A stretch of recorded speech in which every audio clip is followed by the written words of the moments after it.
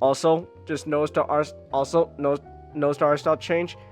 Starting to see a bit more humanoid proportions on these girls, and I don't know. Makes me feel uncomfortable. Right now, we're in the era where it's fine as is, but Nick, that one panel, that one page you showed me of Sally, oh my goodness. I know. Oh my gosh. I know. 45, huh?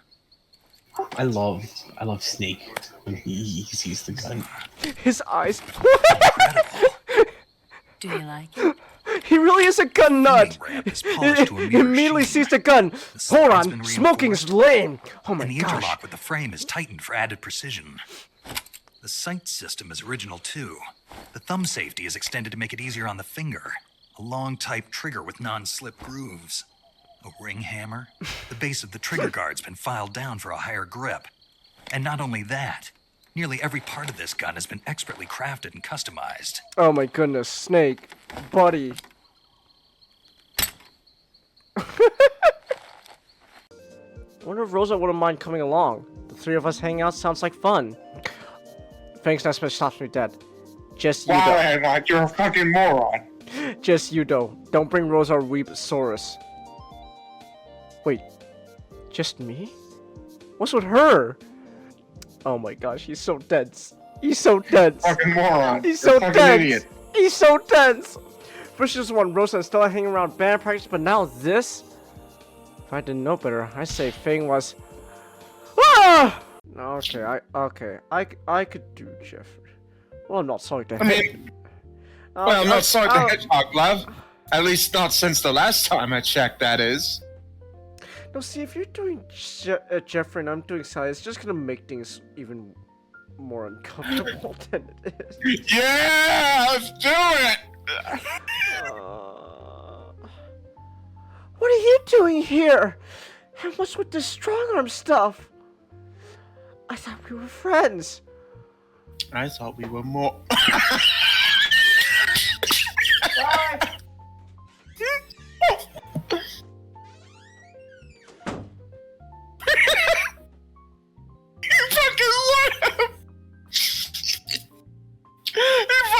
Chelsea, clip that!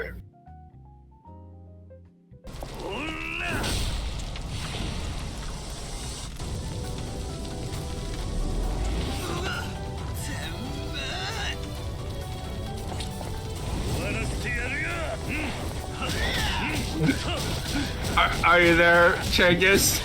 I'm really invested. So yeah, I can tell.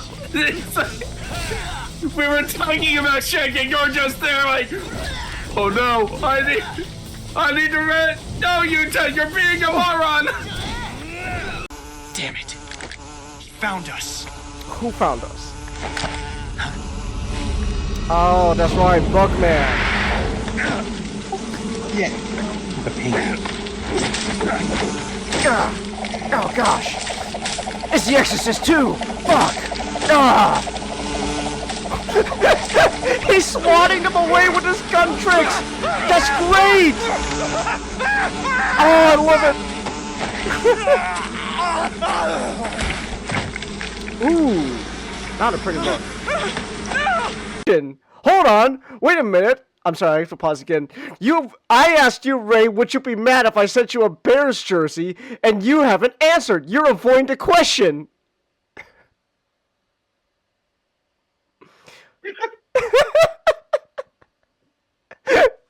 He's avoiding the question, Nick. Hold on, Chase. Let me.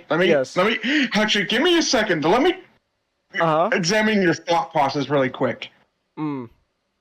You're willing to pay whatever for a Bears jersey to send it to Ray to get mad for him to pay money, which might be less than the jersey you paid for to get the 40 to pay for the flesh.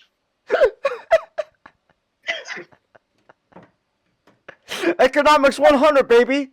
Let's go. It's the art of the deal. I am clipping this. I am clipping this. Art of the deal, baby.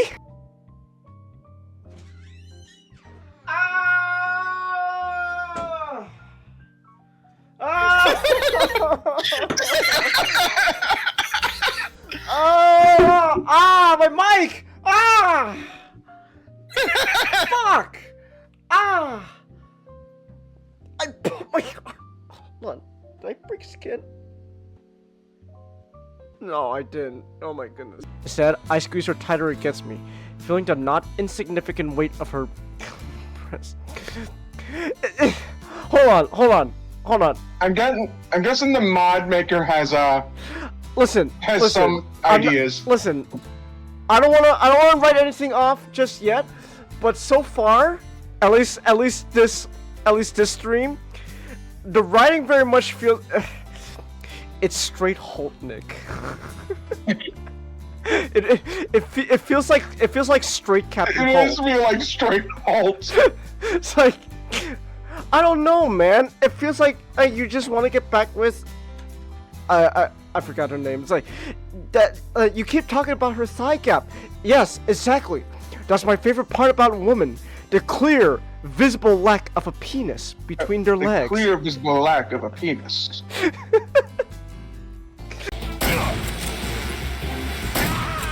There we go. Okay. Now give me a camo.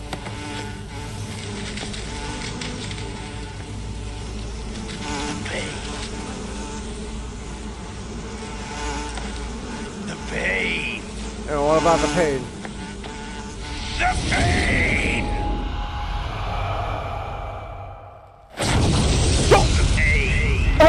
Oh! You blew up? Like a fucking tokusatsu villain? Snake, you're a Kamen Rider! He just blew up! Oh, God. I'll get you next! It's Rita Repulsa! I'll get you next time, Rangers! And just blows up. What? What? What's so The funny? wall of fire just right in front of Knuckles. Abandoning him. Making him think he died. Off to a great start already. Well, so... Dad! Oh my gosh, he's dead! Huh, jackass. What a dumbass. What a dumbass. As someone should have raised him better.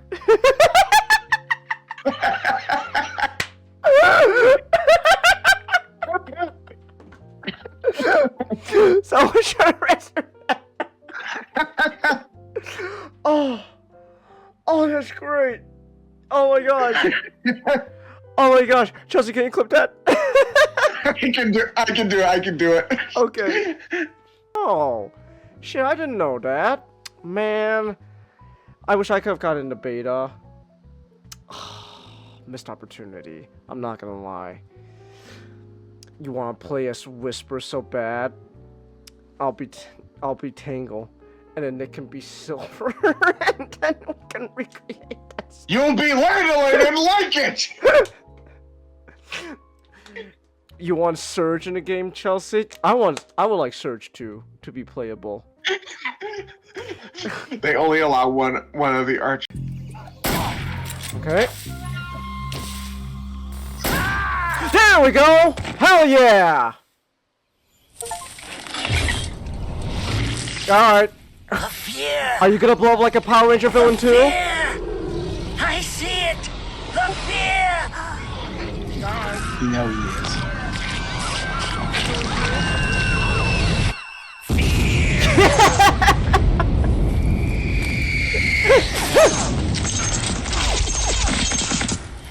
Let's go. He's just a Power Ranger villain. Yeah, alright. So no. You're thinking of Chance. You're thinking Read of the that comma. out. Say it out you're thinking loud. of adding Say it out loud. the mental image of Reed eating Rosa out of house and home makes you chuckle. Chase, you're putting a comma after out. You're thinking of there's no comma. It's literally eating Rosa out of house and home. That is a phrase. I've never heard Now, that if it before. was Reed eating Rosa out, that's something different. Just say he's eating the food out of their house. True, but you could add, yeah, but Chase, that phrase, that's essentially for Chase. It's like if it's like I don't say this shit. You don't say this shit. I don't say it either, but it's a phrase. Okay. This thing should win the hand of Princess Sally. How about you go kill yourself? How about you go kill yourself and jump off a bridge? Fucking sacrifice your firstborn child, Ken. Does Ken have children? Yes.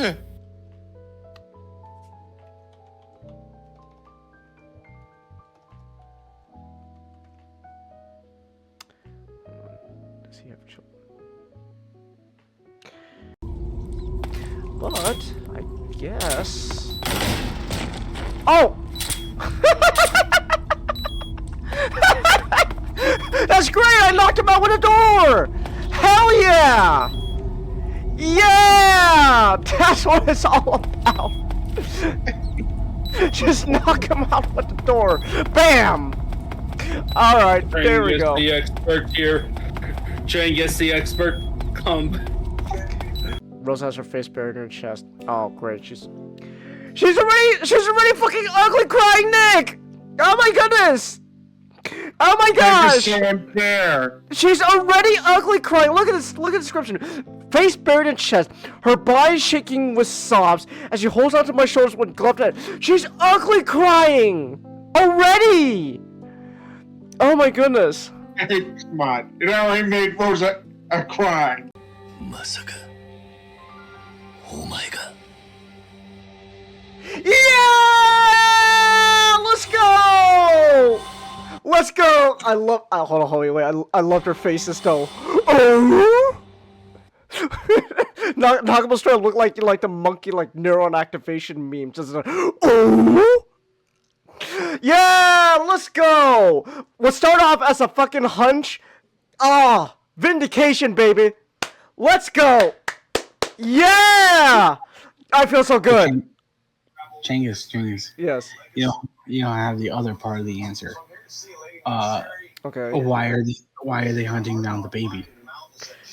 Well, we'll get to that, but at least I called one thing though, that Utah's the dad. So that's all that matters to me at the moment. You got validation and it went to your head. Exactly. I'll take it. Basically, there was Sonic Dream Team. Huh. She was like the catalyst character in that one. Oh, she was. Okay. Yeah, Eggman abducted her. Ah. That does not sound good out of context. No. I'm gonna need a lot of context there, man.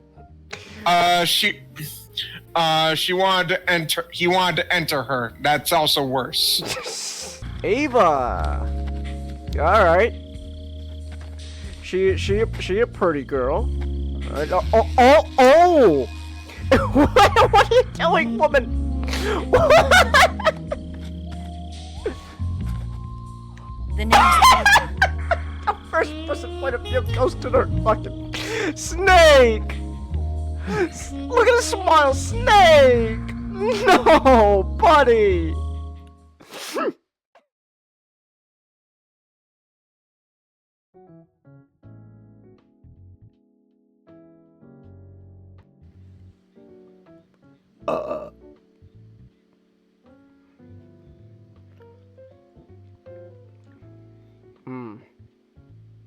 Where Dante is because of the death of the mother and their father, they are both having that traumatic event of not being having to live on their own. And on the circumstances, Virgil is seeking power because he wants to be strong, and thus he pursues the demon half of his bloodline. Okay. Dante is trying to hold on to his humanity. And so the struggle with both characters, that song is emphasizing him having to learn to embrace the demon side to do good. While Bury the Light is about Virgil trying to kill the human side so that he can be all demon. Okay. Alright, audio's good. Alright. And then what makes Nero cool with Devil May Cry 5 is that he's the combined. He is the perfect balance, much like Sparta. He becomes the perfect balance of like a fully human and also but still fully demon. All working into one purpose, because like throughout the story, like once he learns about that Virgil is his dad and Dante's his uncle, his drive to protect family, All right. and to protect others because of love, is that when he unlocks his Majin form. Okay. And also to make Virgil pay child support. Okay. Alright then. Great, sounds fun.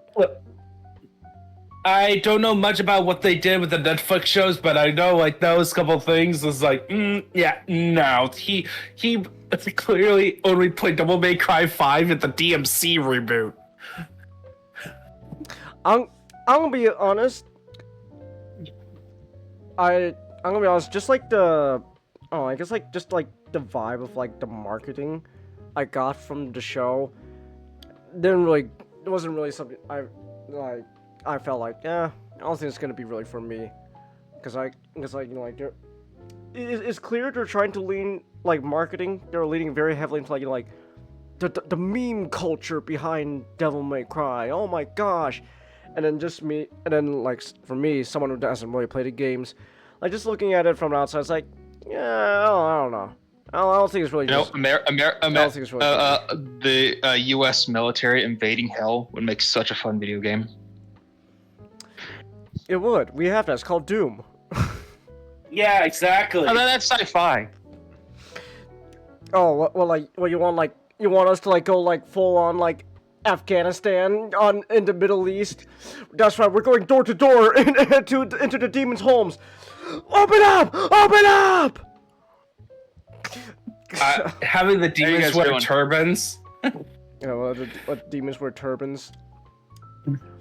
Man, what did Mr. Andy mean when he said that we were going into the demons' homes one by one, weeding them out? What do you mean by that? What do you mean? So I watched Ant-Man with my dad. Oh, the first. How was it? It was. This is the second time I've seen it since it came out, and it was really fun. Oh yeah. The thing that stood out most to me was the sort of set pieces when he was small. They really get creative with. Oh yeah. The sort of small scale stuff. Oh yeah. First Ant-Man movie's great. Like. It all goes downhill from here. It really does. Like is Ant-Man the first one like one of the top tier MC movies? No, but it's still fun. But like yeah, the main thing about the first Ant-Man is that it had potential to be the great because it had Edgar Wright involved. Well, and they had him involved past tense. They had him. Past tense. They had him, and then like for like halfway through his productions, he left because of creative difference with Marvel. It's like if you want to have like a film that basically says it's like, oh, this is when MCU became corporate. It was that film. That point on, it's like a lot of the decisions were not made with creativity. First Ant-Man movie still turned out pretty fun overall, though. And the finished product, it was actually pretty fun. Though, yeah, it really was just like the best Ant-Man movie, which doesn't say a lot, to be honest. Like, I think Ant-Man and the Wasp, I remember seeing it in theaters. I thought it was fine. But really, I think the big thing is it's just really forgettable. And if you want us to watch really does feel like a Wrestlemania, thriller. Oh, It does feel like filler. Do Oh, we we're- still have that? no, we're not doing the Quantum Maniac anymore. It's just a PC fun thing anymore. I don't think anyone wants to make us watch Quantum Mania, which says a lot. I kind of do want to watch Quantumania with you guys. Not by myself. No, Mind you, no, I no. don't Never have the by will to do it ourselves. No, myself. that's a movie we all gotta watch. There's no way Ugh. that's a solo watch. Ooh, yeah, man. No, I don't know. Ant-Man. The first Ant-Man movie it was really fun. It like really shows just again like it really showed the potential you could do with Ant-Man. And it's like, oh, well, guess we hit the ceiling quite early, huh? All right. So yay. You peaked. Disappointed at the lack of Hank Pym beating his female relatives. Oh, exactly. 0 out of 10. I hate you, Matchstick, on that. No, So, that was. it is what it is. But oh well. What Have you guys seen? Have you know? Speaking of Hank Pym, have you guys read Avengers Forever yet? Avengers Forever? No, I don't think not so. yet. Probably. You guys got to get to that. It's very good, actually. I liked it. Okay.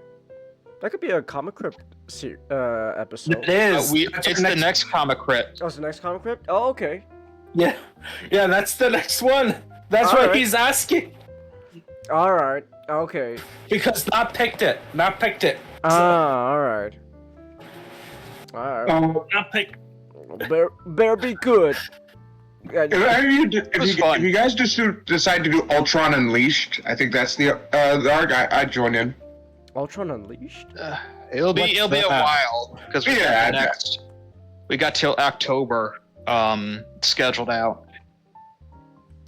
Alright. And then like in the fall we have we're doing the Green Lantern. Yeah, Green Lantern. Woo! Here we got Transformers in May, Fantastic Four, Unthinkable in June. We got Superman arc in July. I'll try to turn up something for Superman. Legion of Superheroes, The Great Darkness Saga in August. Aw. And September, we start the Green Lantern run. And then October, we're going to do something Halloween. Variety, where we think of a one-shot. One-shots that has this Halloween theme. Ooh. All right. Changus, what's the Transformers Halloween special you're going to pick? Actually, there is one. There's We do. there's a We know. I know, that's why I asked. Yeah, of course. There could be- Starscream screws over his mom. yeah, that's kind of really it. Starscream screws over his mom. Is that the actual title of the book? No, but that's just Ah.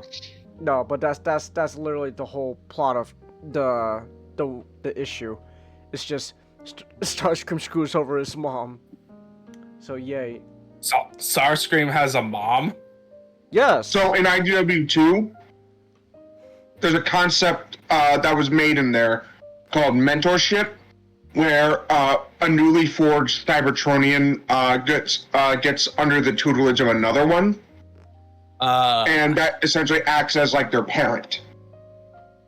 I know what I'm going to do for the Halloween one. Oh, what's that? Oh, we got it. I've been reading She-Hulk recently, and there's a fun sort of spooky arc. Okay. It's only like 2 or 3 issues. I have 2 choices, and they're both X-Men related. Mine is also semi X-Men related. Yeah. Only semi. So don't worry yeah. about it. You can do. Yeah. Here's the choices. X-Men would work well. Yeah, the choices would be there's a Christmas special where it's Kitty Pryde in the X-Men X mansion, but there's a brood. Mm. Ooh, One brood. that's one still big bad. brood. Yeah, one big one, and then the Chase, other do you know one. what the brood is? No, I don't know what a brood is. They're basically alien. Xenomorphs. Worse. Oh, okay, the Xenomorphs, xenomorphs. yeah. Okay. They made it worse. So Oh my instead of gosh, like they the are- these are. They look like mini xenomorph queens, Nick. They look like mini and they're queens. worse. Do you want to know what movie Chris Claremont saw before making them? Ah, I'm gonna assume it had to do with Alien. Yeah. All right. Oh, they're like But, insects. Yeah, and you know what makes them worse than a xenomorph? What? Instead of a chest burster, Okay. when they put their eggs in you, Huh? you transform into the brood. You know, I was thinking. Oh, no, I Since think we're just- starting off talking Well- about comics, you want to sandwich it with Iron Man, then the history, and Captain America. Oh, you want to do that? Yeah. What about you, John? You want that sound good to you? I'm fine either way, All right. but like I feel that is a bit more horrifying, just because like you slowly lose your humanity and yourself. Yeah. That is true. It's yeah. a bit. It adds a bit more psychological horror. Yeah, yeah. Funny That's enough. true. Funny enough, Mhm. I gotta show you guys Aliens Labyrinth. Ooh. Because, oh my gosh, the xenomorphs are actually fucking terrifying in that. Mm. And in the extended universe, like some of the Dark Horse guys, Mhm. if you like expose yourself to xenomorph royal jelly, Uh huh. you kind of mutate. Oh, okay. That's lovely. Yeah. All right. Wow. Oh. Oh. No, I looked. I looked up Alien Labyrinth. Some of these panels. Ooh. Yeah, Ew, get there's ready, some- man. There's some implications here I don't really like, man. Oh, get ready, man. Okay. Oh, but do stop looking. I don't want you to Alright. this Yeah, yeah. because it's something you gotta Yeah. just experience. But already, man, some of the implications there, don't really like. So that's fun. That's very fun. What else is there? What else? I was gonna say something, but I forgot. All right. I forgot what I was gonna say. I think I was gonna forget what I was saying. Oh yeah, Mm. the idea that Wheeljack is Gears' father will never not be funny to me. That is actually a great idea. I love that. That is actually a really fun idea. I won't lie. Let me just stretch real quick. Yeah. Ooh, all right. You don't. All right. The brood is like one of those unusual. Like they're kind of important in X-Men lore, It's not Um, unusual. but they're rarely used in actual continuity, even after getting bought by Disney. And like both brands are together. Also, this is an iconic image of how the transformation, one of the transformation works. Oh, okay. Fun. You see how awful that is? Like, Okay. I'm assuming Storm gets better.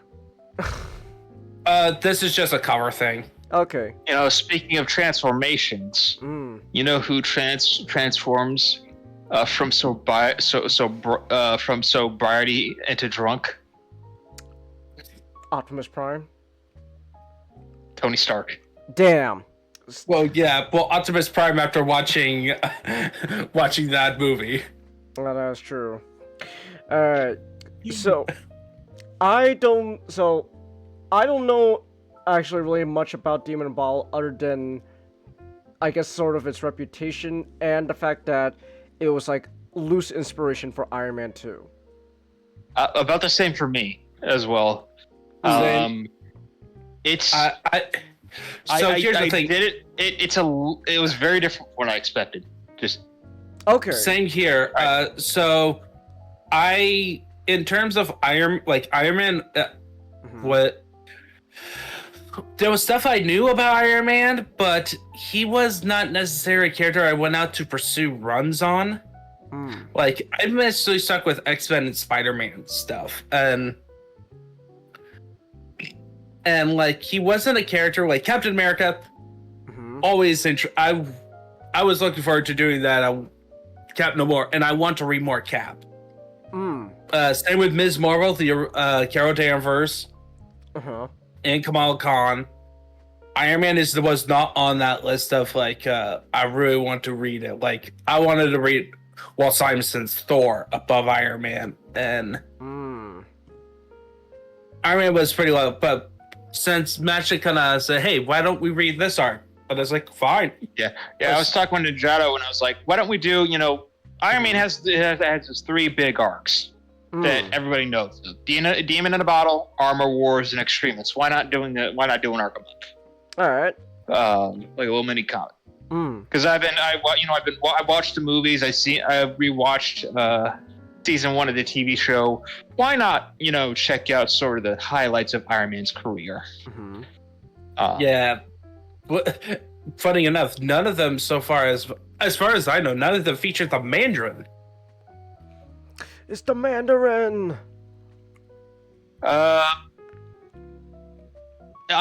If I were to guess, if he were to show up, it would probably be Armor Wars.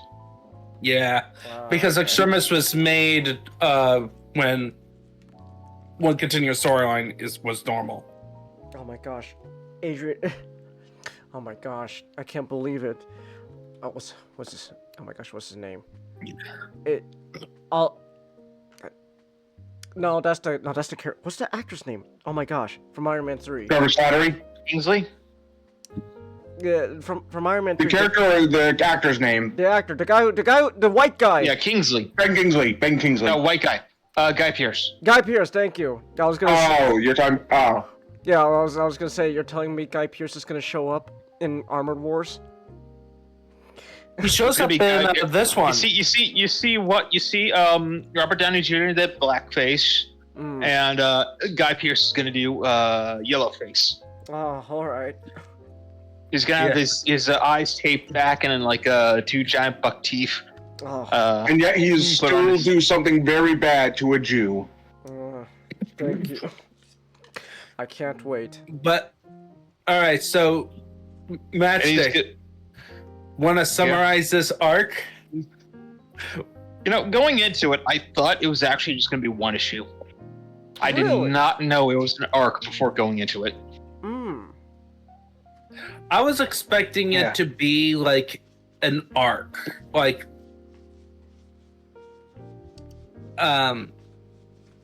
what I found was that it was a build-up. All right. To Demon in the Bottle, and like Demon in the Bottle was like became like a 1 issue doing with that, but the context that it takes place in is the actual story of the arc that builds up to Demon in the Bottle.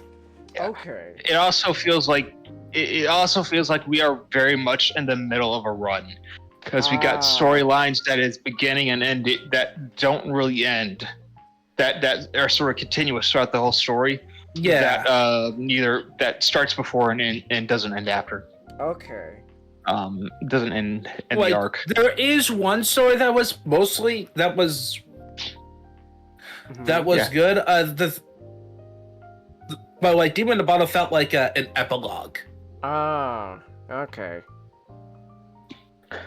So Because this was Iron Man's first. This is Justin Hammer's sort of big entrance into the world of Iron Man. Okay. Yeah, but Unfortunately, he's not older played by Sam Rockwell. God. Never mind. He's played by Sam Rockwell in our hearts. The funny part is Exactly. here's another funny part, Changus. Alright. The arc begins with 2 issues about Namor. Namor? I did not fucking expect him. Wait, When so- I pulled that thing up on my phone, I was like, "What the fuck is it? What is Namor doing?" Yeah, like so the whole premise, it's the 2-part story is this. Mhm. Tony was in a plane Okay. dealing with stuff like a subplot that's going on that's wasn't resolved in this arc, but continuing is that Shield is trying to get a majority share of his company. Yeah, it's trying to do a hostile takeover. Okay. They actually succeed by the end of it. Oh wow. Okay. Yeah. Yeah, Tony did some business with Nick Fury, and Nick Fury was like, "Haha, stab you in the back." Oh. because we need that tech to stop the bag. Damn. You're. See, this is why Black Nick Fury's better. He wouldn't do that. I think. No, he would do it. He would. He would do it. Oh, never mind that. He would do it. Okay. I'm still gonna think this is just because he's white though. Just because I think it's funny. White Nick Fury is the most underrated Nick Fury. And he's actually more honorable.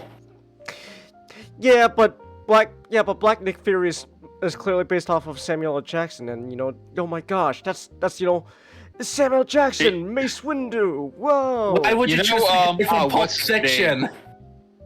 What's his name? There's actually a TV movie, I think in the 90s. Yeah, where David Fury, Agent David Shield. Hasselhoff. Yeah. David Oh, Hasselhoff. David played Hasselhoff? Nick Fury. Okay, that's actually really fun. Yeah. Actually.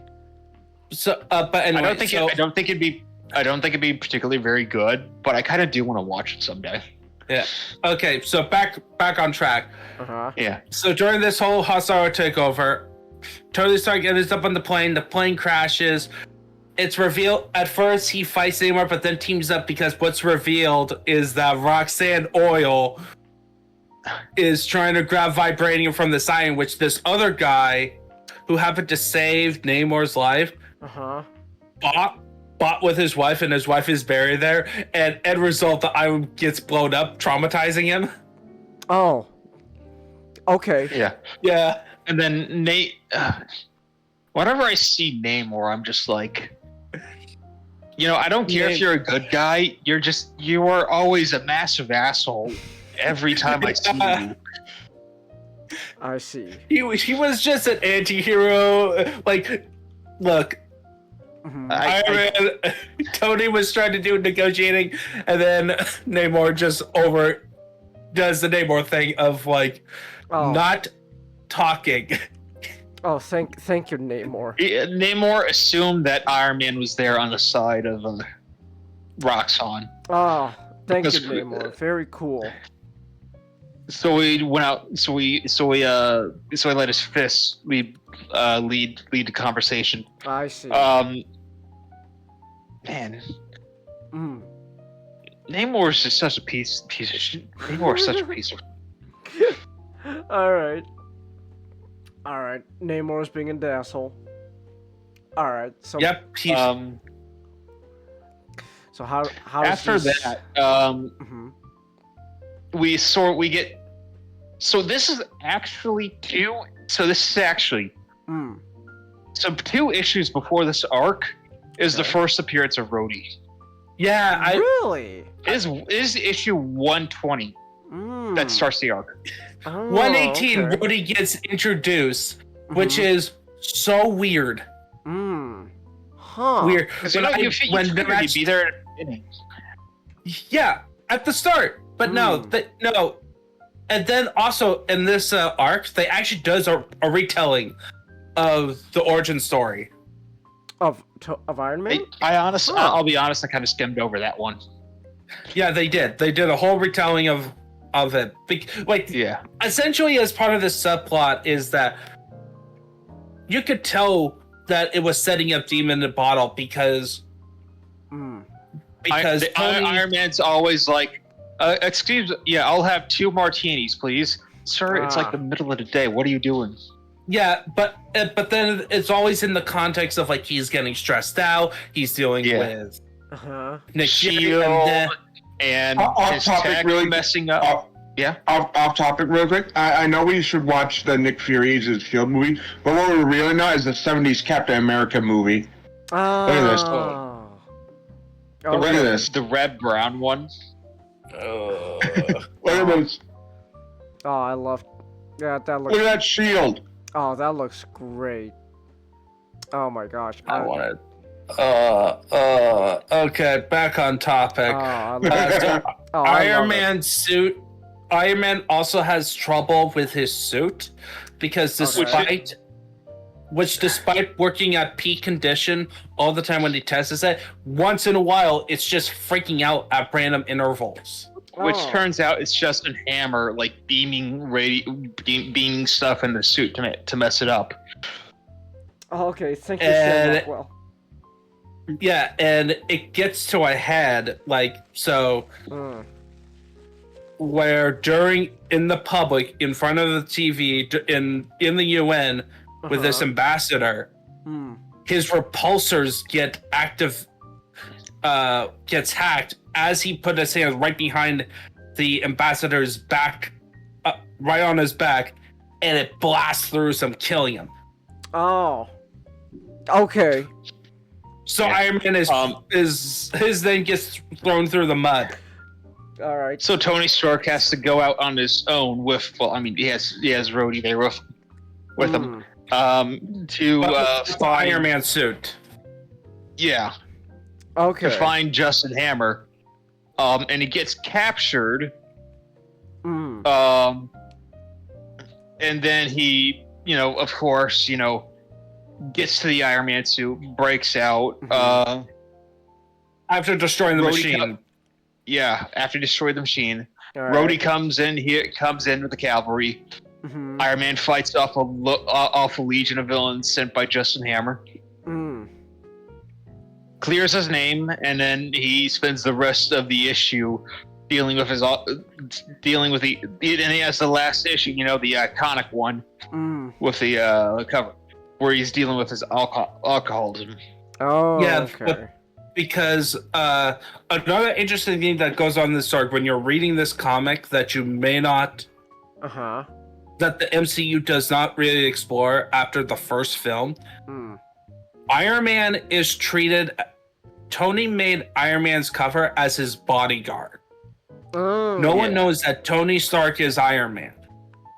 Okay. And then, like in the films, it's like, I am Iron Man. Yeah, and the comics is like, I am not Iron Man. This is some random guy, and he's always carrying around a suitcase that contains his suit around. And it actually comes to a head a bit because Pepper Potts actually is not part of this arc. Okay. It's some chick called, what was his first name? Bethany? Yeah, Bethany. Bethany Cable. Oh, yeah, Cabe. Yeah, where so Tony apparently hires a couple bodyguards who are women. Okay. For his along with Iron Man, and essentially, he's also in a relationship with this Bethany character. All right. And she is like, she doesn't know that Tony's Iron Man, so she thinks that Iron Man is slacking on his job and being unprofessional. Oh, okay. It's really funny too because none of the Avengers technically are supposed to know that. Technically, they're not supposed to know that Tony Stark is Iron Man. So Captain America gives Tony Stark a training session, and Captain America is like staring at Tony. He's like, "Oh man, shame you don't have Iron Man to protect you. I wonder why you're here training from me." Oh my gosh. Yeah, like looking at a lot of them do. That's the funny part. They already know. Okay. It was really funny. Okay. Yeah, Steve's been a bit of an ass here, but all right. No, it was like I mean, he was training him. He was doing his. He was doing his like, job. What do you mean by like being an ass? Like it's like teasing, like, boy, I bet you sure It wasn't wish. really teasing. Oh, okay. No, he It was like being- you he know was- in Spectacular Spider-Man where George Stacy looks at Peter and he's like, you know, Oh, it's a wonder okay. how Spider-Man get all these pictures from Spider-Man. Oh, okay. And so they know, but then It's like Captain America dropping like, yeah, I know you're Iron Man. oh, okay. Yeah, it's yeah. Mm-hmm. I'm trying to think of we got some like cool classic Iron Man villains. Like we got a Lip Flash, we got Blizzard showing up. Blizzard. Blizzard. We got Blizzard. Look this guy up. Iron Man. Blizzard. Look up his look up that and then look up his Iron Man Armored Adventures one. He has a really cool Iron Man Armored Adventures stuff. And he's very recognizable as Earth's Mightiest Heroes. He's that Eskimo looking guy. Oh. Yeah, he's like the Captain Cold looking dude. Oh, With the parka. Okay. Ah. Oh wow. Yeah, he's an Iron Man villain. Oh wow. Armor Adventure. Okay. Oh, that's Yeah, that's neat. In turn, Oh, what happened to his face? You okay there, buddy? I'm looking at Armor Adventures Blizzard. It's like you have your face is a little bit messed up there. You all right, man? Okay. it's rough. Ah. Okay, now to deal with the issue itself, I think like the funny thing is that for such, you know, a well-known story with an iconic cover and all that, I was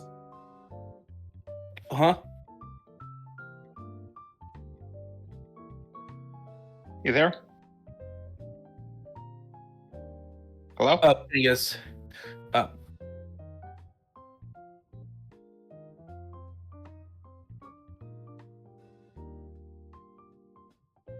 Yeah, what's that big Jinkies in here? Dead air. So, what was the most surprising villain appearance you saw in the comic?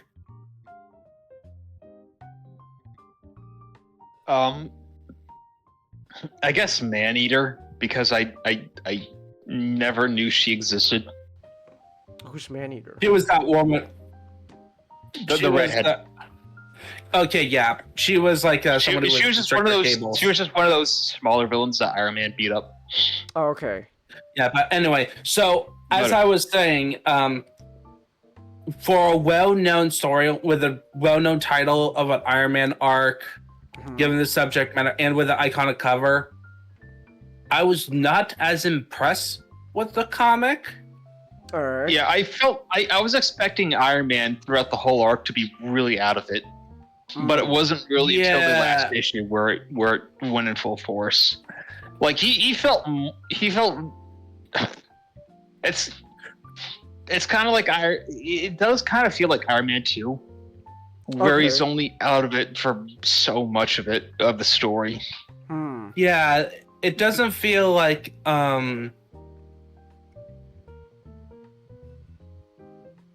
this is like feels like a start, and I know later on and like after David Michelini's run, which this is part of, there's going to be a point where his struggles with alcoholism causes him to not be Iron Man, and Rhodey takes over as Iron Man. Okay. But I was expecting like Demon in the Bottle to be a multi-part storyline, at least with 2 parts, or like a major subplot of like along with all the Justin Hammer stuff, he himself is getting out of it. And Yeah, this where he's a massive alcoholic throughout the whole arc. And then it's like, yeah, he's a little bit of alcoholic, and then he's a really big alcoholic, and then it's over. Yeah, And at that it one covers moment, like it takes the moment where the girl kind of runs away from him because she saw him killing the guy on TV, even though it wasn't him. Then he just goes full alcohol and is like, "Oh, you know what? Maybe I should stop being Tony Stark and be Iron Man." And he goes off drunk and causes the situation worse. He fucks up a disaster control situation. Okay. And the arc was fun, but the actual alcoholic stuff, I feel like, it wasn't paced out too well. Yeah, it felt like this was this was clearly meant to be like we are introducing a character trait now. I think that's the thing. This felt like we're introducing a character trait that makes you sympathize with Tony Stark. That you read the rest of the run through. As opposed to having I feel like that's really, but I do feel like that's really acted the fact that they have him go through rehab really is self-defeating if you're trying to introduce a character trait that's going to be there for a long time. Because apparently he struggles with alcohol after this story. So like the way they set it up drinking? Is that yeah, but that may have not been David Michelini, because he has two major runs. All right. And a 5-year gap in between. Run, and it could have been brought up by the guy who does it in between. Okay. Yeah. We don't really know, so we can only speculate. Maybe it was done by Michelini, maybe somebody else. Yeah. I would have to like go deep into the run, like hit both of his run, because his second run is where we get Armor Wars. Oh, okay. Funny enough. If I had a nickel for every iconic Iron Man run that David Michelini did, I would have 2 nickels, which isn't a lot, but it's weird it happened twice. I mean, technically it is a lot. Like, usually there is usually creators have like one big run on a character, and they don't really come back all too often. Yeah. And like so this is so it is kind of unusual, but sorry. Yeah. And that's so another thing I had problems with it is that, and I was discussing with Matchstick, like there's multiple explanations for this, but for somebody who has studied a bit on interventions for college classes, because becoming a pastor, right, they're learning about counseling, and part of counseling is just learning about setting up an intervention. The intervention was weak because essentially what happens is that Bethany confronts Tony saying like, "Oh, your alcoholism is the same as my former husband who died from drugs." Oh, okay. Way to drop a bombshell there, Bethany. Thank you. Yeah. Which apparently he didn't know, so this was recently introduced. So in terms of story progression, this is like a new introduction character. When they could have just stuck with the moment that he kind of snaps back is when Jarvis gives a resignation, because when Tony was out drinking, he went to the Avengers mansion and just blew off on Jarvis. He lipped off. Yeah, he lipped off to Jarvis. All right. And Jarvis just like, I had enough type deal, and this is what leads to Shield owning it, because Jarvis sold off his shares. Okay. Yeah. I see. You know, this is what happens when you go public. You deserve this, Tony. You should have been buying up all the shares to begin with. Don't let your company go public, Tony. No, now BlackRock is owning stocks in your company, Tony. No, I can't believe Stark Industries. I was going to make one thing. You don't even have a controlling Sorry. I was going to make a price joke about how your products have to be higher priced to please the shareholders. Sorry, Tony. You have to nickel and dime everybody because you're public now. and your product's gonna get so much worse. You betrayed the shareholders, Tony. I mean, he doesn't even I mean, you don't even have a controlling interest. Like, what the fuck is wrong with you? Mm.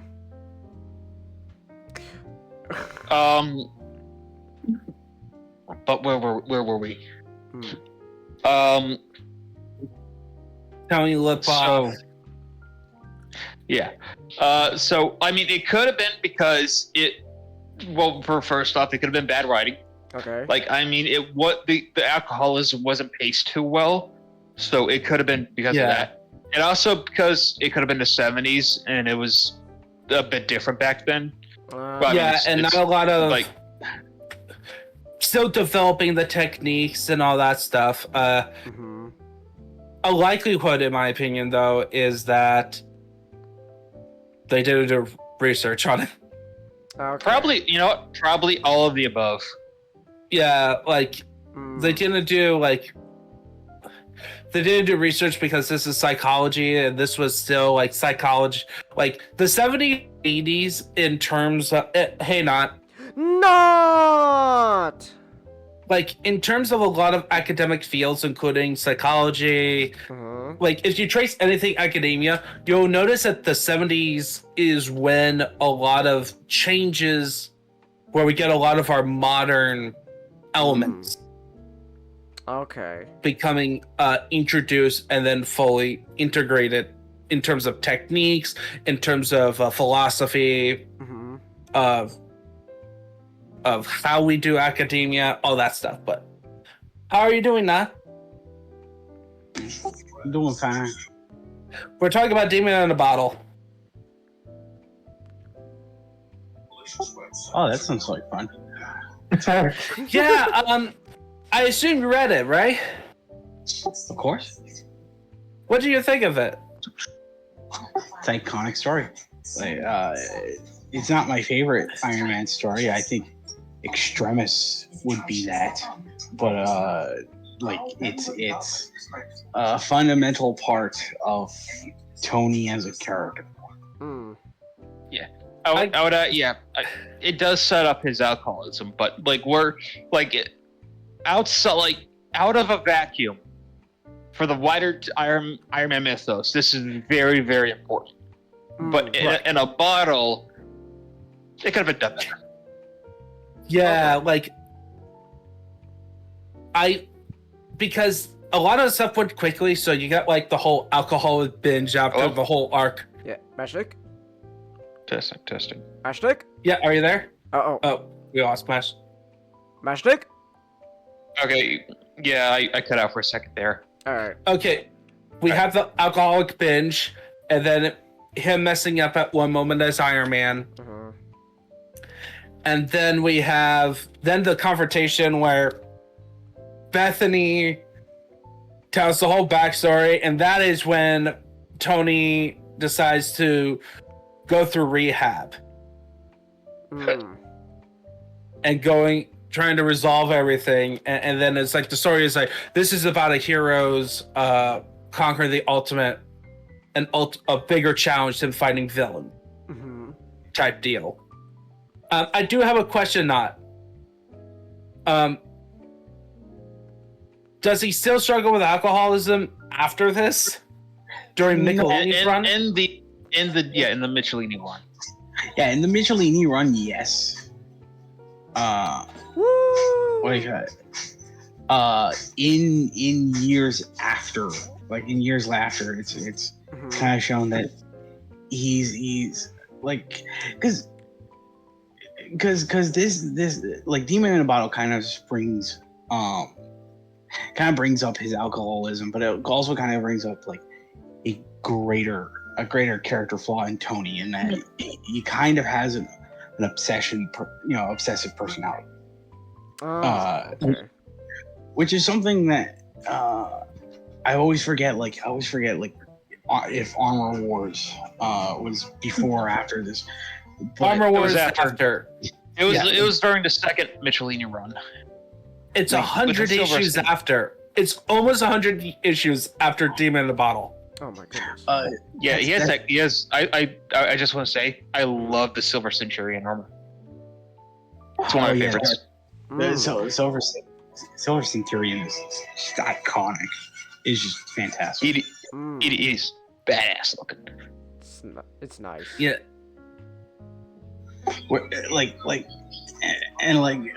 That'd be perfect. You know that, and it's perfect in that case because like the Michelini run kind of really showcases that. Like, while Tony very much is a hero, there's a flaw that kind of runs through him where his like a lot of his biggest failures comes from the fact that he doesn't really know when he could stop. Like with here in Demon in the Bottle, with like him choosing to like succumb to choosing just to not succumb but like just getting deeper into his alcoholism, and then with Armor Wars, with him just like feeling too much responsibility over his creation. Okay. Like, not too much, but singular, believing that he's the only one who could solve this problem. Yeah, I'm just finding out that the Iron Man armor during the Monaco fight with Whiplash is not the Silver Centurion armor. No, it's the Silver Centurion armor in MCU showed up for like 1 minute. I'm disappointed. It showed up for like 1 minute in Iron Man 3, when I think when Tony was fighting Guy Pearce. Yeah. He has a little quick scuffle with Guy Pearce, and then that's when the Silver Centurion shows up for like 1 minute.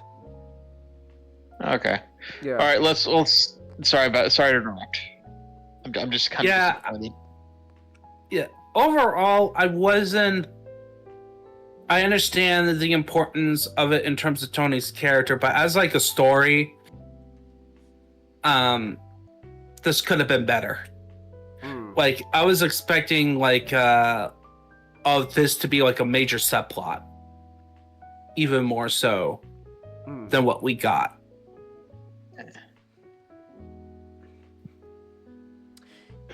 Like its importance kind of outweighs a lot of its readability is not a right word. Like no, a lot of its flaws.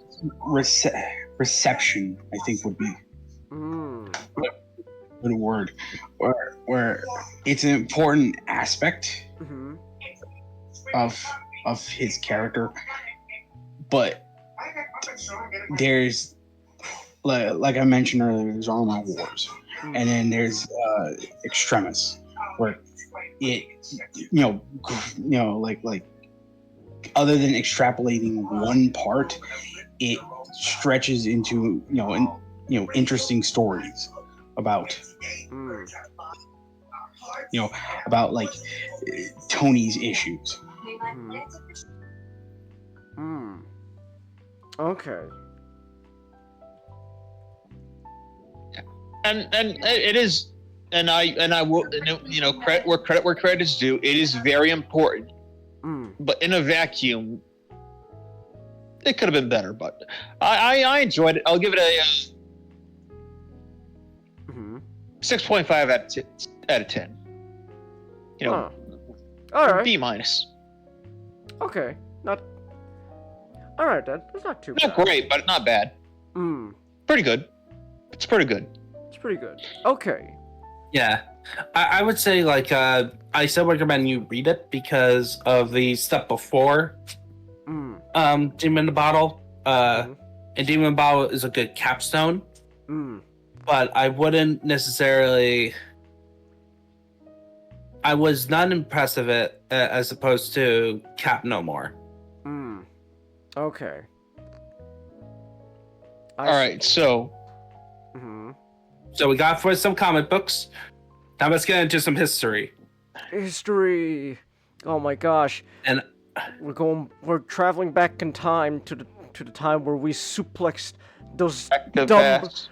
back to Samurai Jack. We suplexed those damn British out of our country. That's right, America. Wow. So what's this book about, Ninjala? Or did it takes place in the Revolution? yeah, so Spies, Patriots, and Traitors is a cover of the American Revolution of both the Americans and British through the perspective of intelligence, aka CIA stuff. Okay. Let's go, three-letter agencies. Yeah. Right, so this is before three-letter agencies, and this was written actually by a former CIA upper person, and he wrote this book because he was like setting up meetings with other countries and other agencies, and they espouse like they have like long traditions of spy work, you know, because these are old European countries. Yeah. While they view America's intelligence works not really a thing until World War II. Oh, okay. Like that's the popular conception that because that's when we get our three-letter agencies that we know of. Woo! But he was showing that no, a lot of our intelligence works have been around since the revolution. To Europe, like to Europe, we were, you know, we're a very insular country, so like they like a lot of course they joke about how like everyone around the world knows America's history, but like before like the Great Wars, like a lot of the countries didn't really view America as like something bigger than it actually was. So like that perception of like, you know, their only moment of their only moment was when, you know, when we first saw it is like a world, you know, it's a common worldwide perception. Yeah. And so this book essentially highlights is that no, we had traditions back then, and this book covers George Washington, of course, and talking about how he fits into the intelligence background, and goes over the Sons of the Patriots. The up in Patriots? Boston. Oh my gosh! Changus, smack! Not those Patriots! Get your Metal Gear, no Kojima brain. Oh, okay. Fine. You've been too deep in there, man. Alright, fine. Oh my gosh, the Patriots? As an Iron Patriot? Holy shit! Whoa! Not Marvel 2! Oh my gosh. It's too late, Ninja. It's too late for him. Alright. Like, you could have at least done New England Patriots. At least it would be a lot closer. I don't care about the New England Patriots. No, only thing I know about them is Tom Brady's nothing compared to Peter Griffin. I mean, I don't see Tom Brady going on the field or performing shapoopy for everyone.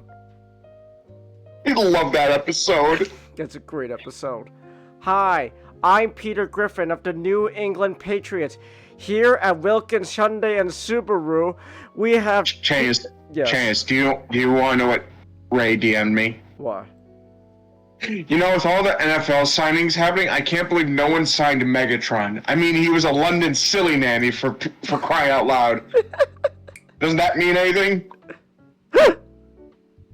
So anyway, so back on topic. All right. So it covers and then just the various efforts of intelligence works involving in the diplomatic stuff overseas at France. All right. And French. Yep, and the French, and how essentially the Commission led by Benjamin Franklin, was a total disaster in operational security. Like the British basically knew everything Oh. that was going on in France. Oh, okay. Thanks, Benjamin. Go back to Okay. Go back to your light. So here's So here was the thing. This is why it happened. All right. So you have Benjamin Franklin. He knew that British agents was going around, but he thinks he could be above it and rely on his social influence. Then he had a businessman named Dean, last name Dean, and he was more of the merchant side. Okay. And he had like some security. But what they both have in common is that they both dislike the third guy, who is a Lee. And the thing about Lee... Oh, okay. I can't remember his name, but because there's two Lees, by the way, in this book. So, but this Lee was the most paranoid out of the three. Oh, okay.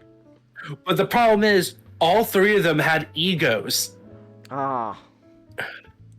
And they clash. And that means, and then what's so funny is that they all hired a secretary.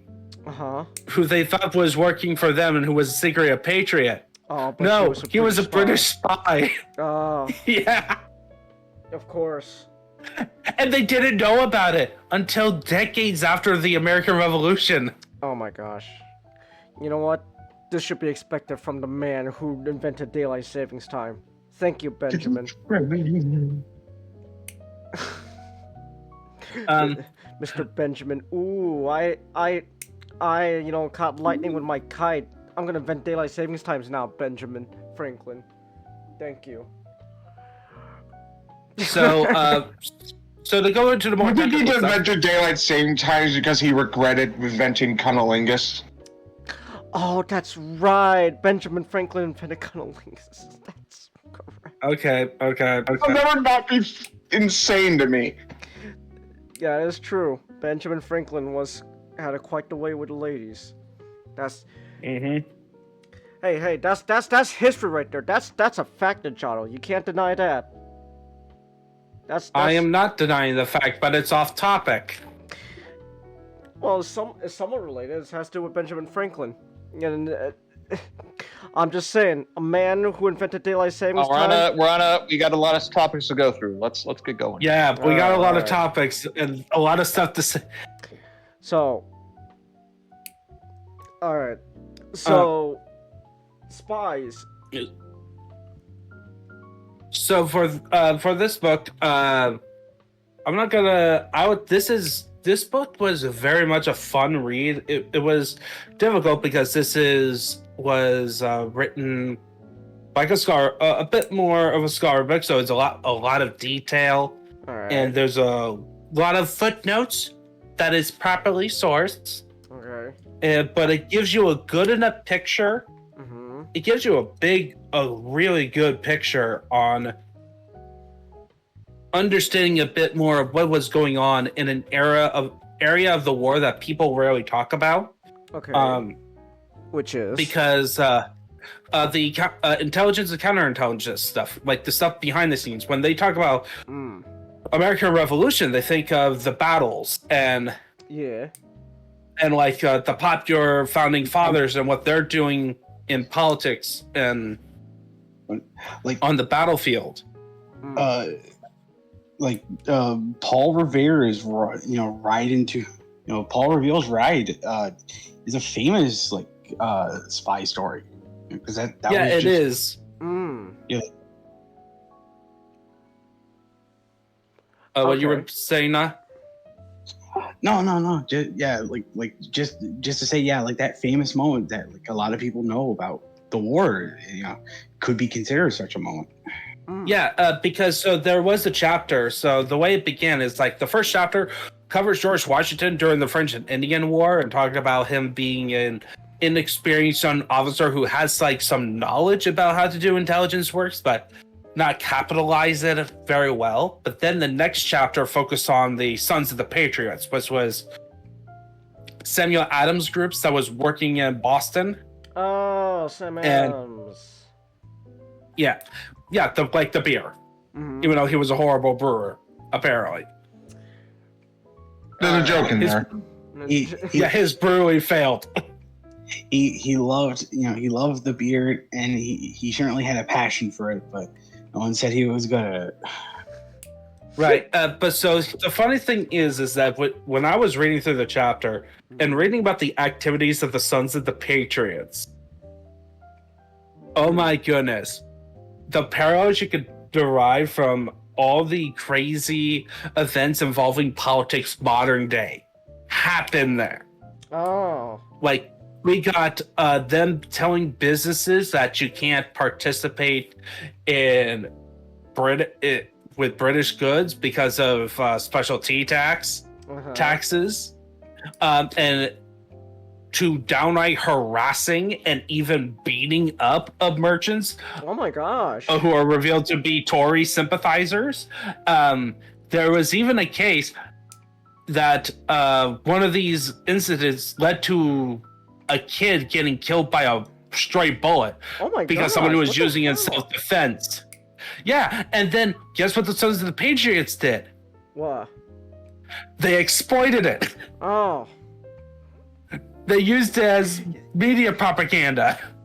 Oh my gosh, the Patriots Like- propaganda. You do you not understand why I think of Metal Gear when you mentioned this stuff, Ninjato? Like this is straight up. Well, oh my gosh. propaganda is Genghis. Propaganda is part of intelligence know. works and spy stuff. I know. So- I'm just saying, man. Like Patriots and propaganda and all that. Oh my goodness. My mind's making connecting the dots. Yeah, but so there is a lot of interesting stories on there. So one of the most interesting is happened in the middle of the war in New York area, because the way it goes is like the American Revolution, it starts from the north and then slowly heads southwards in Alright. the New York area. Hmm.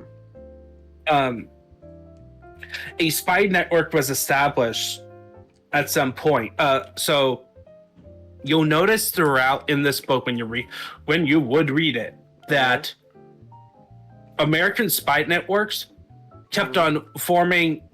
They form a spy network in one specific area, but then it just disintegrates, and then a new one gets reestablished.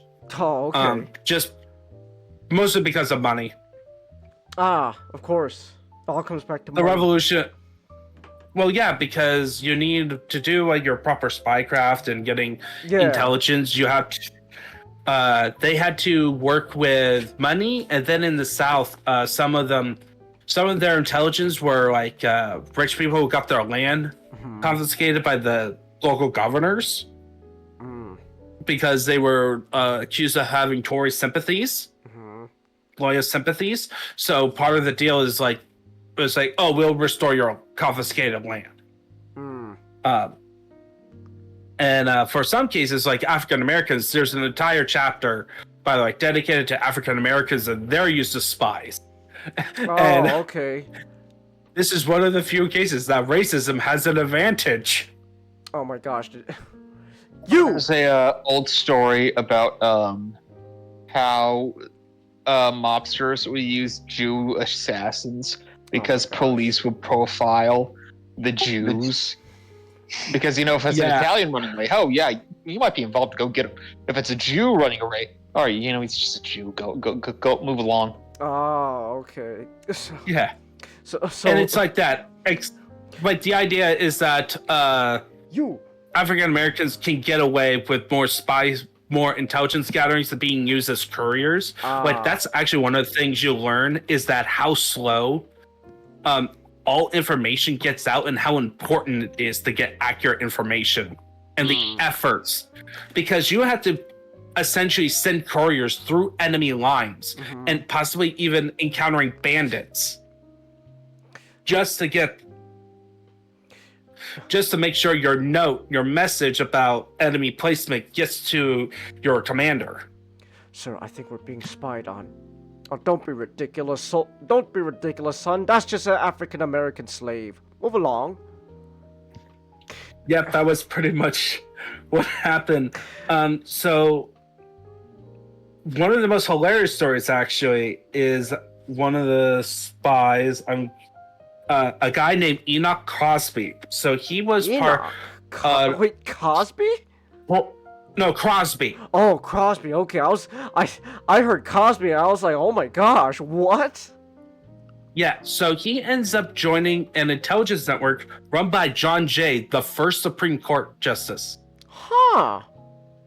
First head of the Supreme Court. So what happened, he did it by accident because he was part of the local militias, and you know how in that time a lot of the American military is militias. So he was going to find his unit, and he accidentally joined a Tory unit. Oh, okay. And then once he learned some information, he, slipped out, talked to, managed to get in contact with like leadership, and they got sent to John Jay.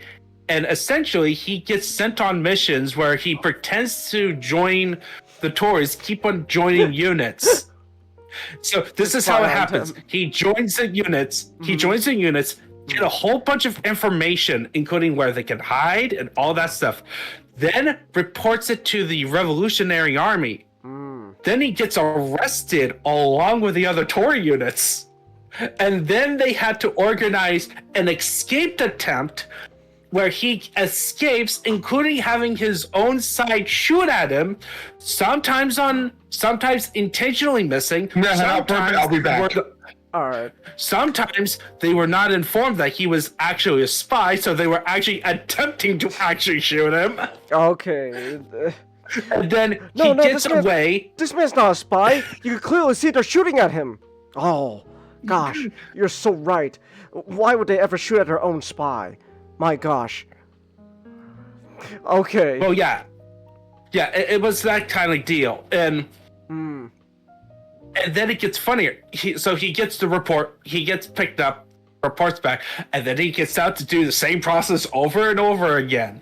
And then the sad part is that word gets out that he's constantly joining Tory militias.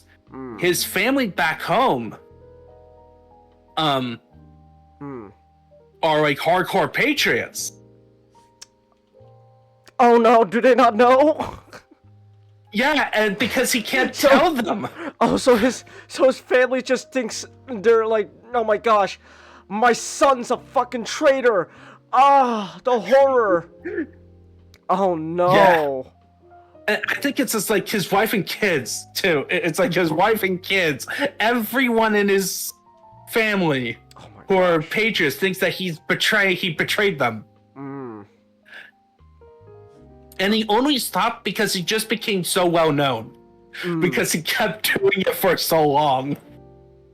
Wow.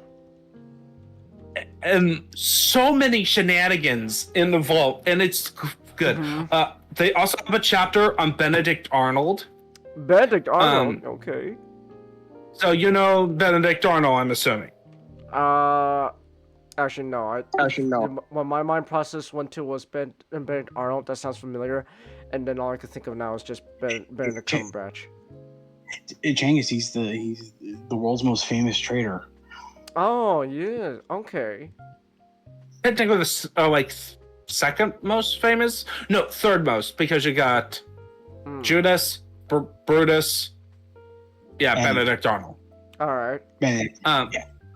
So in this chapter, you will learn more in this book, and Benedict Arnold is the character where you go, oh, he's a traitor, but then you learn more about why he became a traitor. You're like, I get why you betrayed us. You still betrayed us. You're a traitor. You're a scum traitor. But I get why you're a scum traitor. Essentially, it was an issue where one, he was partially an egomaniac. He wanted to get praise, but two, most importantly, he kept on getting snubbed. Oh, I'm just remembering Benedict Arnold from Oversimplified, and that was one too many ouchies for our friend Benedict Arnold. Our friend Benedict Arnold is our friend no more. Oh, Yeah, okay. because so what happened is that Mm. he gets involved into a lot of important events and actually is a major contributor to them. Oh, okay. But He won a few major battles, and other people took the credit for him. the biggest one is in Saratoga. All right. And that's because he essentially was the one who won the battle, despite clashing with the commander who gets the credit, Gates. Okay. And this is important because Gates then gets sent to be the commander of the Southern Forces. And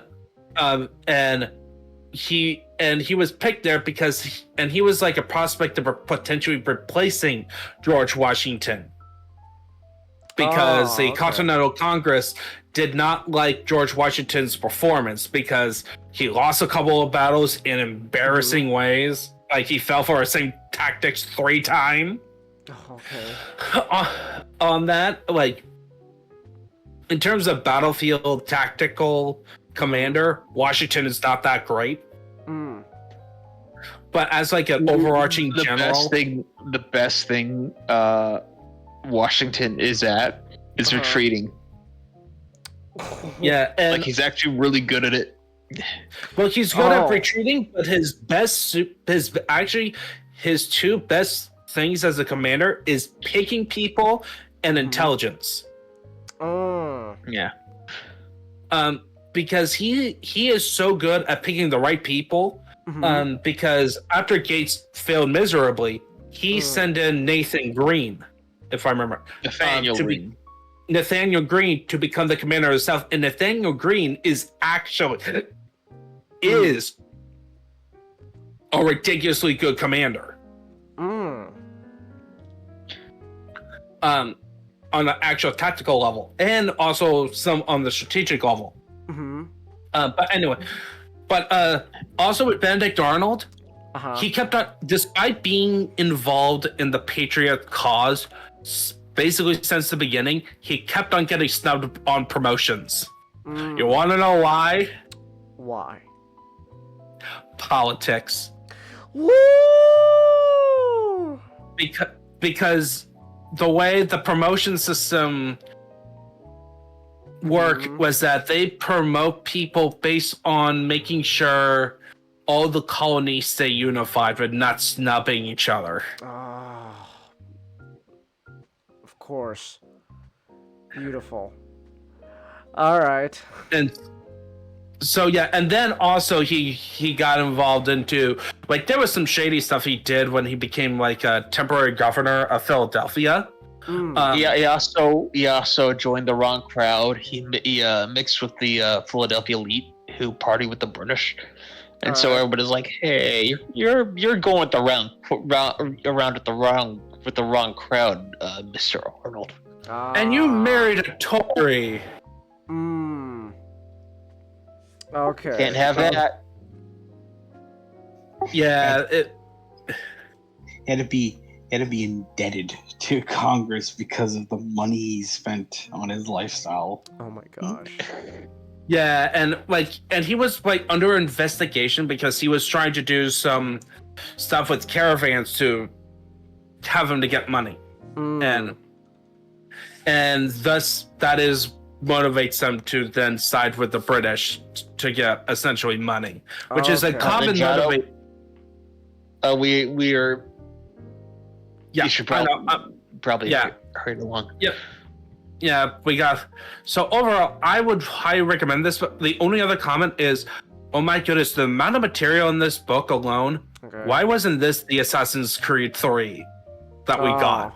There is so many missions opportunities of a compelling Assassin's Creed story that is not, hey, you are part of these major events. You know, the history book version of American Revolution. You have you could play missions that were your major contribution to lead to those moments, but they're in the background and would fit well. Okay. I maintain that 3 just kind of felt rushed. This which is ironic. It was in long development.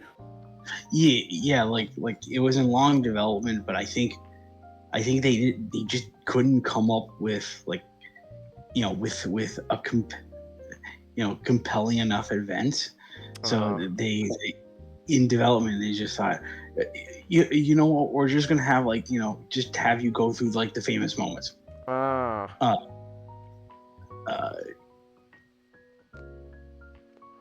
Okay. Maybe if they didn't make the main character Indian, that was your first mistake, honestly. Alright. Yeah, but we got Black Flag after that, and Black Flag is amazing. Yeah. Is it? But anyway, Alright. so speaking of It is legitimately a game to play. It's like the pirate game. Oh, okay. which, speaking of which, Oh yeah. Oh wait, wrong thing. Pirates. Thank you, Dean Kamen. Thank you, Team Cayman. yeah, so Thomas Jefferson in the Tripoli Pirates tells the story of the Barbary Wars, where essentially the Barbaries are North African pirate states that been raiding European trading, and the policy in Europe was paying them off when America became independent nations. They were to target because they were no longer British. So this is like Thomas Jefferson was pretty much leading the faction of, we build the navy to take out these kingdoms so that they don't make military intervention. But during this time, everyone else is like, we're just going to pay them off for now and trying to find a peaceable solution. And I do not like this book. Oh. What? Okay. What happened? So I gave you... So the story itself is super compelling. In the events. Though this book is a propaganda piece. Let's go! How do I know it's propaganda? One, they kept on puffing up Thomas Jefferson. No mentioning of his flaws. None. Oh, okay. Let's go. Thomas Jefferson, my man. Oh my god. I got shitting back room. Yeah, is that the deal with it? Yep, that's the deal with it. Oh my gosh, Mr. Jefferson, the Mati, Thomas Jefferson. Wow. He can draft like nobody can, and he can love his colored women like nobody can. Yeah. So there's like a line that really. I didn't write it down, but they really have like multiple lines of saying, Thomas Jefferson would never do this. One of the most hilarious one was, I suppose, like, while Washington and Adams enjoyed doing like weekly receptions, like a palace, like a courtroom. Yeah. Like royal court. Jefferson's preferred dinner parties, small dinner parties. Changus. Yes. Thomas Jefferson lived such a lifestyle that he couldn't free his slaves legally because that would require him to not live up to his lifestyle that he wanted. What? Including his slave wife and children, which the book never mentioned. It mentions his first wife and his daughter, but not his slave wife and children. Man, this is the worst book ever. Then So, okay. It's a puff piece. It's like puffing up Thomas Jefferson. Then, okay, Mr. Jefferson. and then. Mr. Jefferson, I'm here to just ask you a couple questions. Can you tell us about your slave wife? My what? Your Yeah, slave and then Mr. Jefferson. and also Thomas Jefferson. Like, by the way, this author works on Fox News, so Oh, yes! one of the authors is on Fox News. So oh my gosh, it gets even better! Oh, yes! Yeah. And by the way, so this book mentions about how horrifying slavery under the Barbary Pirates are, and it mentions a moment where the USS Washington was used as a slave ship to take some African slaves up to Constantinople as part of like tribute. Oh. Because of them being cruel and evil. But guess what they never mention? No mention at all. I'm listening. The African slave trade. No mention of whether it was during. They never mentioned about whether. Wait, this was written by a guy from Fox News? And he doesn't One of mention, the authors. He doesn't. Oh, what? Oh, wait, there's multiple authors? There's two. There's two authors. And by the okay. way, they have. This is part of a series. So, let's go. All right. I'll tell you the titles, and I'll leave the funniest one for last because I know Magic will hate this. So we got George Washington's Secret Six, the spy ring that saved the American Revolution. I think that's going to be talking about the Culver's ring, which was in the spy book. Sam Houston and the Alamo Avengers. So, Avenging the Alamo.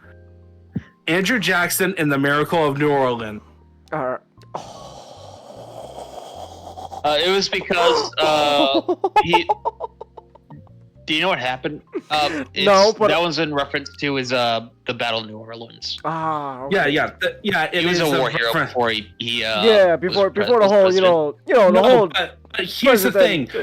Based on the quality of this book and how much this book refused to tell you the flaws of Thomas Jefferson. Anything that happened bad in the American side, it's always some other person in history because of their mistakes. Excuse me, Ninjato.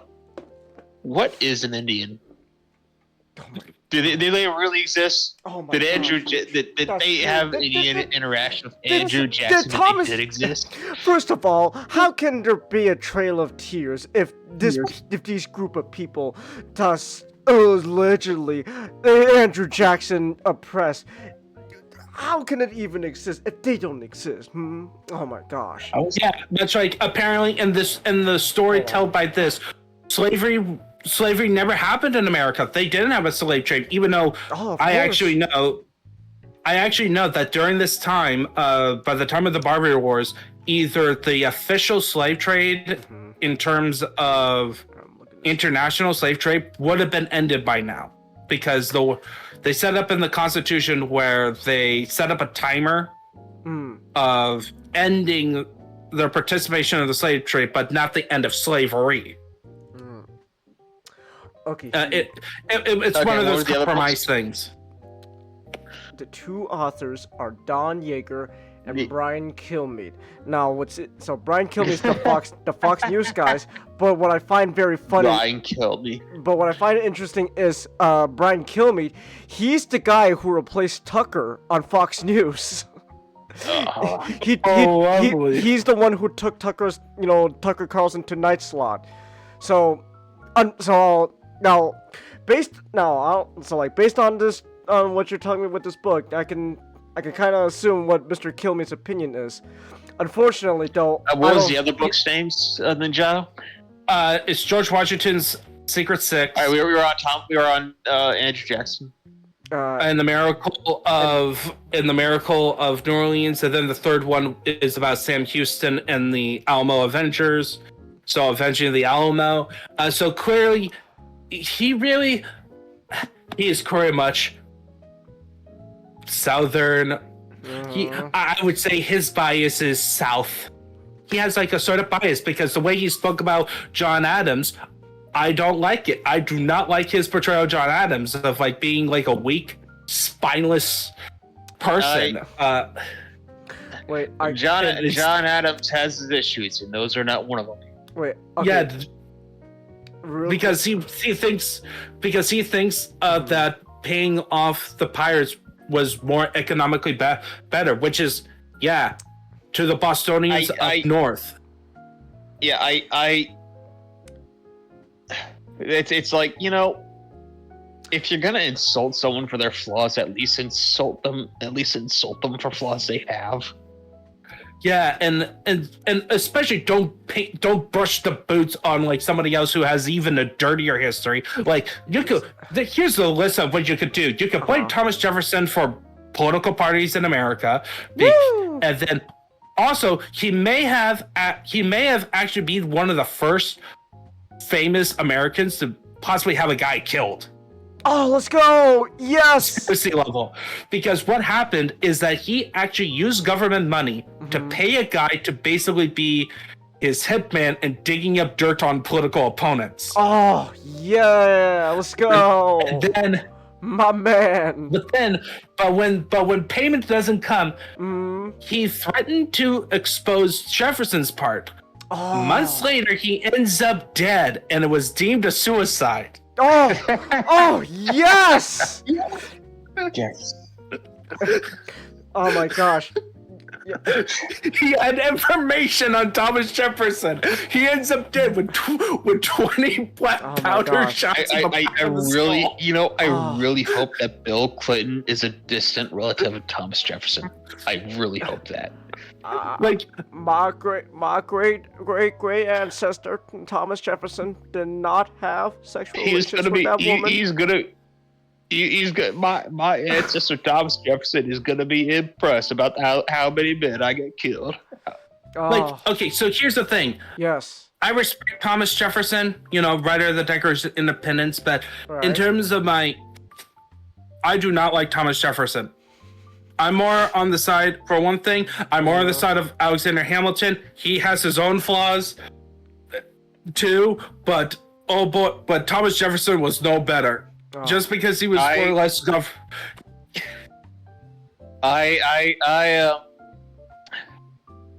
I'm about the same opinion, but I side more with Jefferson. I just don't like Alexander Hamilton. Like nothing about that man. So basically, you're on the side of Jefferson's kind of an asshole, but Hamilton's the bigger asshole. Yeah. Okay. And then Jotto's the reverse. It's like, you know, Hamilton's an asshole, but Jefferson's a bigger asshole. I dislike Jefferson more because Jefferson's a hypocrite. Because Jefferson is Mr. Hypocrite. Because remember this Barbary Wars. So the Barbary Wars, Jefferson is not a big fan of big government. He was part of the anti-federalist faction. Oh, that's like, but you get those moments in Jefferson's life where he's like, okay, see, that's one. Okay, the temptation is too strong. I have to buy Louisiana. Yeah, we need to take care of these Barbary problems. We need to build a navy, even though we disbanded the navy because we didn't want to pay money, which requires central power. And then also, he was pro-freedom. He even quoted saying, sometimes the tree of liberty needs to be refreshed with the blood of tyrants. Okay. Like, he was... The ideas Mr. Jefferson is spouting that he's supposedly on the side of, I can be like, okay, I could get behind that idea. But, my man Jefferson in a speech is an idealist, but in practice he's an aristocrat. He's an aristocrat. He's like a yes. Yeah, go. He's like I'd say he's like. I think he would probably consider him a pragmatist. He would consider himself a pragmatist. I would consider. Oh, you gonna say something now? A complete hypocrite who's an aristocrat. Yeah, he's a hypocrite. But yeah, I just like I just it's like, you know, he may be a hypocrite, but at least he isn't Alexander Hamilton. Wow. Like Alexander Hamilton is more of the American dream than Thomas Jefferson ever. Maybe. Mr. But you know, like Thomas I just Alexander Hamilton just rubs me the wrong way. Oh yeah, he rubs people the wrong way, but You know, but I'm starting to get the suspicion that Mr. Washington didn't exactly have the best of people surrounding him at the time. no, okay, but here's the thing. Okay. They were excellent people. It's just that their flaws are so. They had flaws. Like that's the thing. The problem is that we live in a culture when it comes to the founding fathers, and this is part of the problem with the book, is that we idolize them, that we purposely ignore flaws or leave them out or attribute them to other people. And great men have great flaws. Okay. Great. I love the quote that great men weren't always great people. Yeah. Okay. Like George Washington is like one of the greatest presidents ever. Like in terms of honor, he was super honorable. He was like all intents and purposes great, except he could never wrap his mind around the slavery issue. Oh. He was too stuck in his ways. Okay. What do you mean stuck in his ways? Like he didn't want to get rid of them? Like he was stuck in his life. He was stuck in his like lifestyle. Like and you could feel like you could get the feel that Washington kind of had like deep down knew this was wrong, but he still kind of went with it anyway. Yeah, and he kind of like was a bit wishy-washy on it. I like a lie that like often gets perpetuated is that the founding fathers were a bunch of racists. They weren't a bunch of racists. They just didn't want to, like, there was just points where they didn't really want to shift the status quo. Like also from their point of view, like at the time they didn't really want to walk the boat too much because, well, one, it would immediately cause a civil war. Yeah, your country just and that would be the worst possible scenario. Because like the British could invade and just wipe us all out again, or like we could devolve into anarchy or something like that. Or like, the number two is that slavery was deemed at the time to be dying out, and that it wasn't very profitable. That changed when Eli Whitney invented the cotton gin, which poor bastard, because he wanted to make it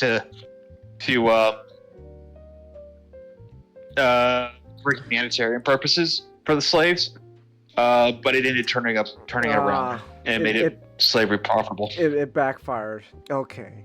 Yeah, much like Gatling, the Gatling gun was meant to be to stop wars, and then it just jacked up the death toll. But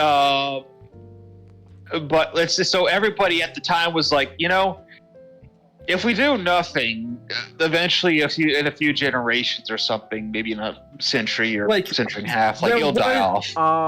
And what they did do some things because they did do some things to progress the end of slavery because of the North was very much anti-slavery. Around this time, beginning of the Revolution, they were passing laws to get rid of it. So that's where we get the 3/5 compromise to prevent the South from counting their slaves as full people so that they can keep slavery because they aren't free. Like that's why 3/5. And then that was when you had that stipulation is we're going to not be part of the slave trade part. Okay. But which the book never mentions. The book never mentions slavery and America's participation other than as like, oh, this is what the Muslims did to us, which is, by the way, another narrative in this book. Oh my gosh, wait! Oh. War and Terror. Yes! Oh my gosh. I'm, you know what? I should have made that like the main theme topic of like tonight, the whole War and Terror, because little bit of a spoiler, we'll get to it after this, but was it like not Nick and I. We were watching WrestleMania last night. There was a segment there that's like, oh my gosh, post 9/11 patriotism is truly a spectacle to see. Oh my goodness. All right, so. But all right, let's get this wrapped up. We got to get Captain America. Yeah, I got a couple more notes about it. One of the biggest offenses in terms of history, just to prove that it is for narrative purposes, the treaty with Morocco. So in 1786, America made their longest peace treaty with the Barbary state of Morocco. As a treaty of friendship, peace and friendship. All right. It's our longest peace treaty. It was reaffirmed in 1803 after some misunderstandings during the Barbary Wars. All right. The book mentions Morocco as part of an effort with Tripoli, Okay. which is the big Barbary state that America had a problem with, but never mentioned that peace treaty until the 1803 incident. Okay.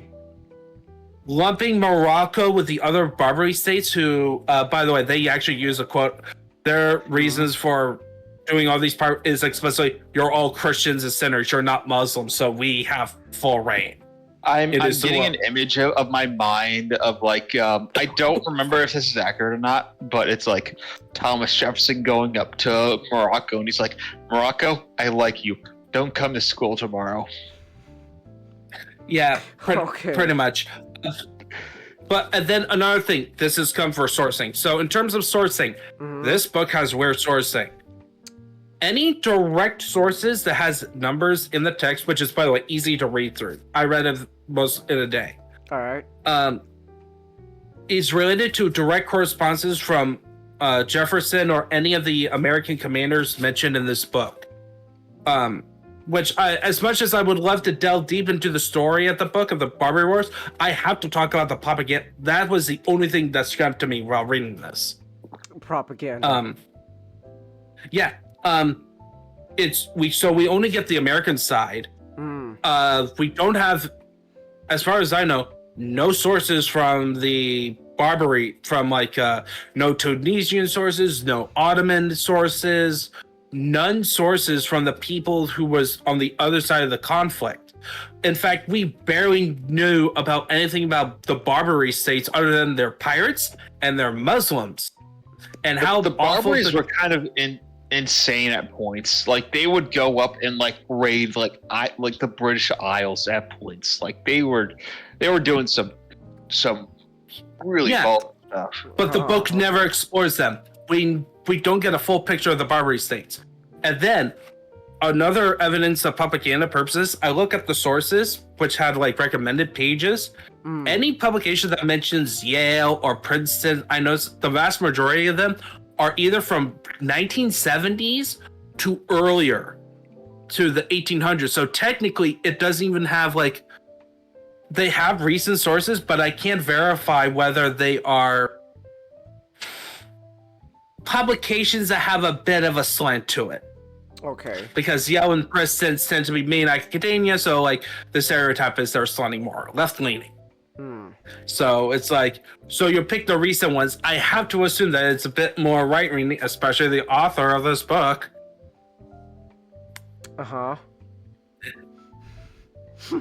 And so, and also we have no local Morocco picture. So, and we don't barely get to know them other than to fit the narrative of like, Jefferson is awesome. America is awesome. Look at all these American heroes versus these evil terrorists, which is, yes, the American heroes are very important and they are very cool people. There are some interesting stories there. But the packaging is full-on propaganda. Like, this is as bad as that Babylon book. All right. But the only difference is that this one actually fulfills the title, what I was expecting. All right. As opposed to only one chapter on the Neo-Babylonian Empire. Here's a Okay, I do have one question for you. Honestly, I do want to ask you this. So when it comes to propaganda and all that, would you take this or the Reagan movie? I would take the Reagan movie. All right. Because at least with that film, it's not proposing to be a history book. Ah, okay. Like, Reagan. Once Reagan learns about straight baby up, Reagan he learns hears about the word communism, he sheds a tear. It's like, oh my gosh, those poor people. Yeah. So if you want to actually learn about the Barbary Wars and actually enjoy I recommend you spend 24 minutes watching The Fat Electrician.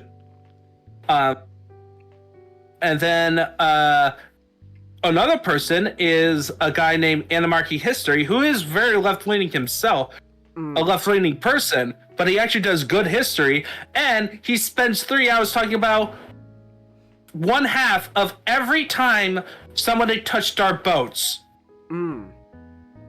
And have every conflict that America was involved because somebody decided to touch the boats. And the first half up to after the Civil War, before the Spanish-American War, is 3 hours long.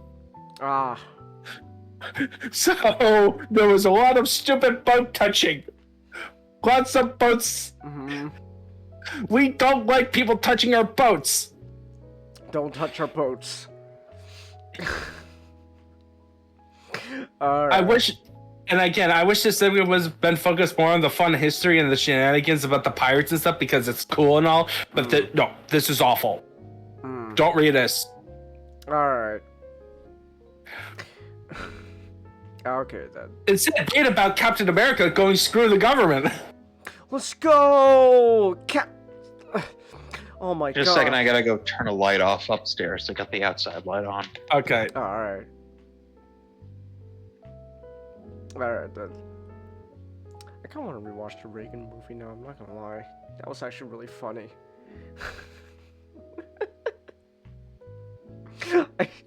I just really like. Oh my gosh. I think the exact line was like, Reagan, like little young adult Reagan, he found out that under communism that they stamp out all religion. It's like that means people aren't being with God in Soviet Russia. Oh my gosh. Oh. Or how about the moment when he's older and he's like with Nancy complaining about Carter? Oh yeah, that's true. I want a scene where it's like the Simpsons show where Lennon busts out of his box and he's like, "Must destroy communism," but instead it's Reagan getting out of the grave and he's like, "Must." Oh, Lennon said, "Must destroy capitalism," and then instead I want Ronald Reagan breaking out of his grave and he's like, "Must destroy communism." Mr. Gorbachev, tear down this wall. Reagan smash. Reagan smash. But no, actually, I think the funniest part about the Reagan movie was when they briefly, just very briefly, talk about Ollie North, and all I could think about was the American Dad bit.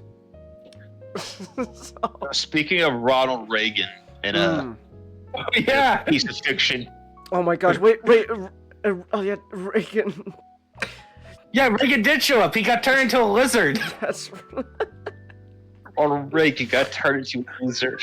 Oh my gosh! Let's go. He became a snake person, and he remained a snake person.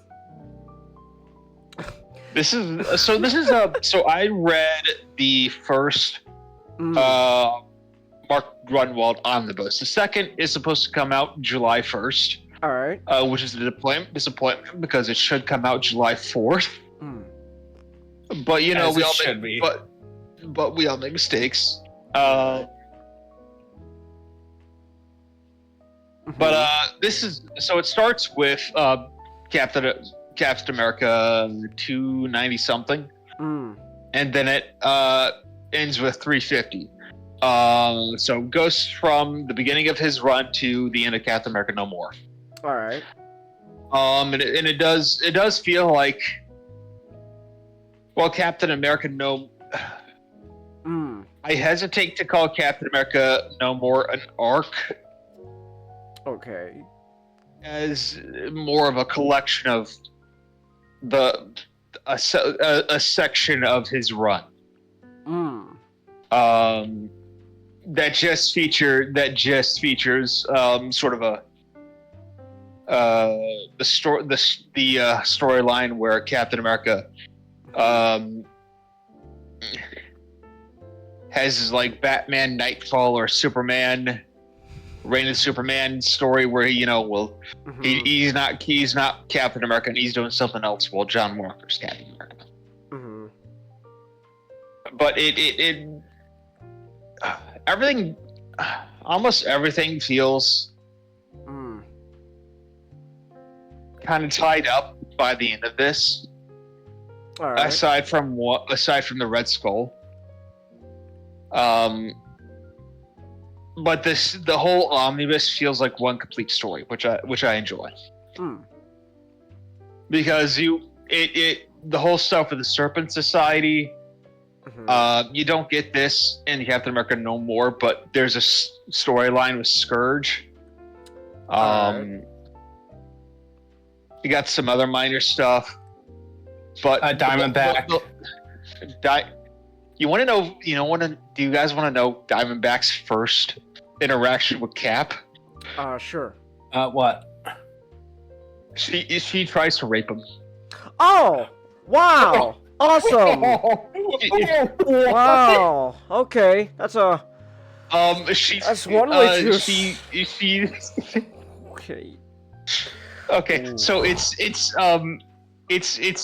so she threatens to crash the ship, the sort of like a Serpent Society hovercraft that they're on. If Captain America doesn't have sex with her.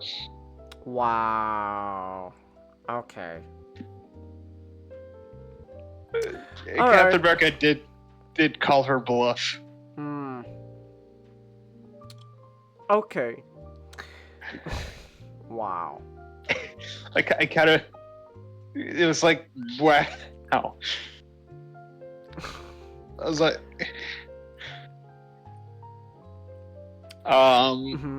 it is kind of funny because all the interactions that Diamondback has with Captain America is like, man, he's so hot. I really want to have sex with him. Wow. Yeah, I noticed that. I noticed when we reading the Cap No More, it's like she was like the Catwoman to Captain America. Oh my goodness. She's.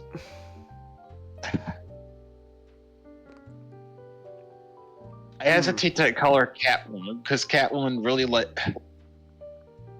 there's a big difference. But I know she ends up as Captain America's girlfriend at one point.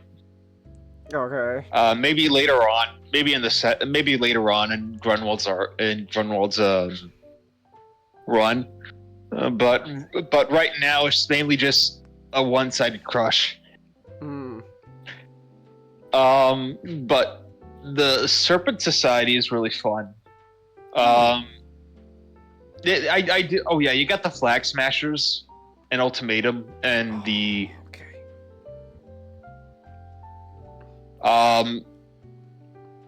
You also got Jack. You also got Nomad, who I didn't particularly care for before, but as you got into Captain America No More, I actually started to dislike him because he was being an asshole to his girlfriend. Oh, all right. Yeah. No. Yeah. Nomad. Remember Nomad? How dare he? He was mean to both his girlfriend and D-Man, the goat. Yeah. D-Man was pretty cool. Shame he went out. Yeah. Also, fun fact. You know what's a fun fact about him? she was revealed later to be gay. Oh, okay. Let me guess. Recent comics. In the 2000s. Oh, okay. In the aughts. All right. So also magic. That means we have a good gay character. It makes it even funnier too. All right. Nomad, I can't be interested in your girl because I'm gay. Yeah. You have nothing to worry about me from. I'm not into girls. But I know he either comes back to life or he's revealed to be alive because he does show up in the Busiak and Perez Avengers run. All right. Yeah, I think they revived him.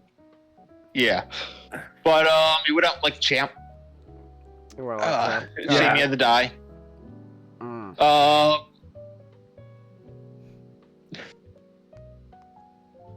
Captain America.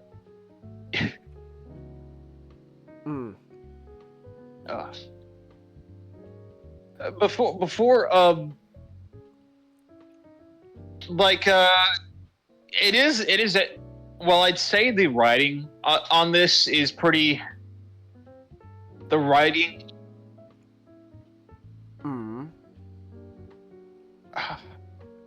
It's very early 80s. Like I think there's like a big quality boost later on in the 80s, but it does feel of its era.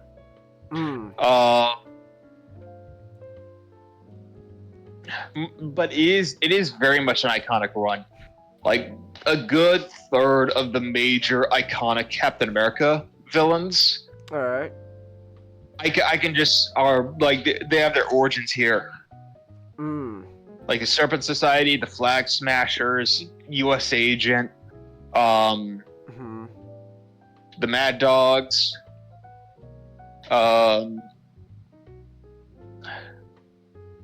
What else? Even the storyline where Red Skull infiltrates the American government. Yeah, that's. I think this is probably the first time that this shows up in. Is that? Yeah. Do you know about that? Not. You're saying the job? No, Did you double check? I can double check, but I think. Oh, okay. I was wondering if you knew if it was the first time or not.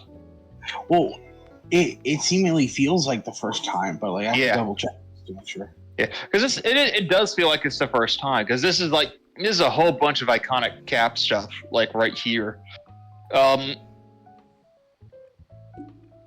You know when Winter Soldier the movie, Alexander Pierce was originally going to be revealed to be the Red Skull. Huh.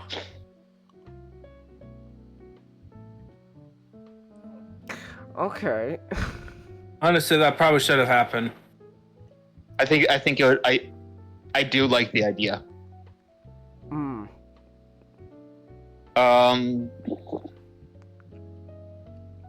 But I find it funny that Red Skull took the guise of Steve Rogers. All right. Like it's and he kills a bunch of guys dressed up as Captain America. That does feel like a very Red Skull thing to do.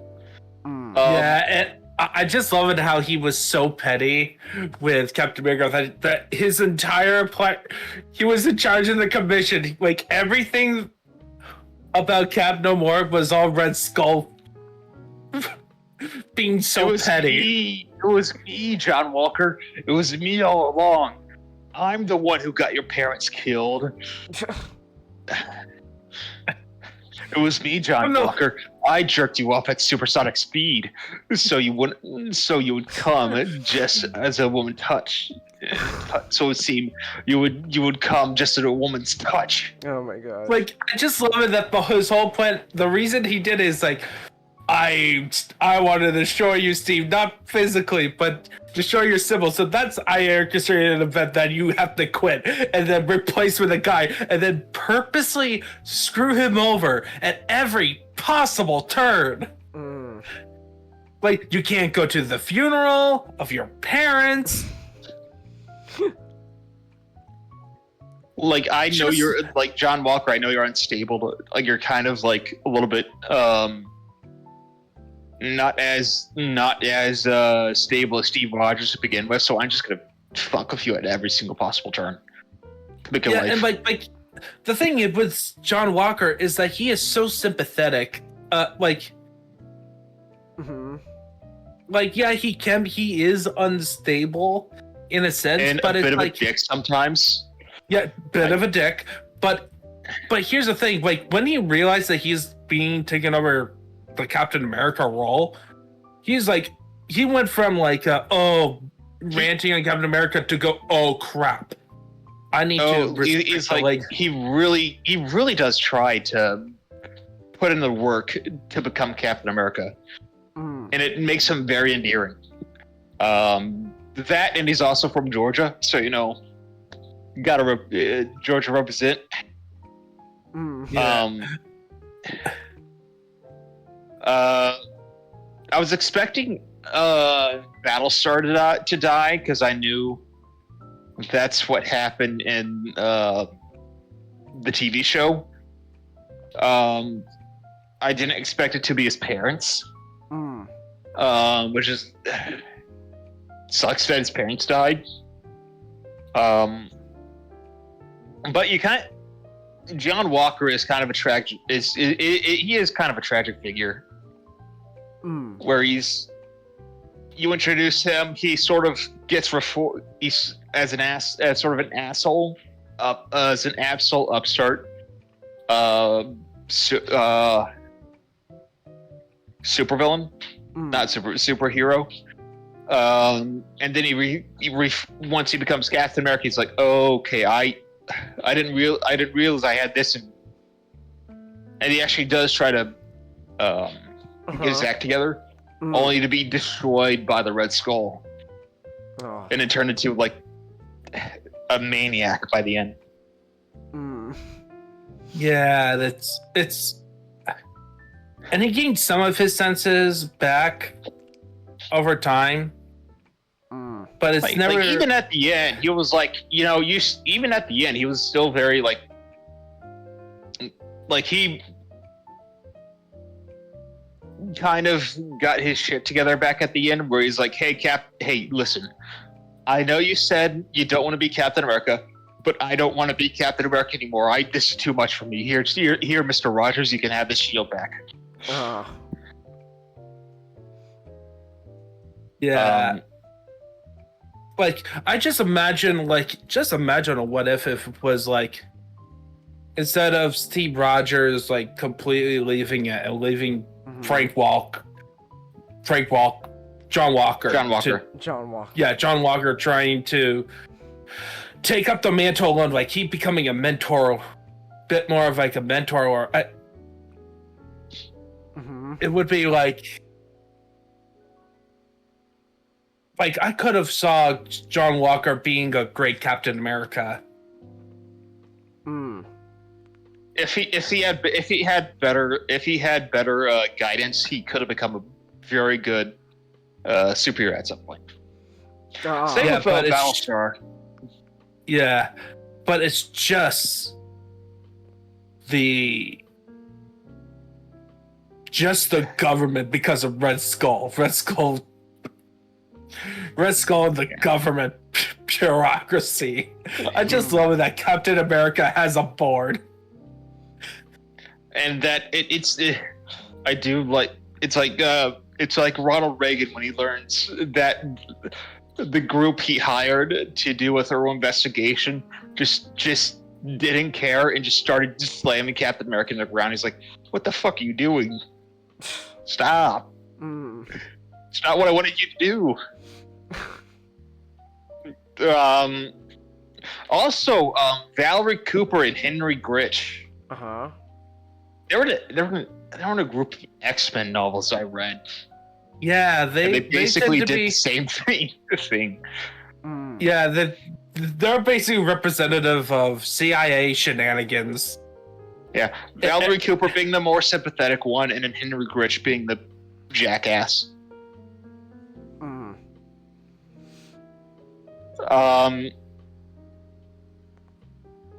But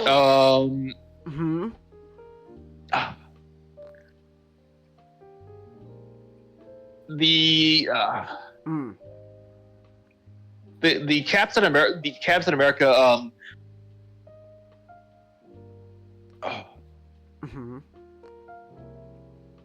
I love the Serpent Society stuff. They were very cool.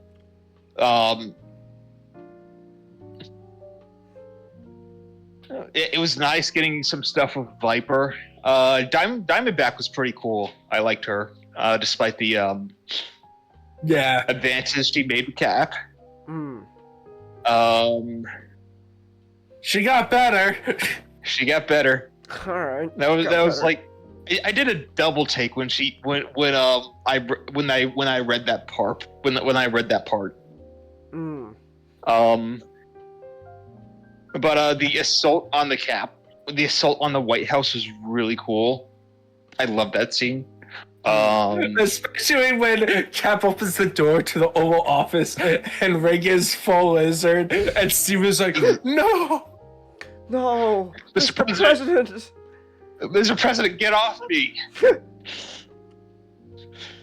I love the Captain America, the U.S. agent outfit. It's really cool. No, it's not U.S. agent yet. He's called the Captain. The Captain. But it's the U.S. agent outfit. I'm just gonna call it that for like simplicity's sake. Simplicity, yeah. The Iron Man arc was fun. Both came out worse. I wish Steve won that fight because Iron Man kind of deserved to get the shit kicked in. All right. But it was an Iron Man comic. Well, no, that was actually a Captain America comic that Steve lost. I think he won. Then he probably won I can't remember. I read the Iron Man comic as well. Yeah, there was the Iron Man comic, and then there was a Captain America comic where he handles the breakout. And then there was the next issue, he fights Iron Man. And then Iron Man wins. Which, I respect that they have the hero lose in his own magazine. Because that usually doesn't happen all too much. I do think if he had a shield, he would have been able to take Tony, but, he didn't have it. All right. Black Panther came in like a bro, getting that new vibranium shield to Steve. Let's see here. But I really do respect the theme of the story about Captain America. Where did I put that meme? Here, just a second. All right.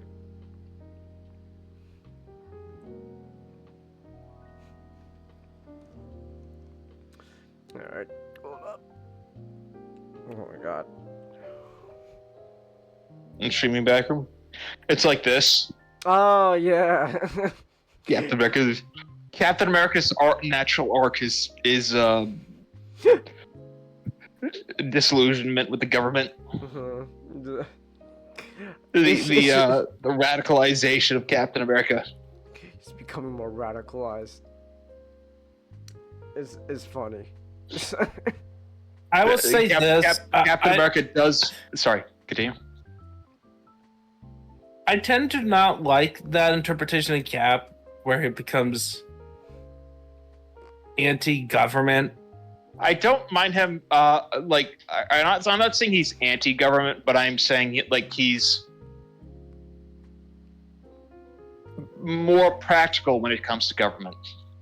Yeah, I wind it up as a joke, but Steve is a lot goes from just being a bit learns to watch his back now and then. Yeah, like I'm thinking of like the worst time when they wrote Cap, like in terms of government views, of course, Civil War. Yeah. What? All right. But I do feel like it is natural for Captain America to butt heads with the government a lot. Oh yeah, it makes sense. No, I don't think Captain America is an intrinsically anti-government character, but because of his just staunch morals, the government is going to inevitably cross that line with him a lot, and so he's just going to get into a wrestling. He's going to struggle with the government a lot because they're going to cross lines that he doesn't want crossed. Yeah. Not you were about to say something? I was just gonna say, yeah, you know, Steve Rogers in his heart, he is a soldier. He will follow, you know, he will follow the orders of a great leader, but he will not bark like a dog. Yeah, I would definitely agree with that. Like, if honestly, the character that I think that would be the most anti-government would be Tony Stark. Which is kind of ironic. It's like funny. Which is kind of ironic nowadays because he's a limousine liberal now, so he's very pro-government. Like he is anti-government. Like he could probably be for government until they get his stuff. Like he is so paranoid about his tech being used for war or for evil whatsoever that he will go to war with the government just to get rid of that tech. Oh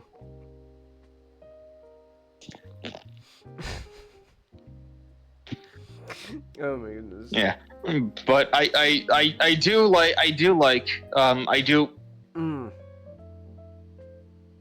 there should be. I do like the arc that Steve goes from just. I don't want to say naively, but kind of just has the trust that the government is always out to is always for the people, filled with well-intended good actors is not always true. Good faith actors. All right.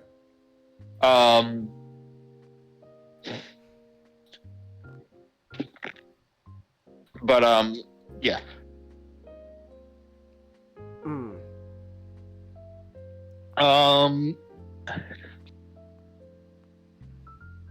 But man, Tony Stark has. All right, we can do this a little bit.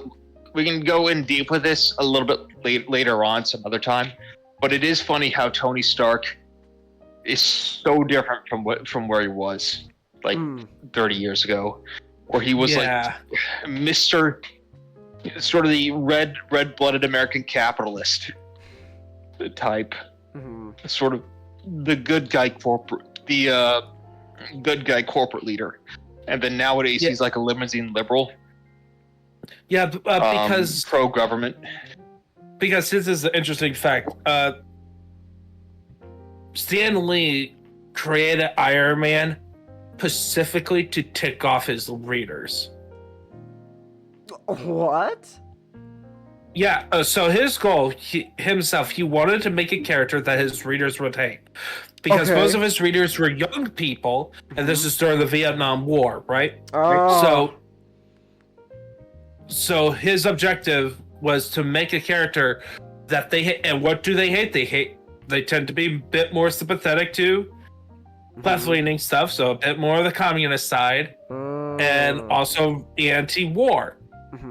So for Tony Stark, you have a man who was a rich capitalist who profit out of war. Uh-huh. And then he made him sympathetic with the idea that he has to put on the armor suit to live. Hmm. Like the full armor suit, not just like a chest piece. Uh-huh. Hmm. Like the classic bulky suit that he built in a cave with a box of scraps. Mm-hmm. Yeah. Okay. Hmm. That's cool. Well, I mean, cool, but like it's interesting. It's interesting. I'll admit. But Captain America, he does go through a character arc of being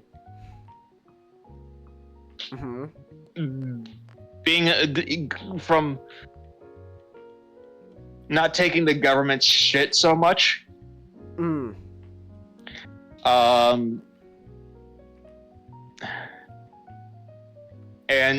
standing up for his symbol that is Captain America. All right. John Walker, who is sort of deuteragonist of the arc. He does go through a lot of ups and downs, and I'm interested to see what happens next. I really enjoyed Cap No More. Uh-huh. It's not it's not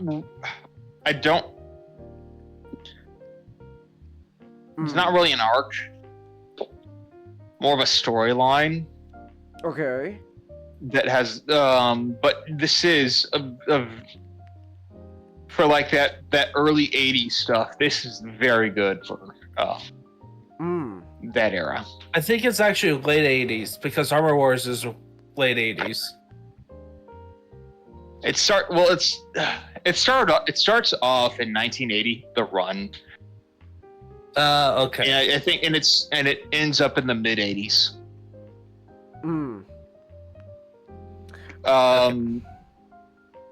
Yeah, here I can look. I think at most it goes to 1987. All right. Here, Captain America, No More.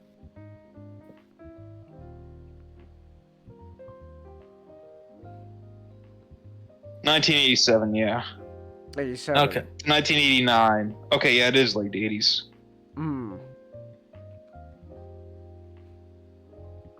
All right. Man, I like the arc got better at the end. I could say that. Because it did not start off. I don't think it started off the strongest.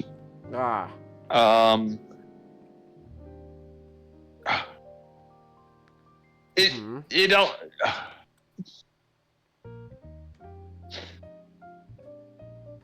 I enjoyed the arc. It was very good. I think I have a little bit less to say about it than Demon in a Bottle. All right. Because it ultimately it was so big and there is so much to it that it's hard to focus in on one little thing to talk about. They can easily talk about for a segment. And we talked a lot about that arc already. Well, I wasn't there for that. No. Like in this discussion, we talked a lot about the important about what makes it. All right. Yeah. Makes the arc as a whole on a macro level important. Yeah. But I do have to bring up the Brotherhood's fake trial. I would love an issue where they just go into have that shenanigans with like the Judge Blob and like all the Brotherhood members just acting out a fake trial was very funny to me. But yeah, Captain America No More. That was good. It was certainly better than Iron Man. It was a lot better paced too. Even though we're kind of comparing apples to oranges.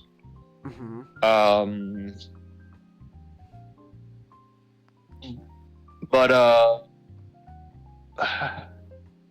8.5 out of 10. It was very good.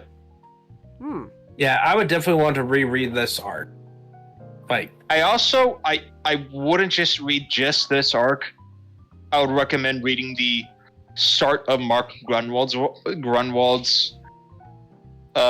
run, and then you can go farther than this, but this is a very good stopping point. Captain America No More is a very good stopping point. Because it does feel like you could end his Mark Grunwald's arc run right here, and then you just have it all like a nice little tiny bow. Like this whole thing wrapped up in a nice tiny bow. So I am interested at what he goes on to do from here, because it feels like he wrapped up everything, like that he introduced from the beginning of his run to now. To Captain America No More. all right, and with All right. that, Yeah, I have to go. I got to head out. Oh, Yeah. you both are heading out All now? right. Yeah, Yep. it's good. Enjoy talking about wrestling. All right. Good night. All right, have a good night, you two. Good night. All right. All right, then. Just stretch a bit. Oh. All right. Ooh. All right, then. Well, I guess it's just the two of us. How you doing so far? I'm doing good. You doing good? All right. All right. All right. Here's what it was all about. Everything's been leading up to this. It's WrestleMania 21. Let's go. I really want you to play the WrestleMania theme on stream, but I think it'd be a bit of a problem, but it's all right. Yeah, Hunter will take that sledgehammer and knock us down. Yeah. Real quick, just remind me, when is WrestleMania 41 again? It is in 2 weeks. 2 weeks. Yeah. Night one takes place on the 19th. All right. I'm a bit excited for that. Except the Logan Paul thing. I don't really care about that. So, but when you're talking about WrestleMania 21, so why 21? Not of all the WrestleManias you want to talk about. Well, like all the wrestling topics that preceded this, the reason I wanted to talk about WrestleMania 21 is because just like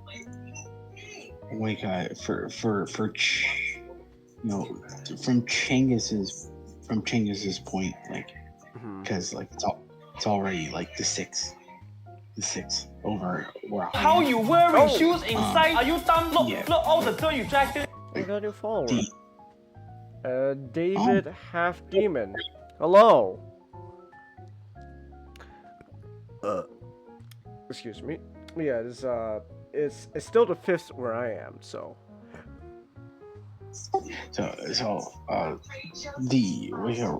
Like WrestleMania 21 turned 20 on the Thursday that passed, and so I decided. Originally, this was a whole big thing where I wanted to cover like the 3 pay-per-views on its like on the way to WrestleMania. You know, the road to WrestleMania, as it were. Mhm.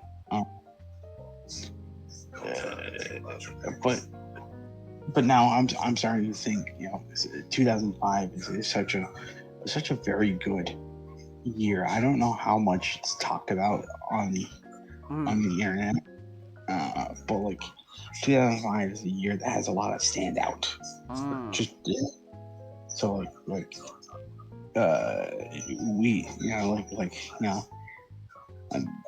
I'm gonna go the distance, as it were. But for now, WrestleMania 21. It took place on April 3rd, 2005, at the Staples Center. It's nothing else. The Staples Center in Los Angeles, California. I miss when it was called the Staples Center. I know. Like when you imagine that arena, you think, oh, the Staples Center, where the Lakers play. It's a name that should be synonymous with that arena. Dude, I can't believe that in a couple of years there's gonna be an official Olympic event at a place called Crypto.com Arena. What are we doing? What are we doing here? I don't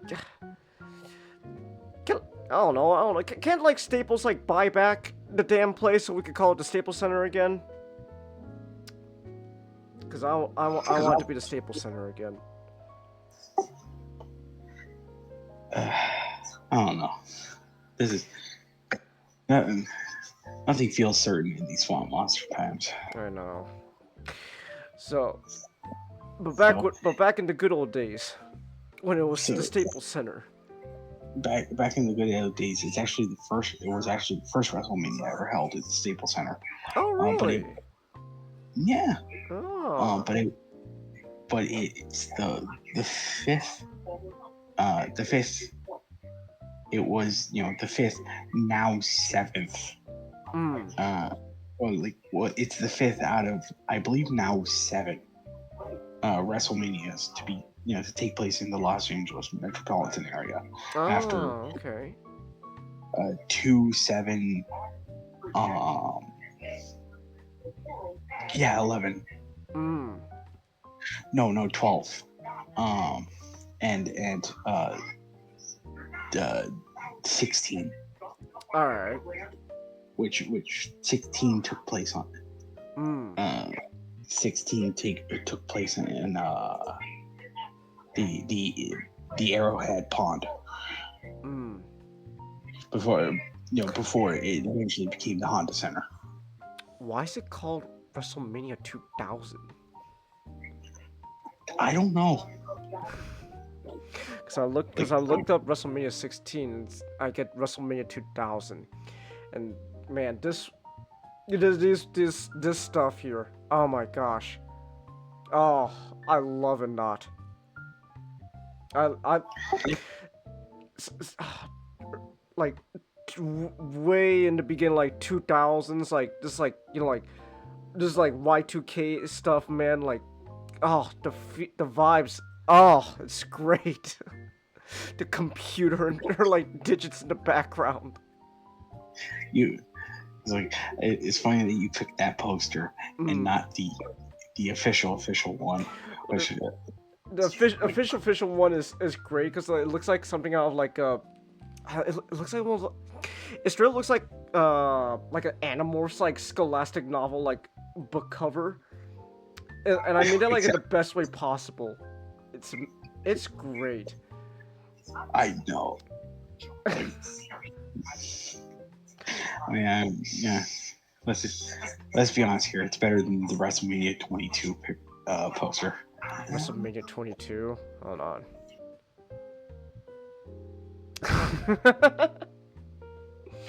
All right.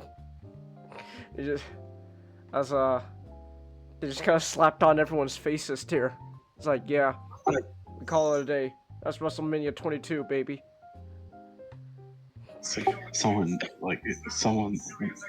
really had like 5 minutes in 5 minutes in what you got in Photoshop to go wild.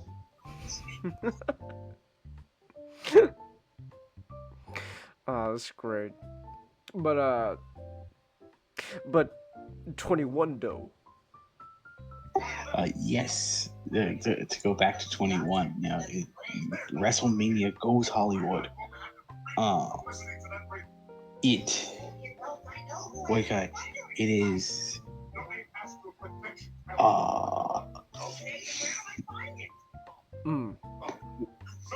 I don't know why I blinked out.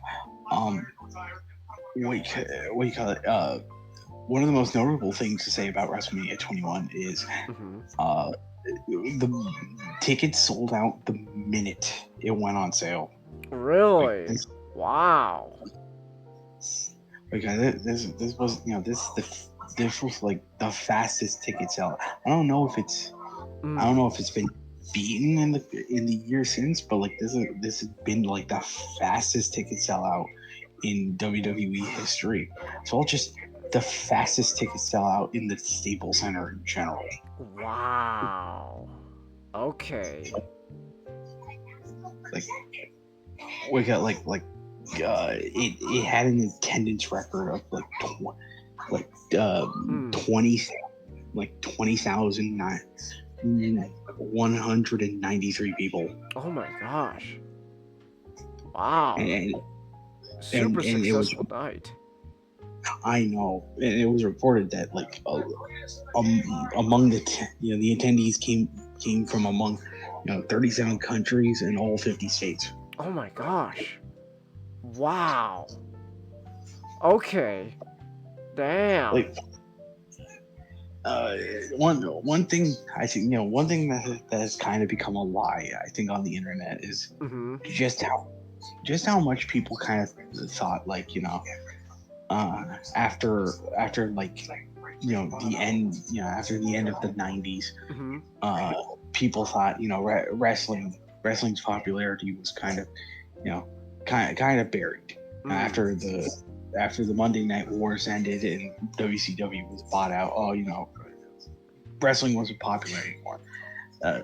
No, it seemed like wrestling was popular for a good long while, and then this is 21 is something you could point to just say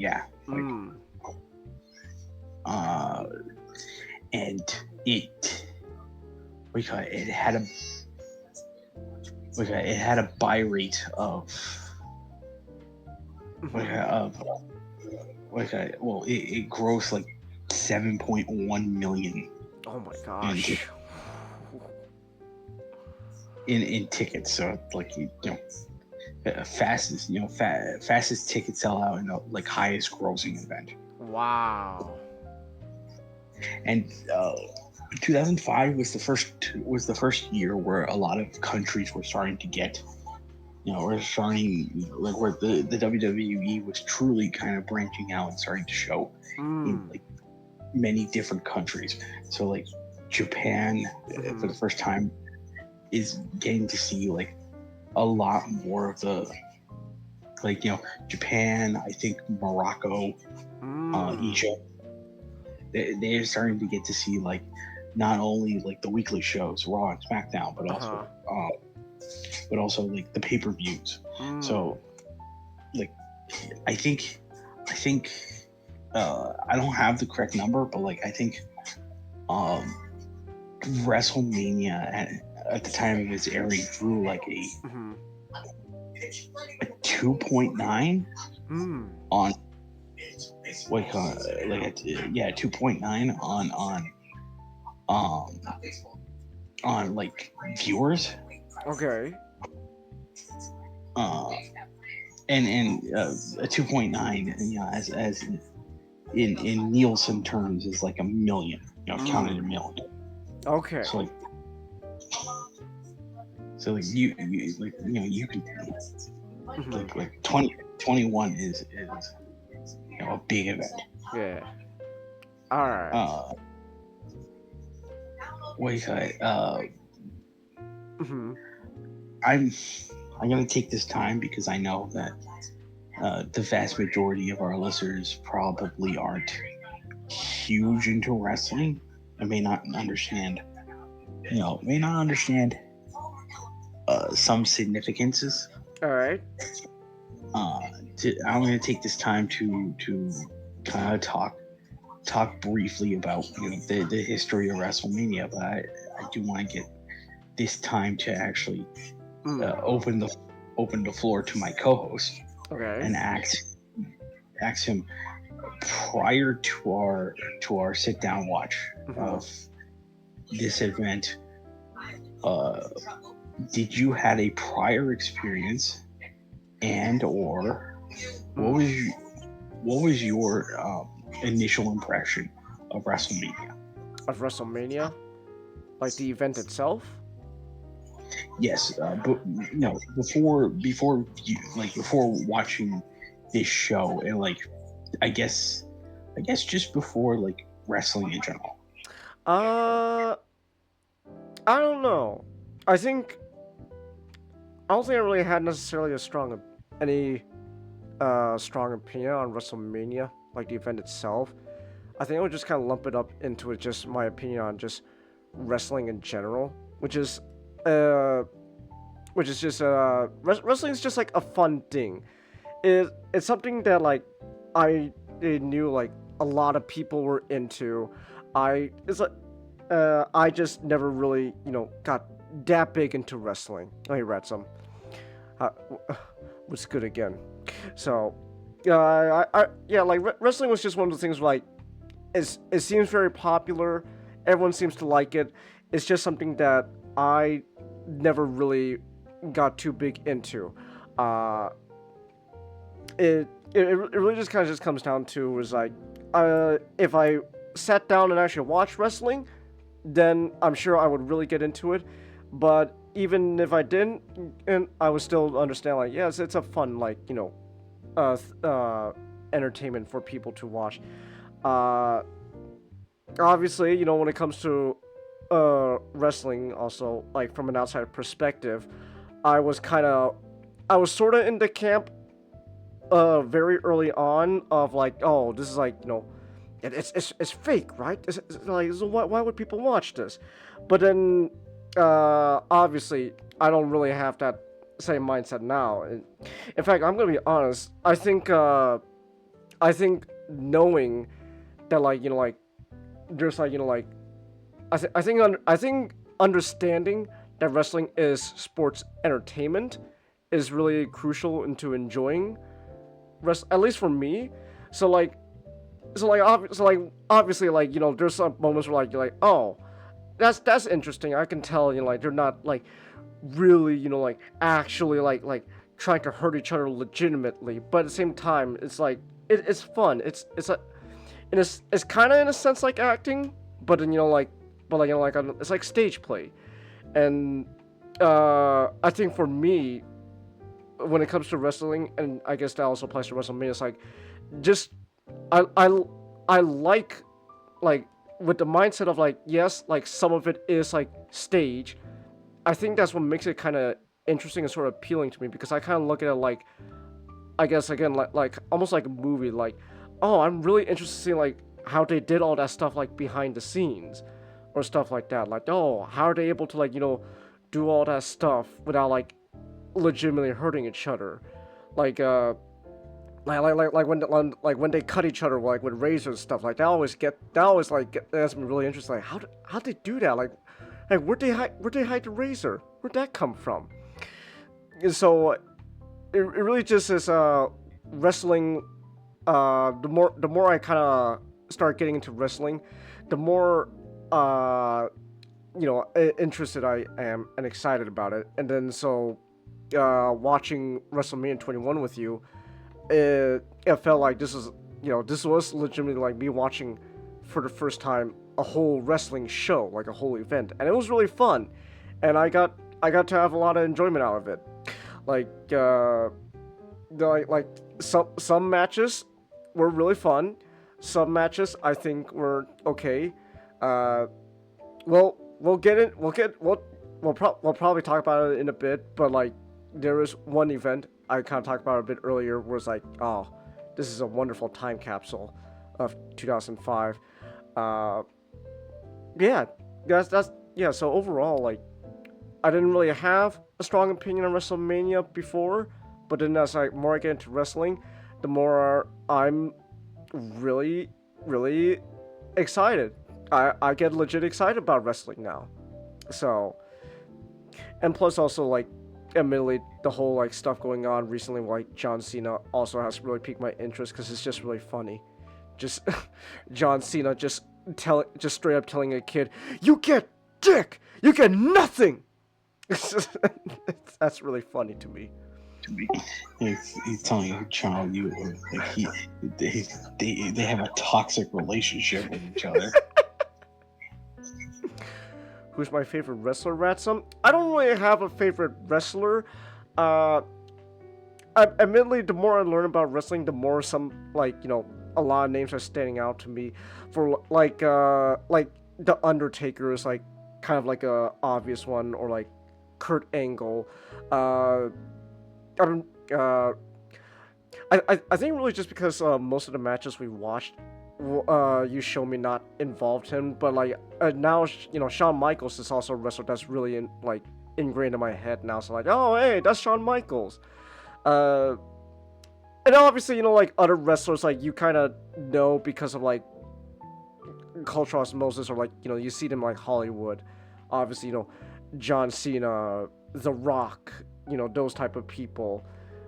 So I don't really have a favorite wrestler, but like the ones that do stand out to me most of the time is like, oh hey, I know those guys. Like it's funny how like Kane is now just a mayor. He's a mayor now. That said, Kane, buddy, you know, is good for you and all. I think it's a little bit, you know, yeah, okay, tone it back a bit, Kane, like going around saying that he wants to wrestle, what's his name, like Tim Walsh or something. It's like, okay, Kane. It's like, okay, Kane. So, but yeah, overall though, I don't really have a favorite wrestler. So, yeah, but that's really just my experience with WrestleMania and wrestling in general, and I had a great time with 21 Not. Yeah. So WrestleMania to the non-initiated. It is the flagship event of the WWE. Mm-hmm. This is it is known by many names. You know, the showcase of the Immortals, the grandest stage of them all, the biggest show of the year. You know, because that is the emphasis that the company puts on WrestleMania. Like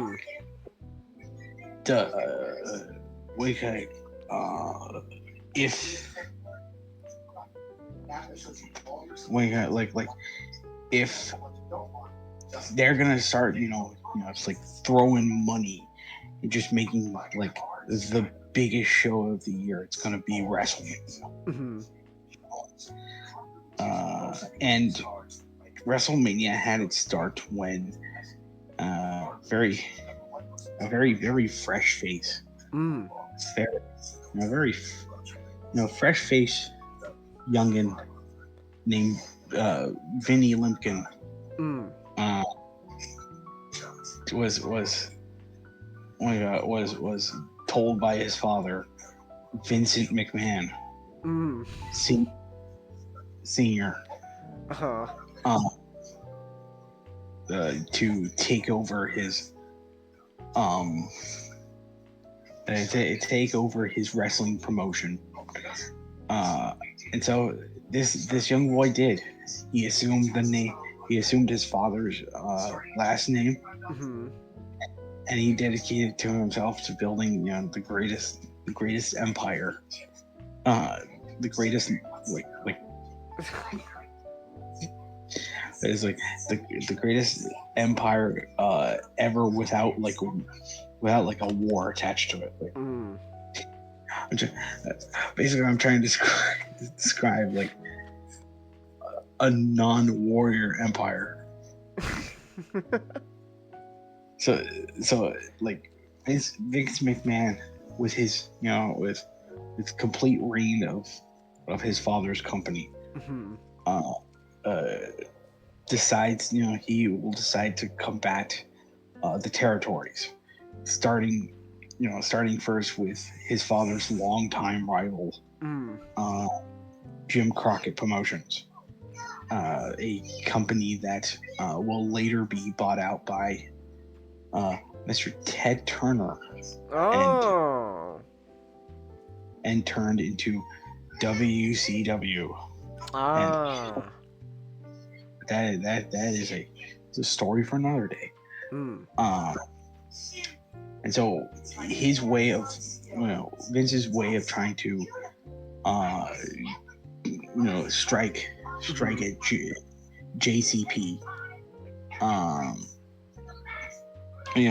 like in a legitimate matter, is to put on a huge event that would coincide and compete with the big event for JCP, Mm-hmm. Starcade. Hmm.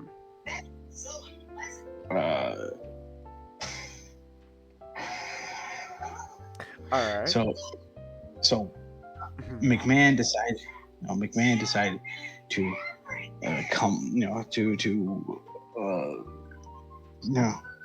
to formulate this event, but he's going to set it apart Mm. by using this newfangled technology called pay-per-view. Oh. He contacted Paramount. Mm-hmm.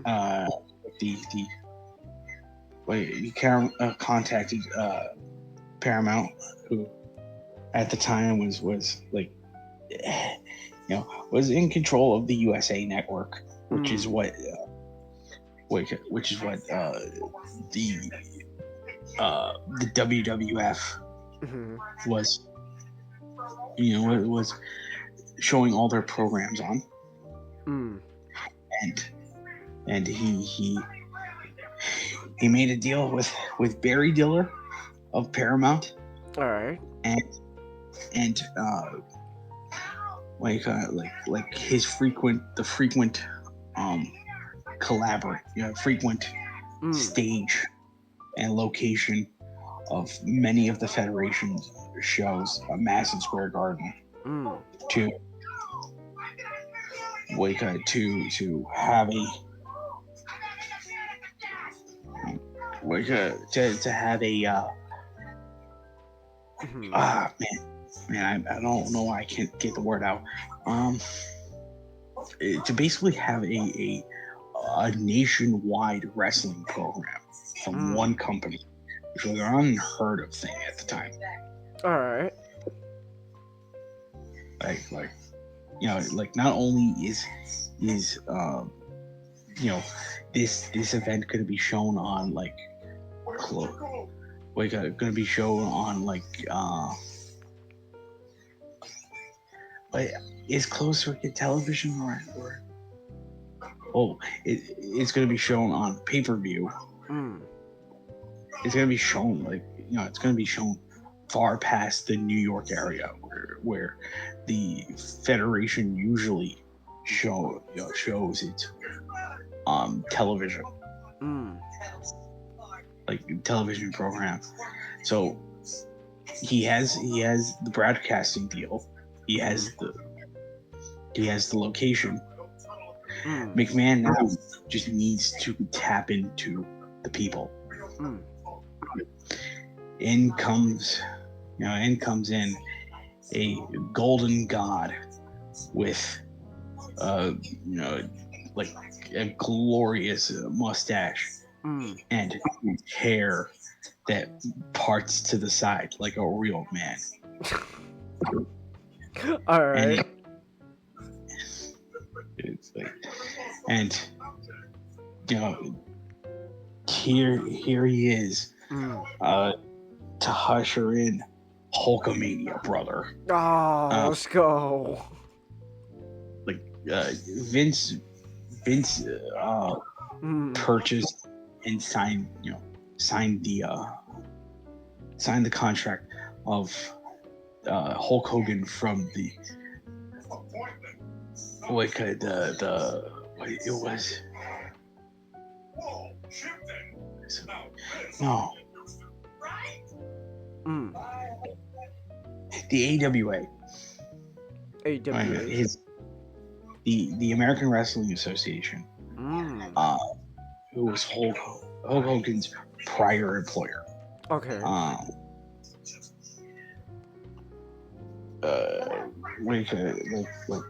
And Hulk was popular. He was becoming really popular in the AWA. He was one of the top stars for the company. But Hulk wanted out. Oh. And that's because he knew that his momentum had a stopgap to it, because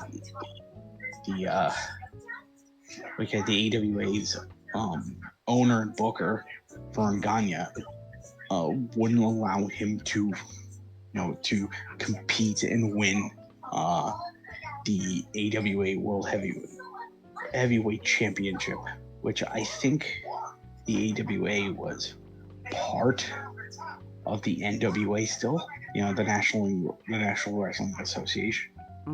No, the National Wrestling Alliance. So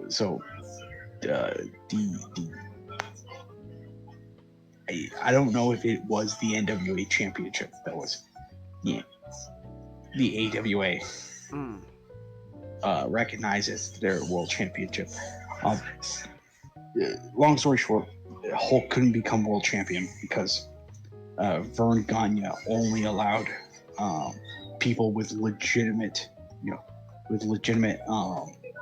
amateur wrestling backgrounds to be granted, to be given, the opportunity to compete and hold on to the belt. And Hulk, he had, his training came exclusively from people, professionals in the field. So he never really had an amateur background in high school or college. So Hulk signing up with Vince, Vince decided. So at this time, one of the wrestlers of the company, Lou Albano, he got in contact with Cyndi Lauper,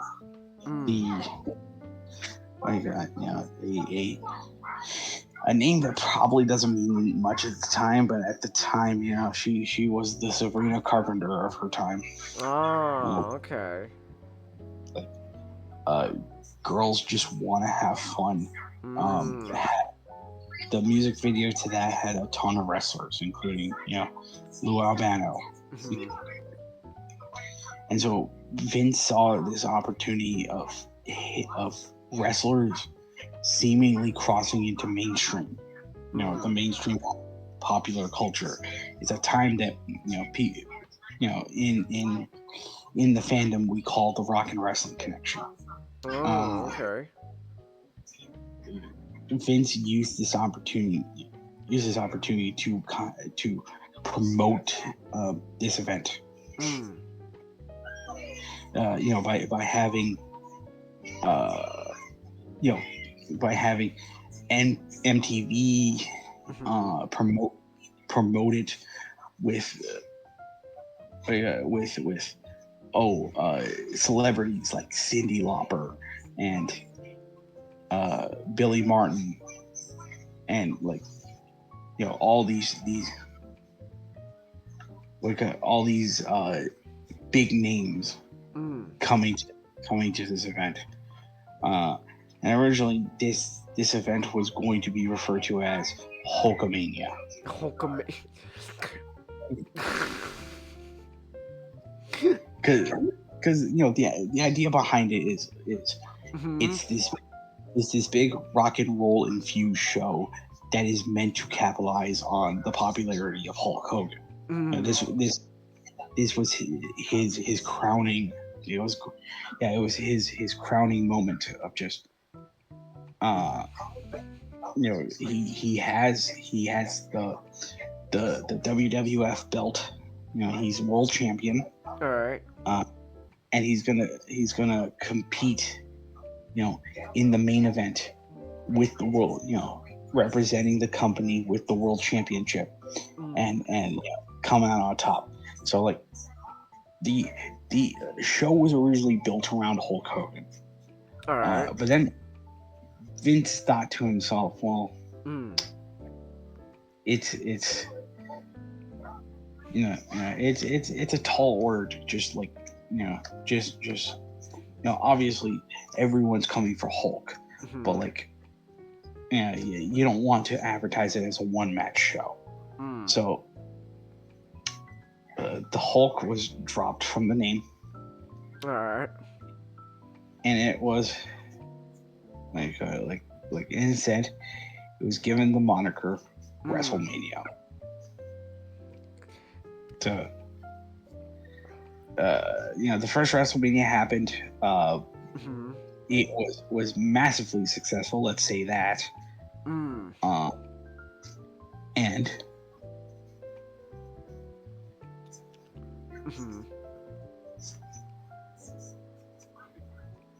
wait, guy.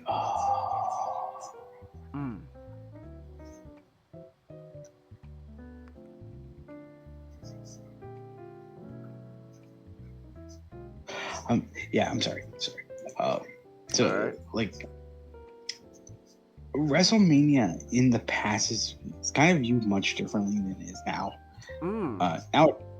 Nowadays WrestleMania is like the nicknames I described it as. It's kind of seen as this really big deal. It is a show where big matches were going to happen. Big matches were going to happen between the best stars in the company, and they're gonna do they're gonna pull out all their best moves and show off things you've never seen before. It is WrestleMania is seen as the wrestling show.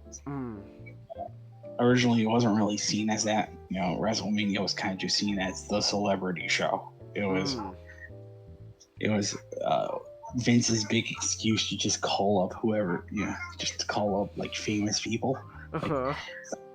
Like the main event of WrestleMania 1 was Hulk Hogan was Hulk and Mr. T competing against Paul Orndorff and Roddy Piper in a tag team match. All right. And then you got Cyndi Lauper there, and then you got Muhammad Ali as a enforcer, like a bunch of celebrities, and that was what Vince thought the main draw of this show was going to be, was that there were famous names, and that the wrestling was secondary. But by the time we get to I want to say WrestleMania 17, the mindset became that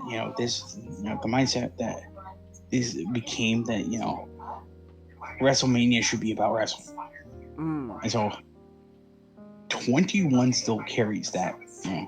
like thankfully still carries that moniker. And what better way to start off 21 than at the beginning? I know that sounds redundant, but I didn't have a better transition. I just want to start off by saying, like kind of like with the Royal Rumble, one of the best aspects of WrestleMania 21 is the promotion for it, which is I showed you and Nick the movie parodies. Yeah. There, you got the Braveheart parody with Triple H. You got the Few Good Men parody with John and JBL. Like all these funny parodies. And I want to take the chance to kind of talk about the stage. Like the dressing. All right. Because this will be the second to last WrestleMania to be held in an arena.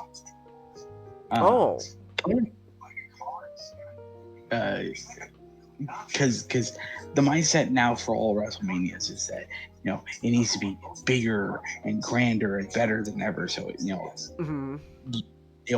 they all like starting from 23, which goes back to Ford Field, which was the venue for WrestleMania 3.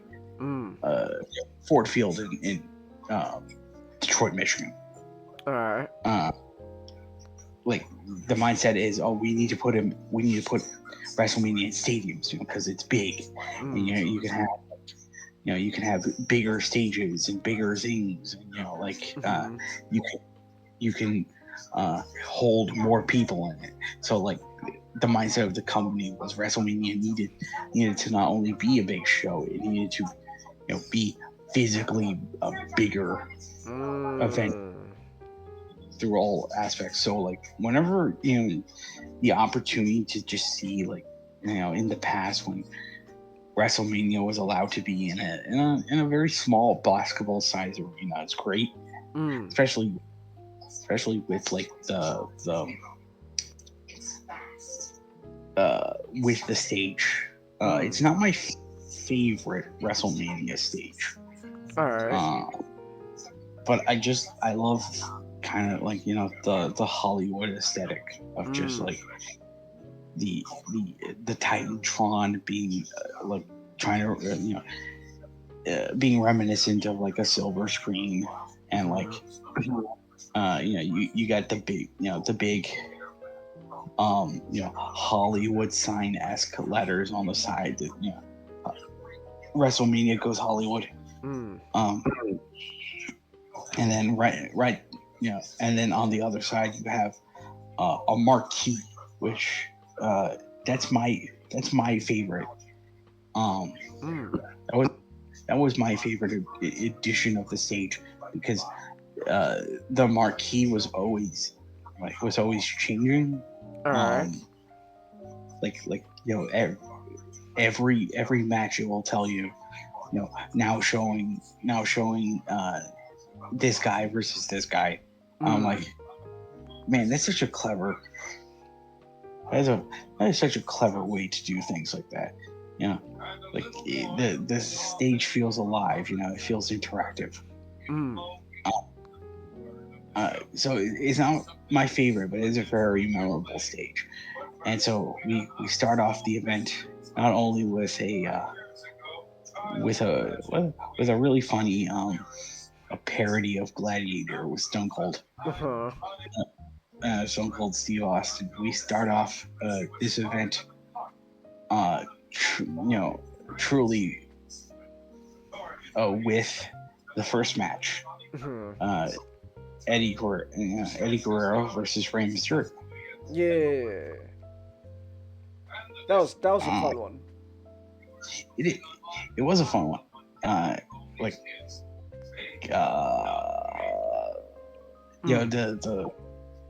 the preface to this match is not like a whole lot of big build up. This match was thrown together at the last minute. Not literally, where like they just did it backstage, but it's like on television there wasn't a real sense of this match being built up, other than just Eddie is having doubts in his abilities as a single wrestler. So he asks Ray to have like a friendly conversation with him. Ray and Eddie, who at this time are tag team champions. So that's a very unique. It's actually very unique. Unique idea that like tag team champions are facing each other at WrestleMania. But I one thing I also should mention is this is the first WrestleMania where the Raw tag team championships, the SmackDown tag team championships, the Intercontinental Championship and the United States Championship are not being defended. Because the Raw championships are not champions are not on the show. Eddie and Ray are the SmackDown champions, and they're competing against each other. And Shelton Benjamin is the Intercontinental champion, and he will be in the next match. And Orlando Jordan holds the United States championship, and he's not scheduled to fight. So, but like, so this match is built up on a friendly, based on a friendly rivalry, and just like my co-host said, it's a pretty good match. Yeah, like, it's a pretty darn good opener. It's one of the rare examples of Ray not coming out with a comic book inspired attire for his WrestleMania entrance. Like, I kind of like the attire he does come out with. But like, I'm still remembering. I still remember like the future WrestleManias where he'll be. No, actually, it was the previous WrestleMania 20 where he showed up as Daredevil, and this was. Oh, really? This was. Yeah.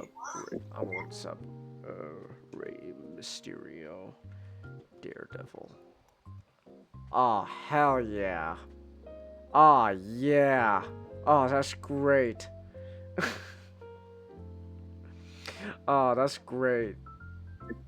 And like, the funny thing is like, Ray, he's a big comic. He's a big comic guy. So like, he came out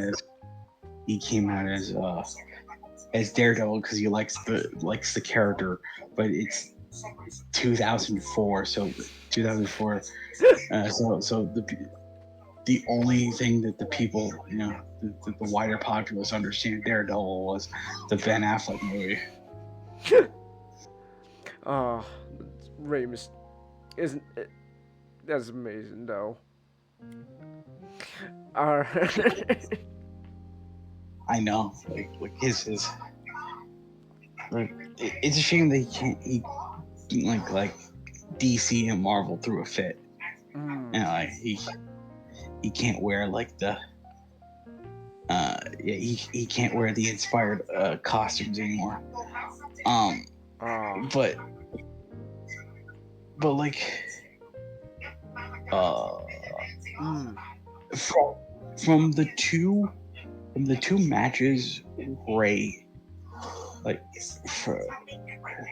I think there's more, but I can only remember two. From like the two matches I've ever seen of Ray versus Eddie, I think I still think I still like the Halloween Havoc 1997, like the WCW Halloween Havoc 1997 match the most still. Wait, it like I think with Eddie, Eddie being like a huge like piece of crap, back then, really played into that match. Like it's funny. It's kind of funny, Chingus, because when I showed you and Nick the 1997 match between them, during that time you noticed like the Eddie, like the Eddie sucks chance. Yeah. Like and then when we went to watch this match, like everyone in the crowd is shouting Eddie, it's funny to think, years apart, like Eddie Guerrero, no matter if he's babyface or heel, and any companies, and people are always gonna react to him. That's like that just is a testament to him, to him as a performer.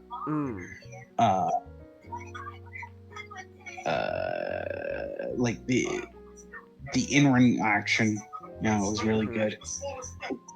I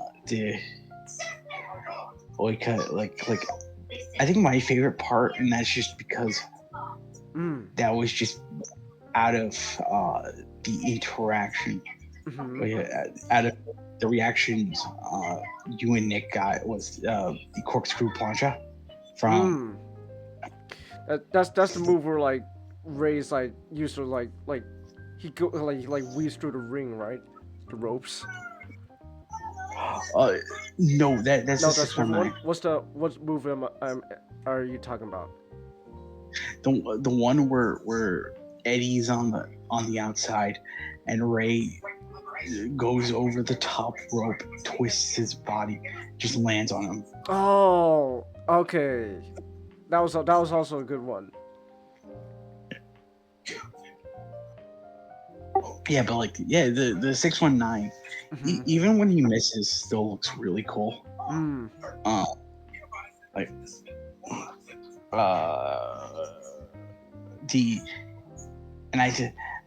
funny enough, I noticed the biggest reaction that got you guys is always when Eddie does like the backbreaker. Like I noticed it in the 1997 match, and I also noticed it in this one. I don't know. I just like moves that are like supposed to be like really brutal. Like oh my gosh, he's going for the back.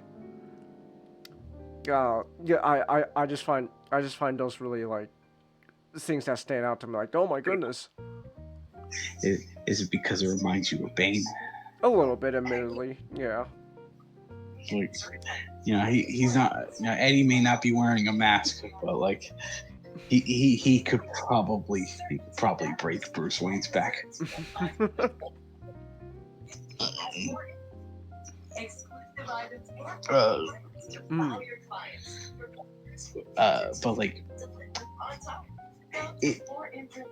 I think.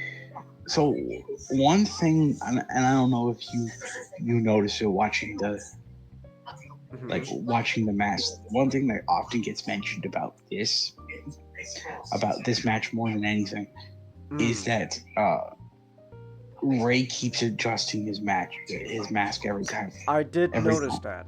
Yeah. I don't know. Did you find it distracting? I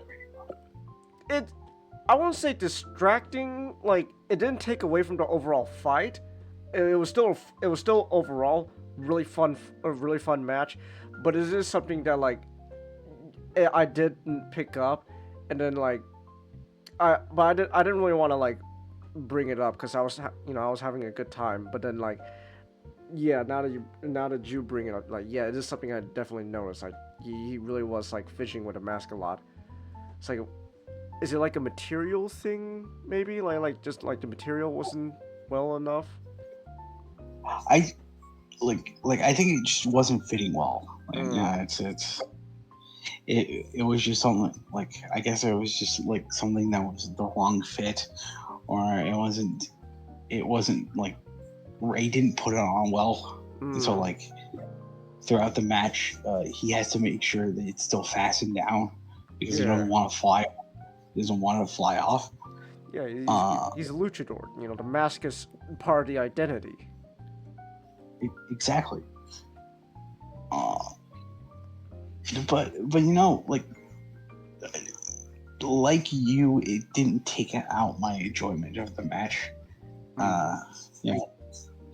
This like I said, I still prefer the 1997 one, but like this is still a solid display.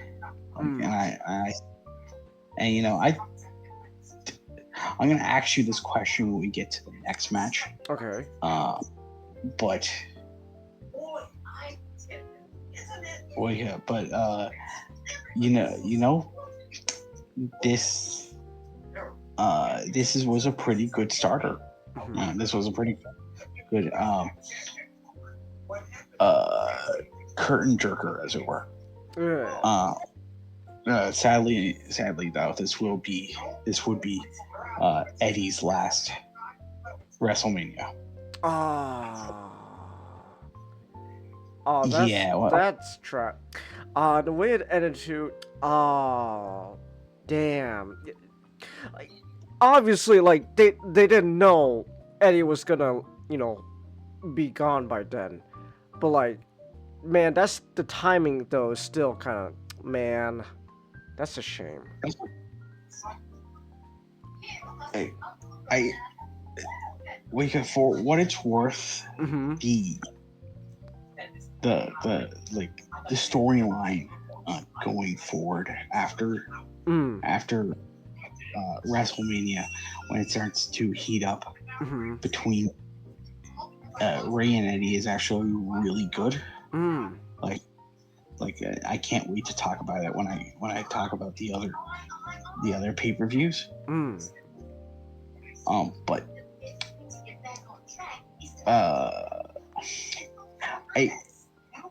I think Eddie's really good. I think Eddie's really good at really good at showcasing his expressions. That moment at the end when he loses, and just him like looking at the ropes. And that moment where he hesitates to shake Ray's hand. It's all great moments that it's just like, at the back of your head you kind of feel like, Eddie's going through a really dark place at the moment. He's not. And what I mean by that, I mean in storyline, of course. Yeah. I imagine, in real life, he probably was in a very dark place. But and there's kind of an unpredictability and sort of a powdered keg moment when he hesitated on the handshake, but then he shakes the hand and all is good in the world. Until you get to later. Later, as in the storyline, not okay. Later in. All right. What? I'm assuming, in real life, towards his end, Eddie and Ray were still pretty good on good terms. Oh yeah. Eddie was a family friend. Oh, he was. Okay. Yeah,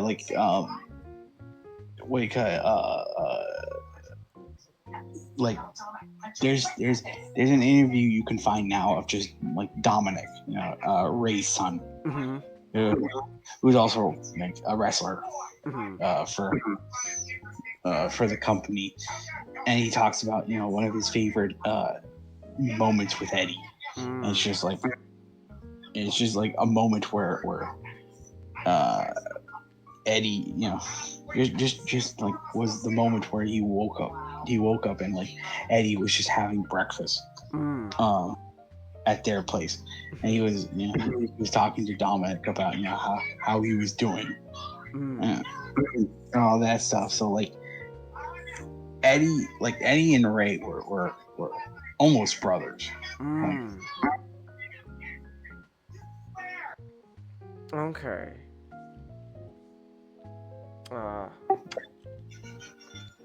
Oh, what were you gonna say? No, I was gonna say that's nice to know that towards the end Eddie and Eddie had a good thing going on with Ray and all that. That's really nice to hear.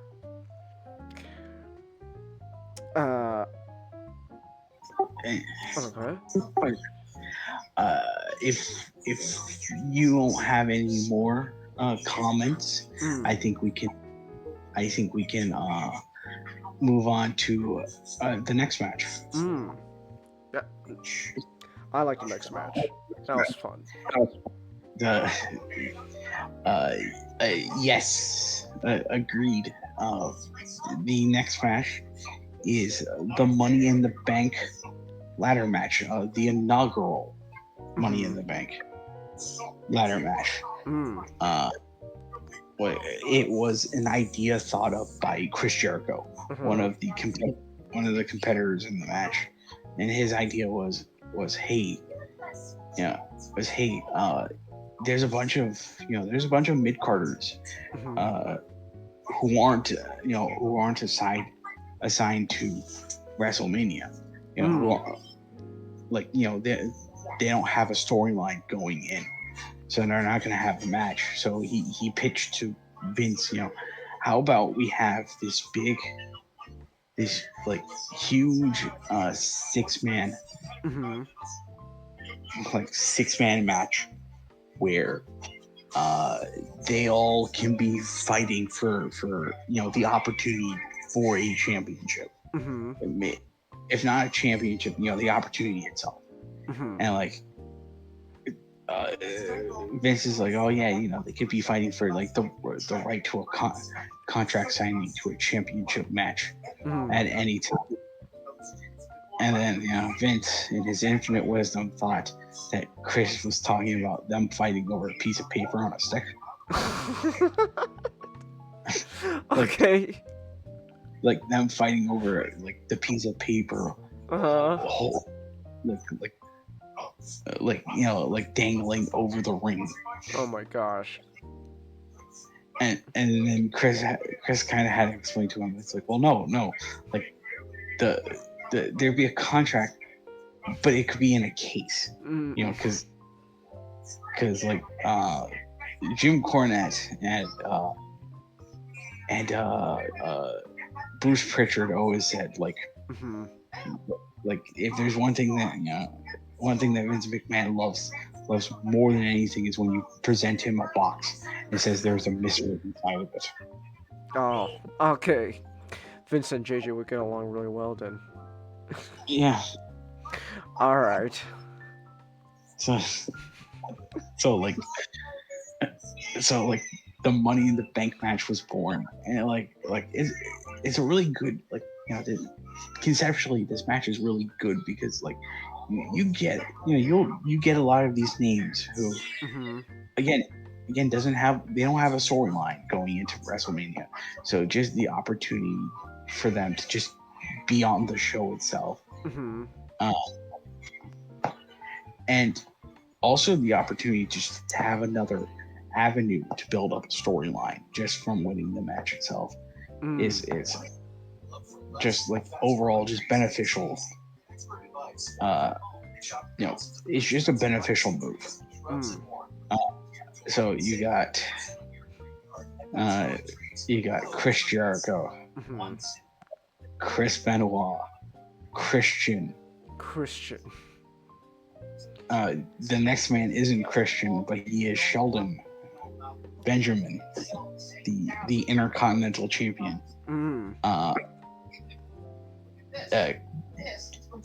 We got Edge and Kane. It's just Kane. Kane. I'm gonna be honest. Kane really stood out because like there's like all these people like, oh okay, I don't really know these guys, but this should be fun, and then just out of nowhere, here comes Kane. It's like, I'm sorry, why is Kane here? And then they just immediately jump him. It's like I like to believe Jane here. Like, wait. What does this have to do with Kane? I was more just honestly the moment like that got me was just more just not just it's not really Kane's entrance. It's just immediately as soon as Kane entered like the arena, they didn't even bother to like wait till get in the ring. Everyone just jumped him. Like everyone just had it out for Kane. Everyone thought at the same moment we need to take him down because he's gonna be, I guess, unstoppable. So like everyone was like, we gotta beat his ass. So it's really funny. Also, this is the first time I've seen Kane fight unmasked, so that was very interesting. I do want to mention Kane's entrance because like the ladder's on fire. It's actually it's a really fun visual. It's a step up, not a step up, but it's an evolution of like his previous WrestleMania intro where in WrestleMania 20 where we're at, in Madison Square Garden they had like this set be like little small LED screens of like the New York backdrop, and like when Kane came out, like the city, they had like fire displayed on like the buildings, like the city is on fire. But here they get to actually light things on fire, so it just looks really cool. I don't know why they decided to light a bunch of ladders on fire, but they did.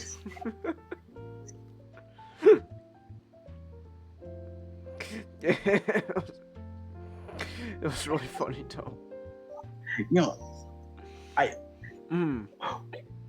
Wait, I'm gonna have to take a hiatus. Something's calling for me. Oh, okay. Oh, I'll be back soon. Alright, we'll take that. Actually, we'll use this opportunity. I'm gonna use this opportunity to use the restroom and stuff. So what we can do is, while we wait for Not, we'll take a quick break. That's what we'll do. We'll take a quickie break, and then yeah. So what I'm gonna do is come here, you. All right, we're gonna take a quickie break, and then while Not's doing his thing, and then we'll come back. All right, be back in a bit. Now, just a quick reminder that you can support me through Stream Elements. It is completely optional, but your support allows me to keep making content such as buying new games and more. I love pussy! But, I guess... Oh! That's great! I knocked him out with a door! Hell yeah! Yeah! That's what it's all about. Just knock him out with the door. Bam! Alright, there we go. The expert here. Jane gets the expert. Come. Rosa has her face buried in her chest. Oh, great. She's already fucking ugly crying Nick! Oh my goodness! Oh my That is gosh! so unfair. She's already ugly crying. Look at this. Look at the description. Face buried in chest. Her body shaking with sobs as she holds onto my shoulders with gloved hand. She's ugly crying already. Oh my goodness. Hey, come on. It already made Rosa cry. まさかお前が Yeah! Let's go! Let's go! I love. Hold on, wait. I loved her faces though. Oh! Knockable straight look like the monkey neuron activation meme. Just oh! Yeah! Let's go! We'll start off as a fucking hunch. Ah! Vindication, baby! Let's go! Yeah! I feel so good. Genghis. Yes. You know, I have the other part of the answer. Okay. Why are they hunting down the baby? Well, we'll get to that, but at least I called one thing though, that Utah's the dad. So that's all that matters to me at the moment. You got validation and it went to your head. Exactly. I'll take it. Basically, there was Sonic Dream Team. Huh. She was like the catalyst character in that one. Oh, she was. Okay. Yeah, Eggman abducted her. Ah. That does not sound good out of context. No. I'm gonna need a lot of context there, man. He wanted to enter. He wanted to enter her. That's also worse. Ava. All right. She a pretty girl. Oh! What are you doing, woman?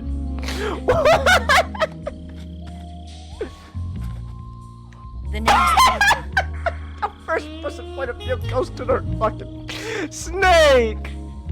Look at his smile, Snake. No, buddy. I excuse the style as we stand there sheepishly, trying not to catch each other's eyes. I! Singular I, not plural I! Fuck! I'm dyslexic! Jesus Christ! The angles are just nods. A sly smile blows. Fuck me! I can't read, Nick! I can't read! Damn it! A smile splitting their face as they turn back to their trimming. It did. And No. That's why most of our founding one of the reasons a lot of our founding fathers were deists. We're not full-on Christians. Wait. I'm fighting a ghost? Wait. Take that ghost ass. Whoop that ghost ass. Why are there ghosts in Yakuza all of a sudden? Okay, I'm not. That's kind of fun. Cengiz! This is Yakuza! Of course there will be some shenanigans! Nick's bang on that assessment, big fish. Also, just notice the art. Also, notice the art style change. Starting to see a bit more humanoid proportions on these girls, and I don't know. Makes me feel uncomfortable. Right now, we're in the era where it's fine as is, but Nick, that one panel, that one page you showed me of Sally. Oh my goodness. I know. Oh my gosh. I know. 45, huh? I love Snake when he sees the gun. His eyes. Do you like it? He really is a gun nut. Ramp is polished to a He mere immediately sheen. sees the gun. The Hold side's on, been smoking's reinforced. lame. Oh my And the gosh. interlock with the frame is tightened for added precision. The sight system is original too. The thumb safety is extended to make it easier on the finger. A long type trigger with non-slip grooves. A ring hammer. The base of the trigger guard's been filed down for a higher grip. And not only that, nearly every part of this gun has been expertly crafted and customized. Oh my goodness, Snake, buddy.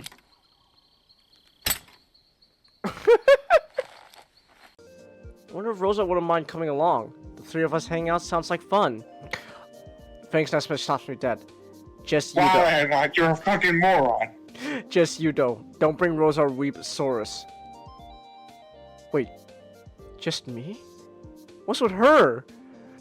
Oh my gosh, he's so dense. He's so dense. Fucking moron. He's You're so a fucking dense. idiot. He's so dense. First just one Rosa and Stella hanging around band practice, but now this? If I didn't know better, I'd say Fang was... Ah! Okay, okay. Alright. Nick, you came back. When did you come back? Just now, really, actually. Oh, just now? Okay. And I am back also. Alright. Alright. We were talking about wrestling, Nick. Let's see. We were... oh yeah, we were in the middle of talking about the ladder match. So like, I was about to say, like, this was a, this was the second ladder match I've shown you guys, because like I've shown you the Rock versus Triple H at SummerSlam 1998. And I was also kind of contemplating if I should if I should show you before this one, like the ladder match from, like, the tag team ladder match from No Mercy 1999, or TLC 1. All right. Because, like,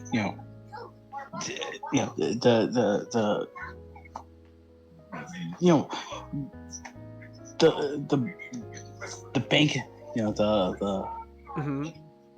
the Money in the Bank match is really crazy. But I still think those matches just All the fucking ladders, man.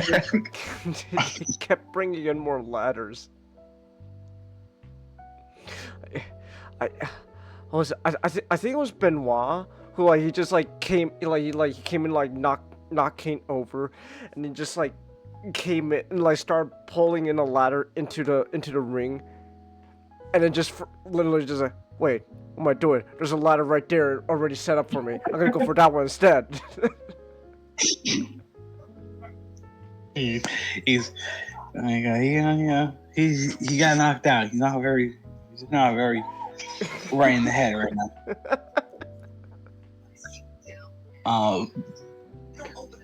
But like, yeah, like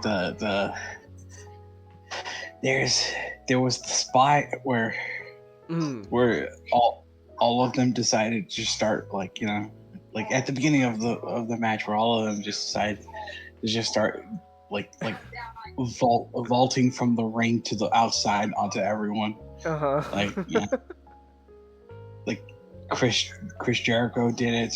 Christian did it. Kane did it for some reason. He never flies. So, like,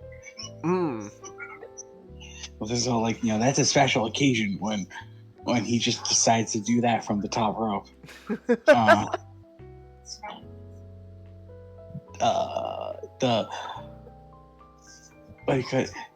The moment where everyone's on a ladder and they just start punching each other. That is a great moment. That was really funny, because like no one's going for the case. Everyone's just punching each other.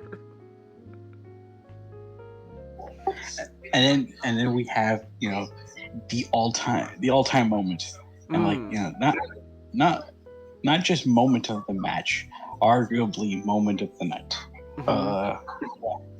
When like you got the ladder set up to reach for the key, but also just the ladder, the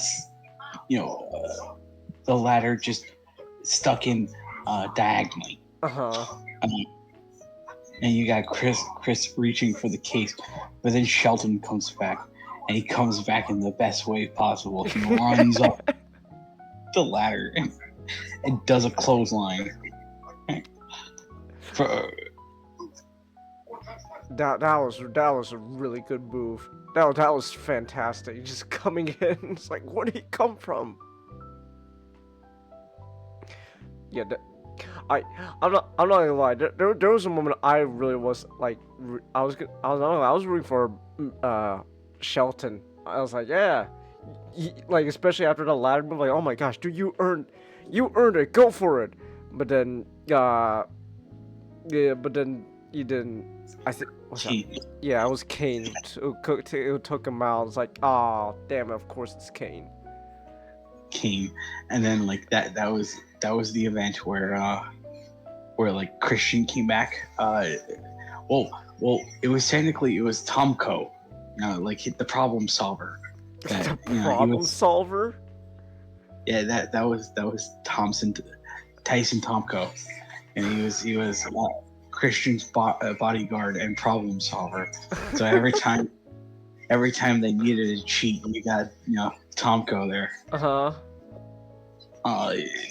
So like Tomko came in there, he set up the ladder, and then like not only did he bring Christian back into the ring, he also just like played chicken with Christian to get him high enough to reach the briefcase. And then that's when like Kane came back full force. He ripped like Tomko off, but Christian's still on the ladder, so Kane just decided to dump the ladder with Christian on it.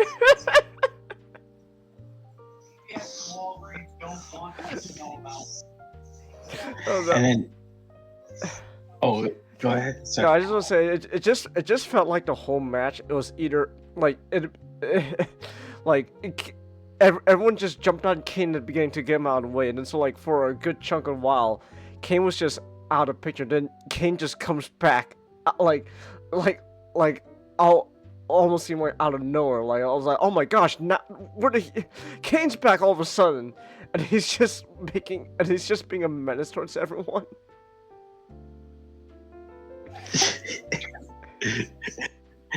and then you get the moment. Where Chris Benoit comes back. He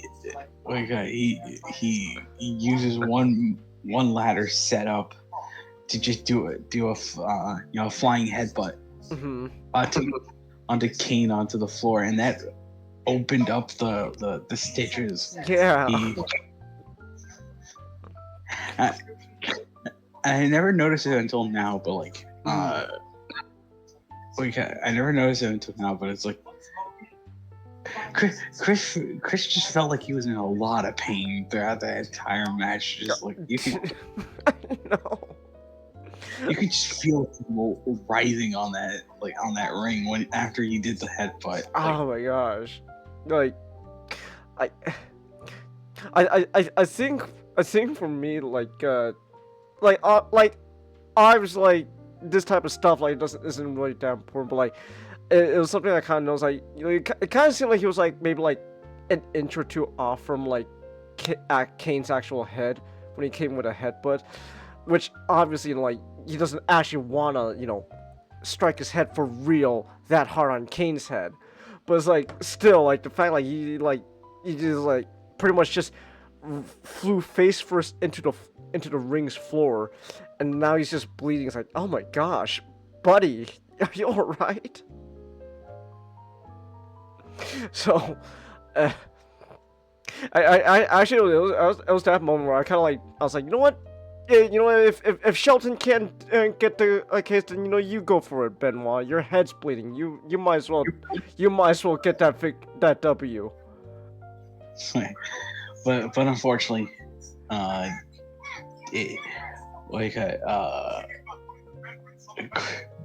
Edge dumps out. I believe it was Chris Jericho.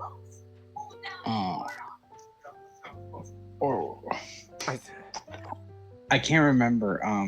One of the Chris's. One of the Chris's.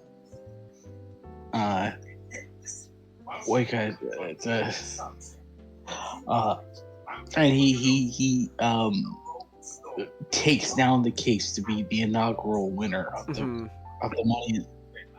Money in the Bank. So I want to bring up the question that I teased at the end of the last match. Do you think it would have been better if like the Money in the Bank match was put on first instead of the Ray and Eddie match? I don't know. I didn't really question the order the matches were in. So I don't know. I think it is definitely interesting considering like most of these matches are like, you know, one-on-one, and then in the middle, like I guess sort of in the middle of that, there's just, you know, a ladder match. So, but I think also like at the same time though, like Ray versus Eddie was like a good, like, you know, beginning match to get everyone to get everyone excited, because that was also a really fun one too. So I don't know if I would switch up the order, to be honest. Is this something like that people have been like questioning? Well, like that was really more of a me question, or yeah. I think, hey, maybe like because it is early on the card where it doesn't not really all that. It's not really all, you know, it doesn't really make all that much of a difference. But I still, you know, like, you know, the considering this is the craziest you know, match in the show. There's a question of like, hey, should you kind of start that first, kind of get everyone excited, but you kind of then risk the opportunity to burn out the people. Yeah. I think especially the risk of like burnout's really big when you're like all of a sudden like you just like you got all this like, you know, like start like, you know, not starting, but like, you know, like you got this like these people that most people that, you know, aren't like that big names compared to like Batista or Triple H, and then just all of a sudden out of nowhere you just throw in Kane. It's like, what the hell? And like you just made chaos even more chaotic. So I think overall I'm pretty satisfied with the order the matches were. All right. A segment that I should have mentioned before, in between the two matches, but I'm just gonna mention now.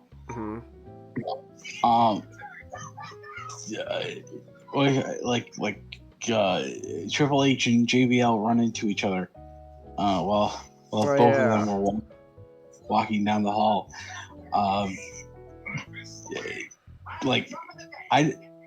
To this day, I never really understood what they were going for when JBL said he's the only champion to never lose. Like, wait, what? What does he mean by that? I mean, he's lost matches. I guess never a match that, you know, meant losing the title. I mean, sure. I don't know. I'm just spitballing. Yeah, like that. Like, I don't know. It's just like it's a weird thing. It's a weird thing for him to say. But I guess that's part of like the delusion he's going through right now, you know, like the wrestling god thing. The wrestling god. You know, he is a wrestling god because he fought the Big Show in the Big Show. Different. I know. We'll get to him soon.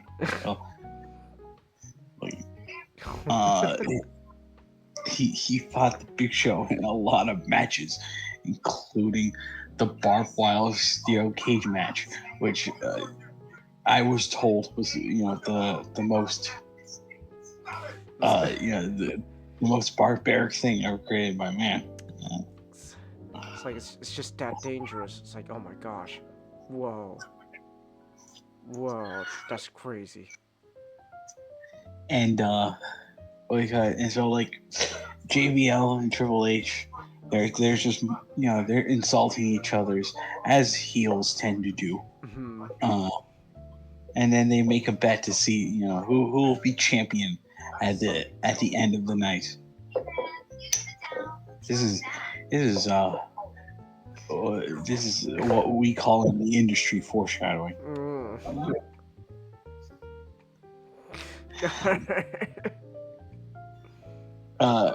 And then we flash forward to the end of the Money in the Bank match to have Eugene. Ah, yes! I've been waiting for this moment. Eugene. I've been waiting for this. This is what I've been waiting for you to talk about, the time capsule moment. I am so fat. Really, like, just looking back at now with hindsight, post 9/11, early 2000s is such a wild time to be American. Oh, wow. Also, just Eugene in general is just. Thank you, Vince.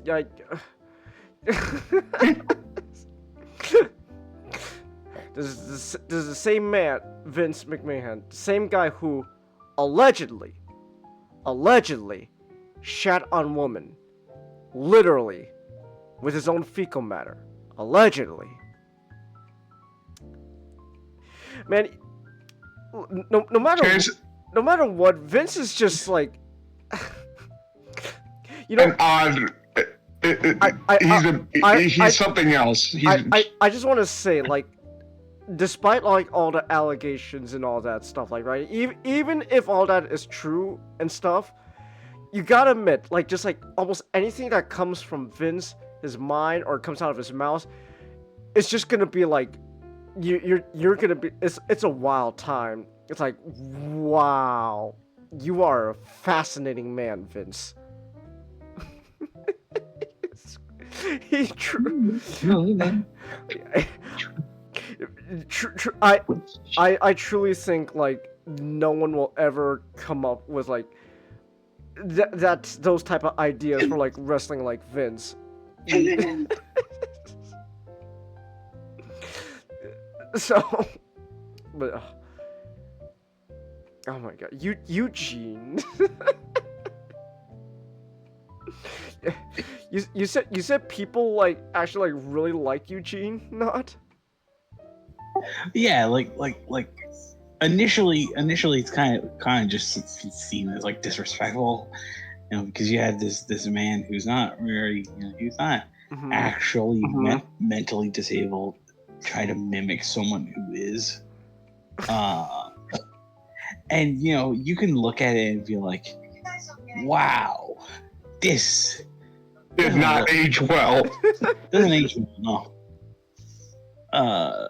But like, I think just out of the fact that, like, like, to kind of describe a character who's not similar, but is also just controversial in his own way originally. Goldust. Goldust?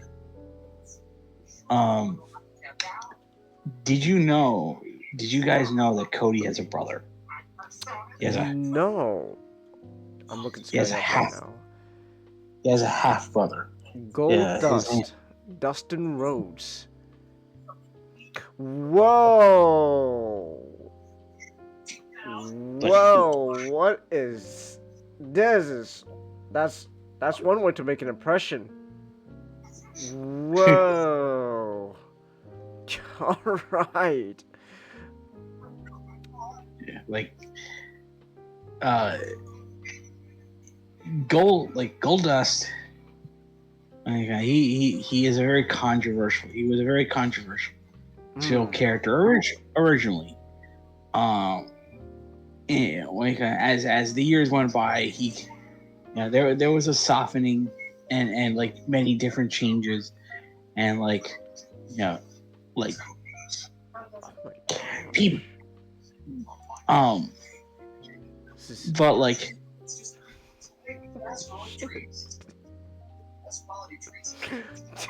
Jeez.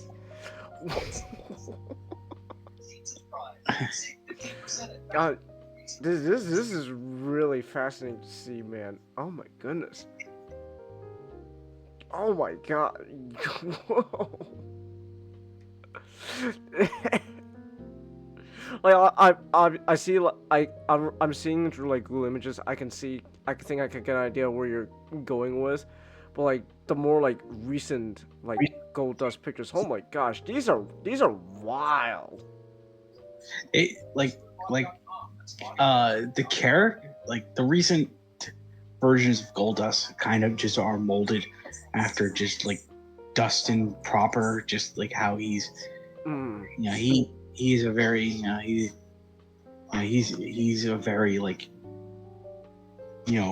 rough and tumble serious wrestler. That's just like reflected to how he looks, or it almost kind of is reminiscent of like Sting.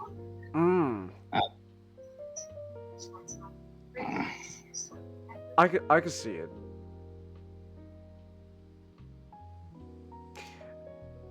But like Goldust originally, while like the way kind of Vince explained it was, he was a movie obsessed, a movie obsessed like flamboyant enigma. Thank you. Yeah, that original appearance right there, it's like that, where he's wearing the wig, he almost kind of, he's very reminiscent of like a certain group that was not very popular in the 90s. Yeah, I can see. Like, and so like Eugene, kind of like Goldust, is a character made better just by the person playing it. Because you get a sense that both men were straddled with a gimmick that in the hands of anyone else would have been dead in the water. But they acknowledge a lot of a lot of the hurdles, and they powered through to just make the thing their own. So like in Goldust's case, he'll eventually become a very beloved persona, and Eugene, although like unlike Dustin Runnels, who at this point is a respected wrestler within the industry, in and out of the Goldust gimmick. Nick Dinsmore, I don't think he ever got his dues. He's a very good wrestler, and you could see how much the Eugene character, he's very much putting in the effort. I think he once said that he got messages from I think I want to say he got messages with children from learning disabilities. And it's just how much they like the character. Just children just like the character because at the very least, even though the character himself is has insinuations to it, Eugene at the outset is a very man-childish character. He's kind of like he kind of has the mind of a child. He's excited about wrestling. In WrestleMania 21, he's saying this is the best WrestleMania moment since WrestleMania 3, where the midgets all ganged up on King Kong Bundy. And midgets are cool. Midgets are cool. Midgets are cool. Thank you. So you got like Eugene, not the best look, but there is someone who's got who's giving it his effort, and in pops out him. Why do you say him? Because you guys know what I mean. I know, but it's like what you're talking about. It's like, oh. Well, like Eugene is someone who like looks. He's someone who hasn't aged the best and wasn't created from like the best place, but is made better by Nick. The guy we're going to talk about is just a really bad idea in general, and no one can salvage it. But not. This is 2005. We are 4 years after 9/11, and things are heating up in the Middle East, man.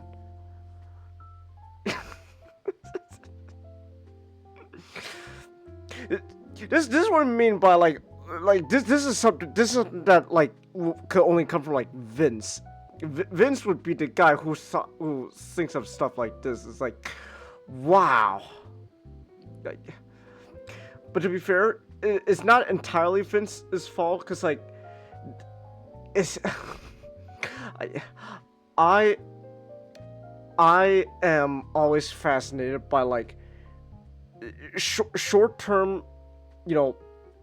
really like short-term thinking, like ideas for profit based off of like current like trends and all that. They always fascinate me. It's because especially when you look back at them now, it's like, wow, like, and this is one of them. Like, oh my gosh, even though it's been 4 years now, 9/11 is still pretty damn fresh in people's minds. It's still pretty fresh. Again, it's like, and things are heating up in the Middle East. So like Vince's infinite wisdom. All right. How do we boost like our viewers and all that, and our numbers and all that? I got it. We'll use the war on terror as a marketing strategy for wrestling.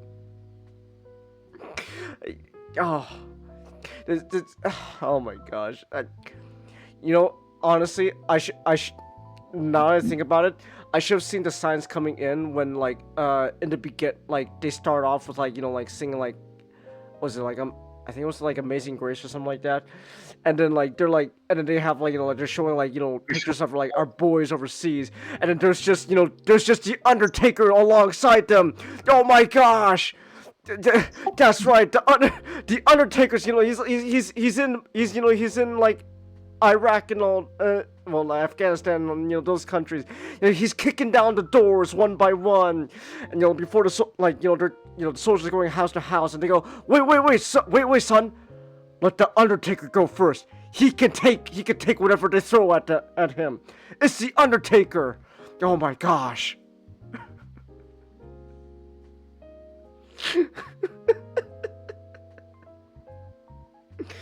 Oh my goodness.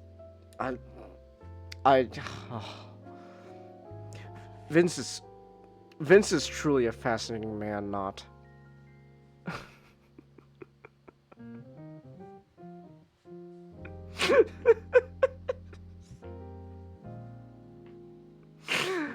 Guys, it's funny because we didn't get. I don't think I said the name yet, and we went on this whole tangent about about the War on Terror, but like Muhammad Hassan, he comes out. and Muhammad Hassan. he comes out with Davari, who like Davari can speak English, but like at this point he just speaks like I think. Is he actually speaking like a Middle Eastern language, or is it just gibberish? Yeah, he's actually speaking. Like, Okay, he is actually speaking. Okay, so at least it's not gibberish. Okay. Because if Vince told him to speak gibberish, like, oh, Vince, you truly are. Nobody's like you, Vince. Thank you.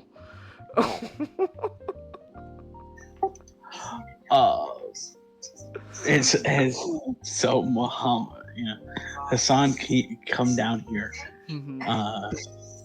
This American man who betrayed his country.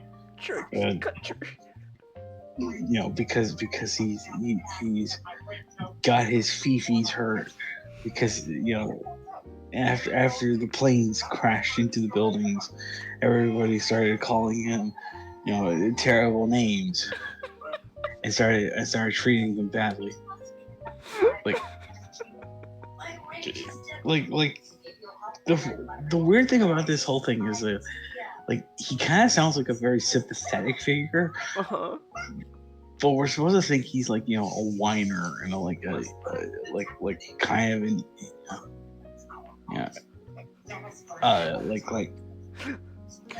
a bad person because he wants to I think the people's opinions on people of Middle Eastern descent is getting a little bit too much considering the current climate.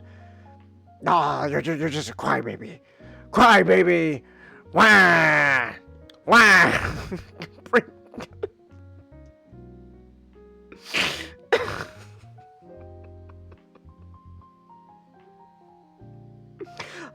I'm sorry. No, I'll let you continue. It's just thinking about more. It's just, oh my gosh. No, it's fine. I get it. So Muhammad Hassan comes down. He starts to talk about he starts to talk about the fact that he's not booked for WrestleMania, and he says it's based on discrimination. Which, to be honest, out of all of his cases, I don't believe this was based off discrimination. I just think no one really wanted to see him wrestle. No one wanted to see him wrestle. Not because he's Arab. Because, and so he decided, you know what? If they're not going to give him a WrestleMania moment, he'll just make his own WrestleMania moment. Oh, wonderful. And so he beat an image that only comes out of South Park, and the WWE. This man. Well, see, Trey Parker and Matt Stone, they would come up with as the same scenario, but it's for it's part of the joke. Vince didn't mean this has to be a joke. That's the difference. Vince wasn't joking when he came up with the scenario. So you got a Middle Eastern man who's going by the name Muhammad Hassan in a tumultuous time period post 9/11, beating up a guy who's pretending to be mentally challenged. Oh my gosh, we have. Oh my gosh, the best part. We haven't even gotten to the best part yet, but Vince, you are something else. So we got Muslim guy. Well, you know, he's got because his name is Muhammad, beating up poor Eugene. You, not you can tell what happens. Jesus Christ, Vince.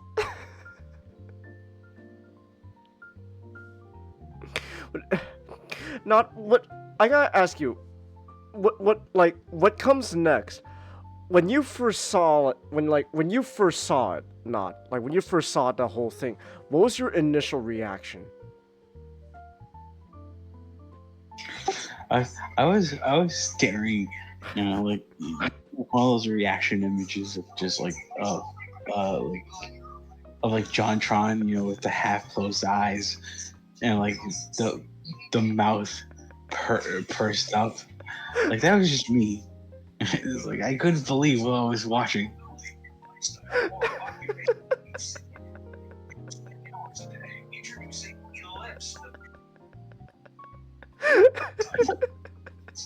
And then, like you said, it gets even better.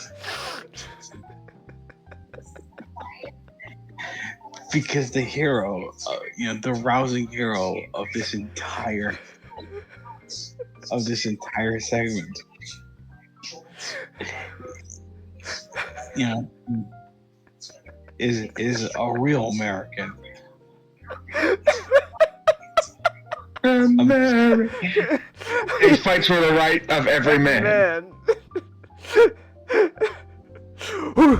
Who's the greatest wrestler ever? Macho Man! Take away his side bread!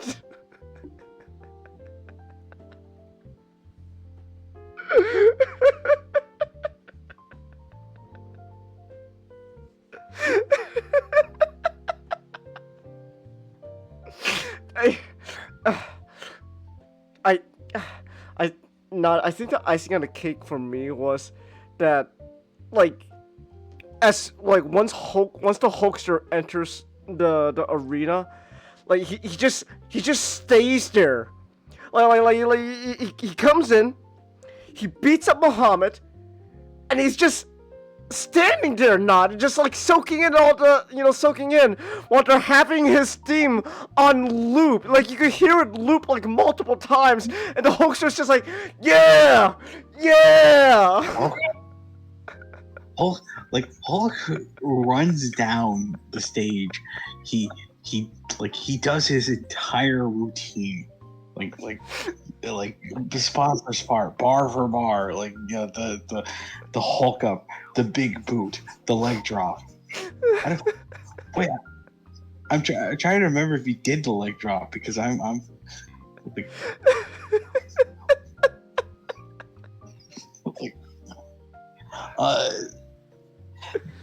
what I love the most about it is not even a match. So, like, you know, Muhammad Hassan could just run away with his tail between his legs. You know, still unbeaten. You know, still unbeaten. Oh, the Hulkster also doesn't Also, you forgot. I forgot to mention. You know, it's not just Muhammad. The Hulkster doesn't forget about the other guy as well. He like Davari tries to hit him with a chair, and Hogan at that moment just went, I'm not selling that. He fucking takes that steel chair. He's just looking at him all pissed.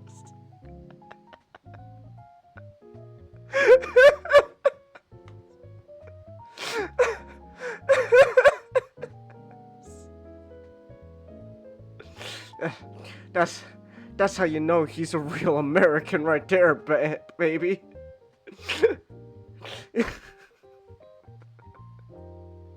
He's impervious to holding chairs. Oh, this is great. He's just standing there now. Get off the fucking stage, Hulkster.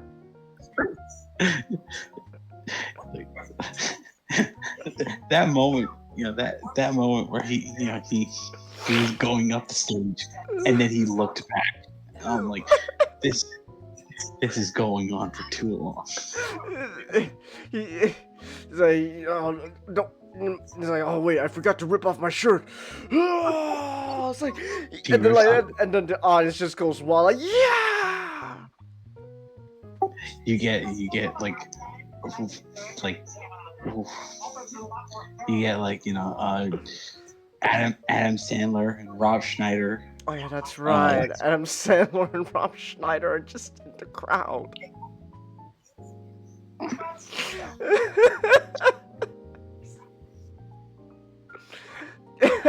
love it so much. I just started to remember my favorite thing about my favorite thing about like my favorite thing about it was sorry, like my favorite thing about like when I mentioned to you when we were watching this segment was like like this moment is all fine and good, but then like I mentioned that the Hulk's wife Linda is filming like the whole thing through her camcorder. I'm like, she's just like committing piracy, stealing money from Vince's pockets.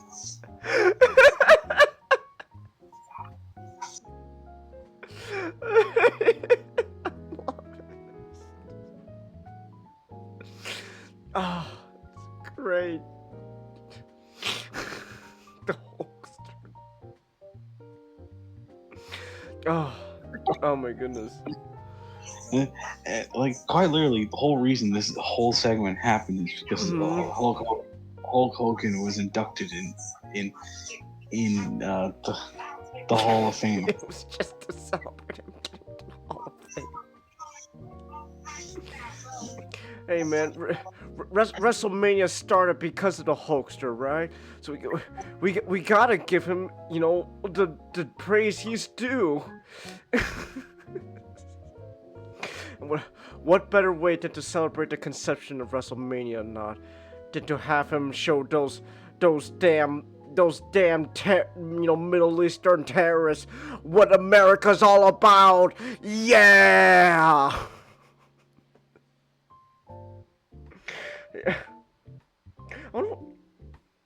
I wonder what was going on in like everyone's mind when Vince told him the plan for for like what was gonna happen. Like okay, so Hulk, so all right.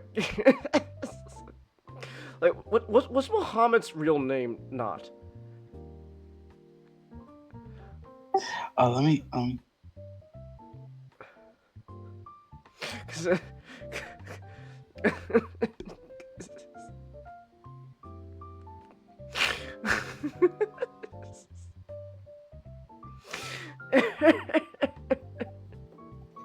It's Mark Julian Copani. So that's not even a Middle Eastern last name. That's Copani. That's not even Middle Eastern. It's like all right, Mark. Okay, so what's gonna happen is you're gonna.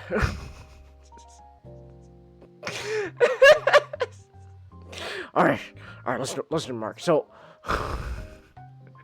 what's gonna happen is you're gonna go in, you're gonna start beating up Eugene. All right, you're gonna talk about how this is all part of racism and stuff. Vince, I don't really know about this. No, it's fine. And what's gonna happen, Mark, is then the Hulkster, he's gonna come in, he's gonna beat the shit out of you. Okay. No, Hulk, okay, after you beat, Daivari gonna hit you with a steel chair, and you gotta take it. You gotta look angry. Do good, brother. Alright, and then I actually wonder, like, I gotta know, I wonder if, like, maybe if if like Vince told Hulk to stay out there as long as he did, or the Hulkster just decided, you know what, I'm gonna milk every chance I got. Like it's like turns out the Hulkster was like just eating up all the time on his own volition. Like Vince just in the back, like, okay, come on, Hulkster, hurry up, Hulk. We got more matches to do. Get off the damn stage.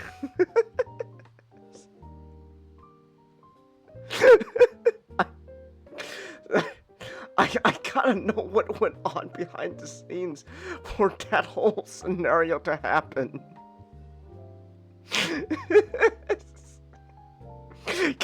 Get off the fucking stage, Hulk. To loop in his theme for like the 5th time. Oh my goodness. Anyways, there's still more to the night, to this whole thing, but like, what a great set piece, Vince. Thank you. Thank you, Vince. Very cool. Oh my goodness. Oh my gosh, I love. So, anyways, the next match, not. The next match is The Undertaker versus Randy Orton. That was alright. I think it's like a great match. I think it was a fun match. Don't get me wrong. I think it was. I think for me is okay. Not the next match. The next match is the women's match, and women's matches. Well, I guess we'll talk more about it when we get it. But like the next match after the women's match, I think like for me that was like that kind of overshadows the Undertaker versus Randy, because like that was the was like the 5th match. That was great shit right there. That was great shit. But I like the Undertaker versus Randy. So I think it's just kind of interesting because like it's the Undertaker, and then like, oh my gosh, Undertaker, WrestleMania, oh, holy shit, this Randy, what are you doing? Get out of there! But yeah, it was fun. I liked it. It was fun. But like, what do you guys say about it or not? Well, like I like the match because it's it really is just a showcase of just Randy Orton, like his rising stardom. This is like we're not yet at the point of where like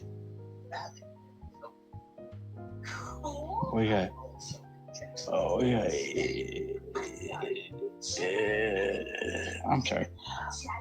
Oh, that's fine. What are you trying to think of? I was just gonna say, this is the moment where he's a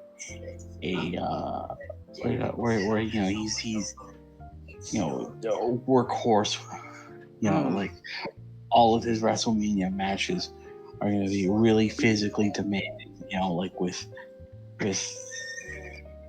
Sean, and Batista and Triple H.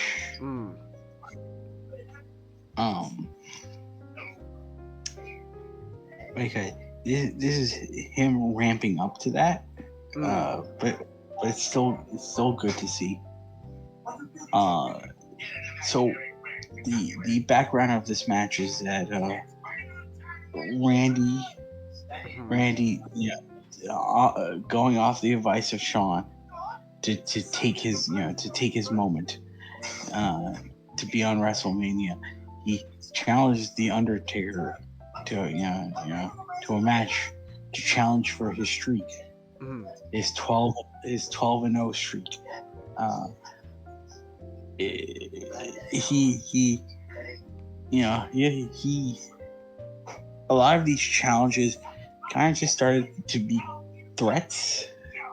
Like, for some reason he decided, to show how serious he is. He did an RKO on his on-screen girlfriend, Tori Wilson, which is incredibly based. I kid. But like, what was it? Like, and eventually,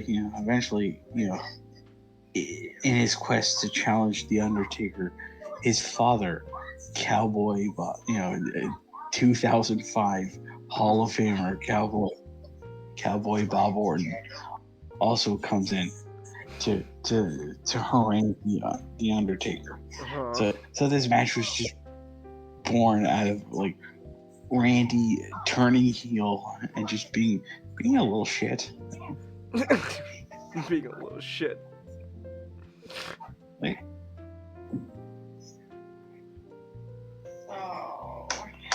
but yeah, like I really like the match. I like how physical it is. You got the soup bones and the ham hocks. I can't tell you which is which because Taz on commentary kind of uses it interchangeably, but he was throwing the soup bones and the ham hocks. And there's there are a lot of great moments. I love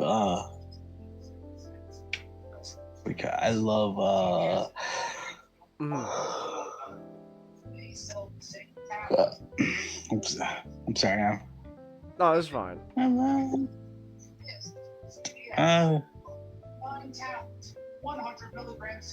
It was the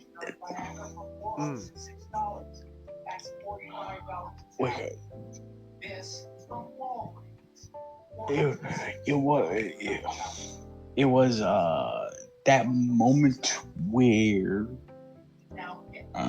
cause I'm trying to remember because like I don't want to just say like the end where Randy tried to do the tombstone, but then the Undertaker countered it into his own tombstone, which is really cool. That was pretty cool. Like,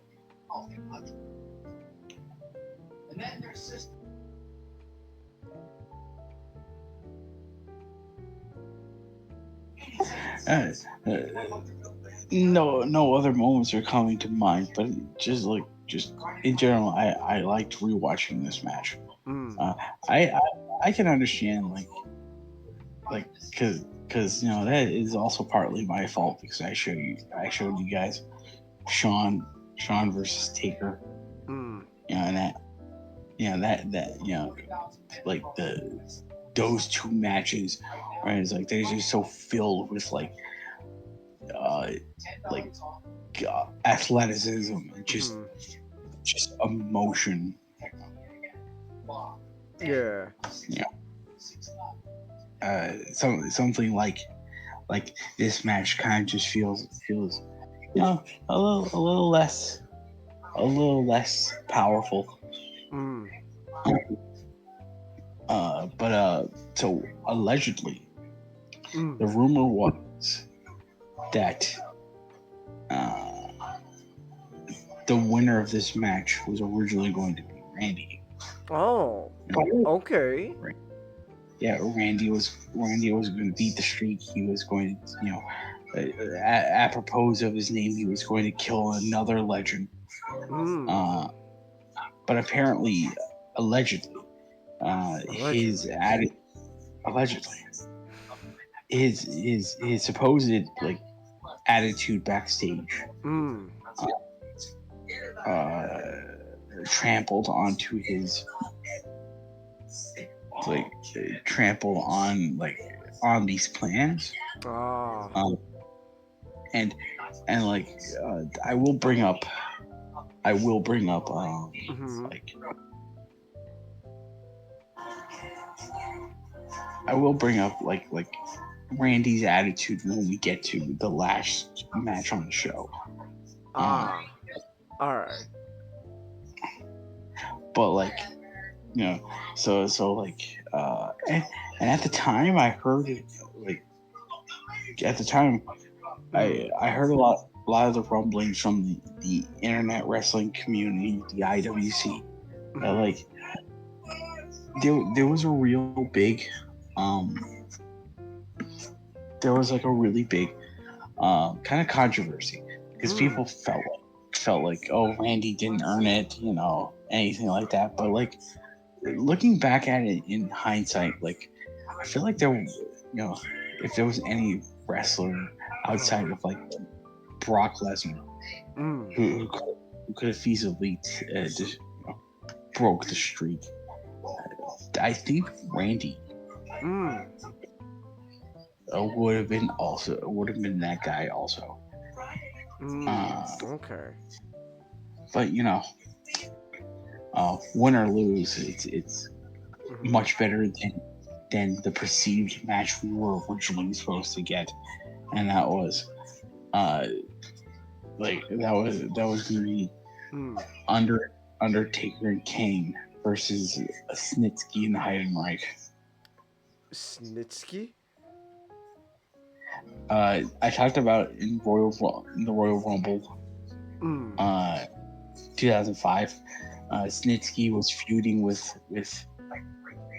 Kane because the year prior there was a storyline where Kane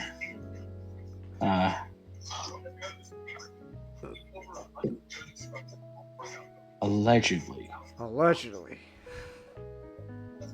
you know, forced himself onto a woman and had, you know, and they married against her will.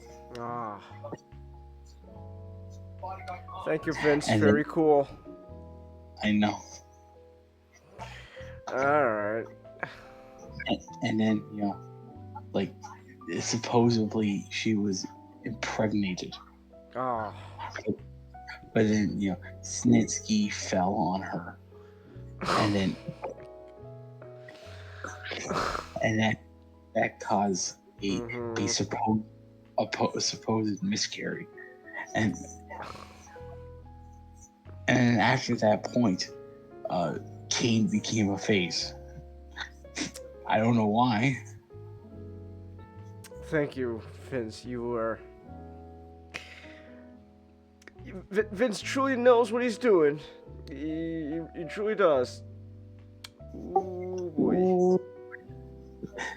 So like, yeah, Snitsky was feuding with Kane, and then like Heidenreich was feuding with the Undertaker. Like they try to set up the seeds with that at like WrestleMania 25, where during the casket match, you know, Snitsky and Kane just come in to help out their respective man in the match. And then that ended with them fighting each other. Okay. So you know, I still think, you know, at the very least, Randy Orton versus Undertaker was the best result we could have gotten. I see. And now we go on to, you know, something that like, well, we disagree on degrees. We still think, you know, is at the very least a really good show, you know, a really good match. We move on to crap, adulterated crap.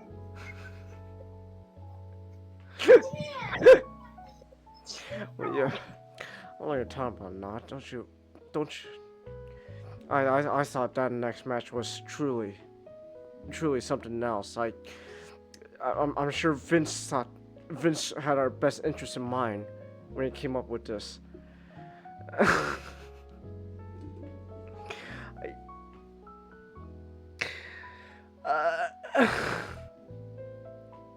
Alright.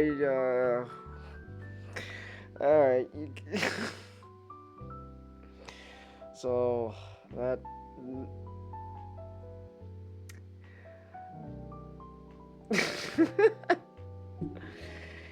Oh, boy. Well, it is what it is, man. It is what it is. So, Christy Hemme versus the woman's champion Trish Stratus. So this match came about because Christy Hemme, is pictured in Playboy, and I guess like Trish Stratus, she had nothing better to do, so she had to call her a skank and write slut on her back. There's a joke to be said here. Thank you, Vince. You know what? Hear me out. If this is what, women's championships fights are gonna be like, maybe not saying definitely, but there's maybe the chance of Vince literally shitting on a woman might be a little higher than I thought. Just saying. But like we're years away from like the women's revolution in the WWE. Sounds like. Oh, I'm gonna assume there's a vast improvement with women's wrestling nowadays compared to what we saw. Yes. Okay, cause I think also like what really says a lot about that match was like just how short it was. That was so short. Probably that way to protect, kind of made that way in order to kind of protect Trish and Christy, because damn, Christy Hemme had no reason to be in this match. Like she was greener than the grass.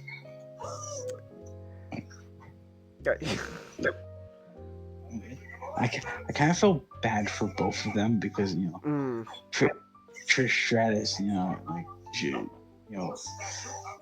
she's a much better wrestler.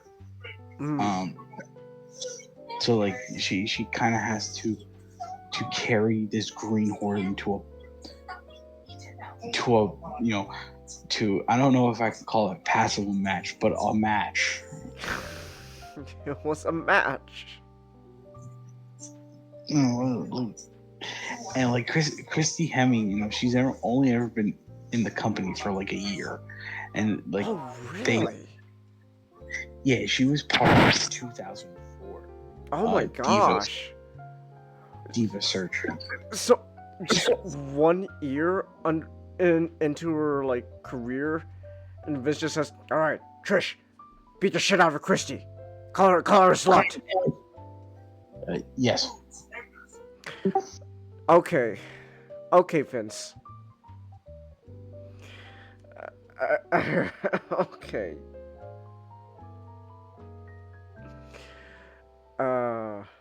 Alright. Well.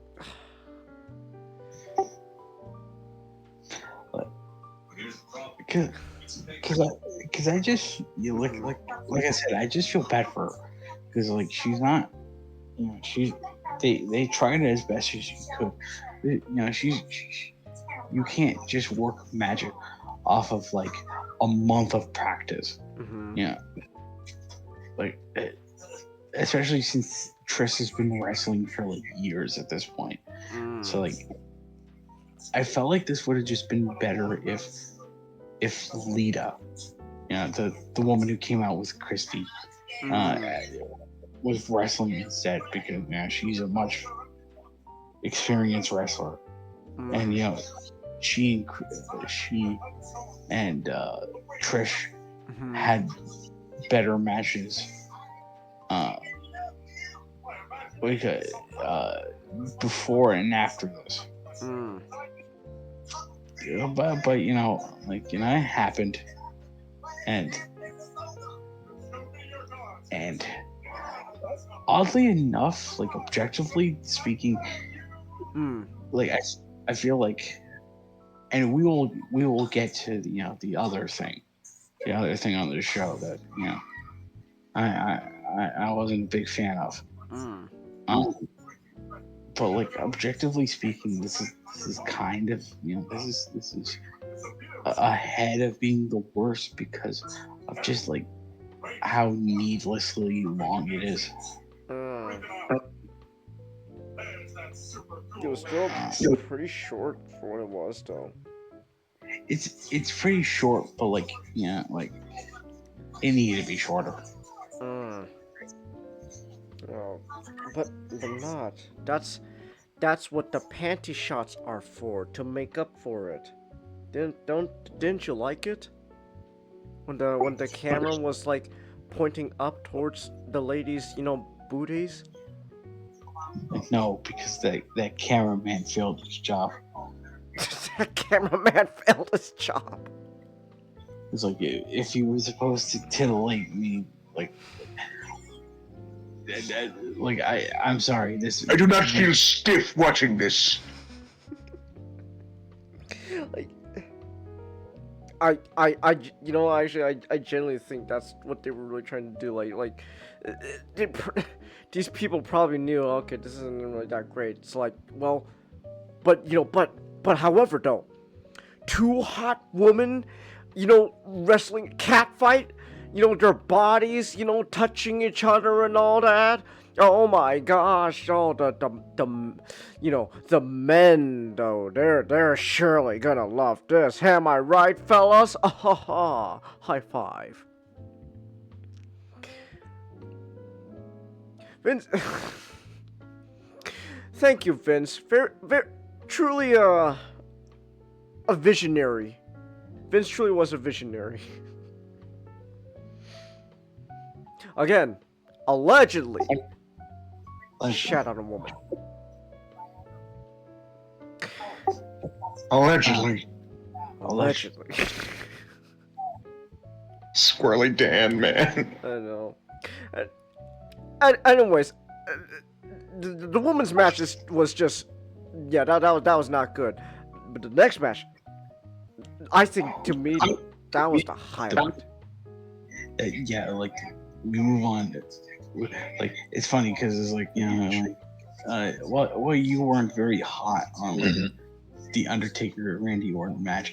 I thought it was really great, but like you go on to like a very good match to like bottom of the barrel, and then you go straight up to peak again. Like that was really good. Like we get Kurt Angle versus Shawn Michaels. You suck. You suck. That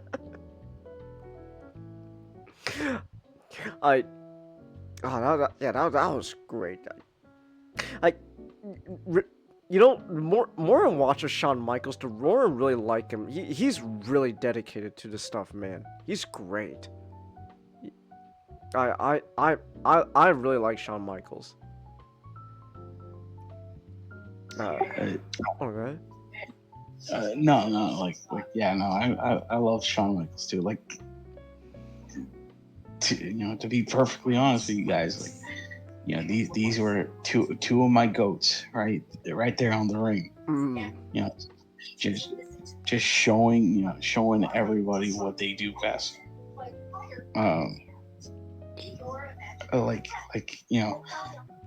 With Kurt Angle, he only ever wrestled in like 8 WrestleManias, and really? almost That's it? Yeah, because Wow. like after a year, he's gone from the company. He goes on to TNA. Oh, okay. Like where he gives the world this image. Let's see. I want to see TNA with Kurt Angle.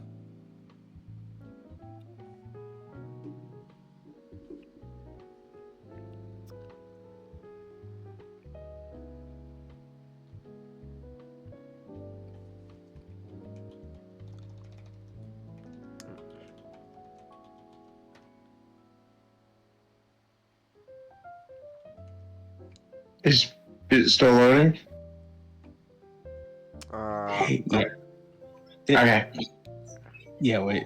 Yeah. This. Ah, man. Damn. I'm trying to. Big image or something. I'm trying to find the best version of it. Okay, this is as good as it gets. All right. Let's see what we're working with.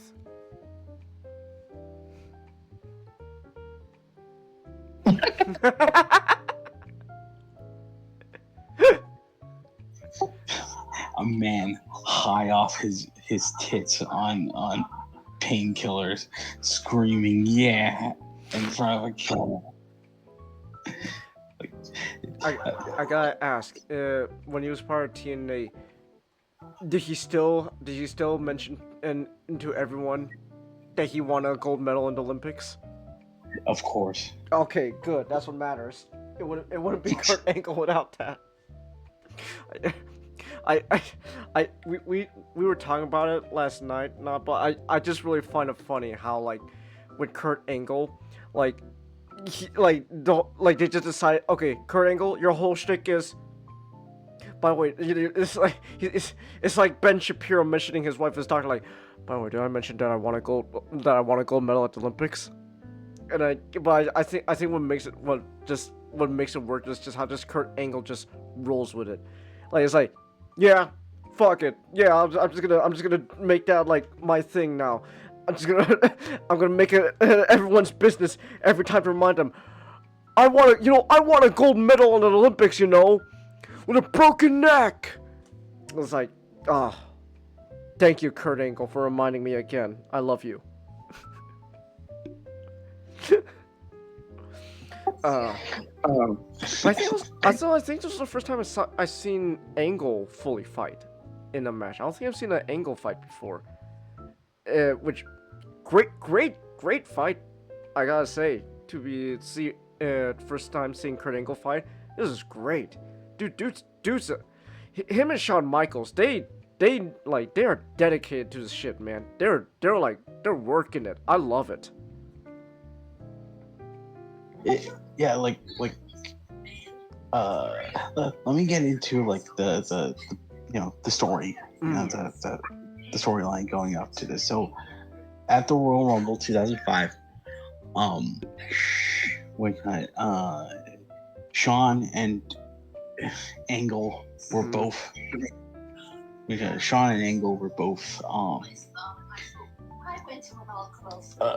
Michael and Angle were both in the match, the Royal Rumble match together. Mm-hmm.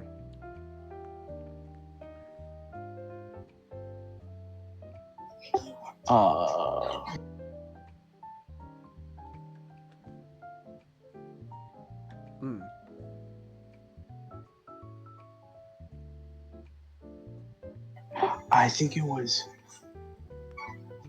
It was.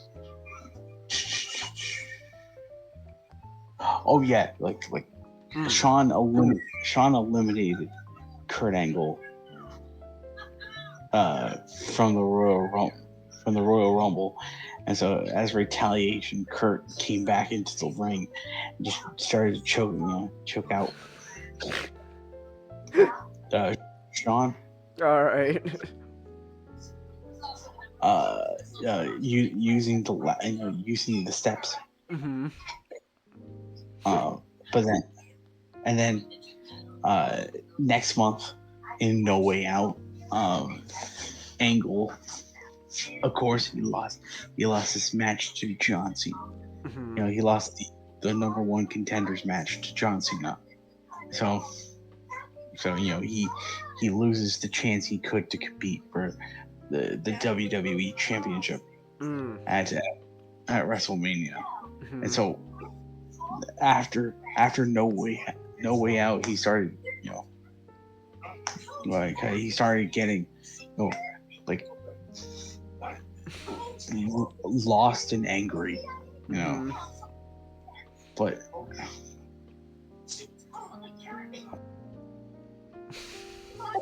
But but like Sean decided, you know, WrestleMania is coming up, so you know I gotta, you know, I'm Mr. WrestleMania. I gotta, Mm. you know, I gotta prepare to, you know, make the show really great. Mhm.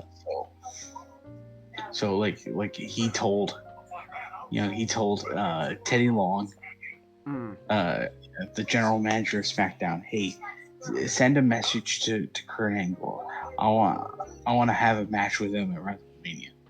So Mhm.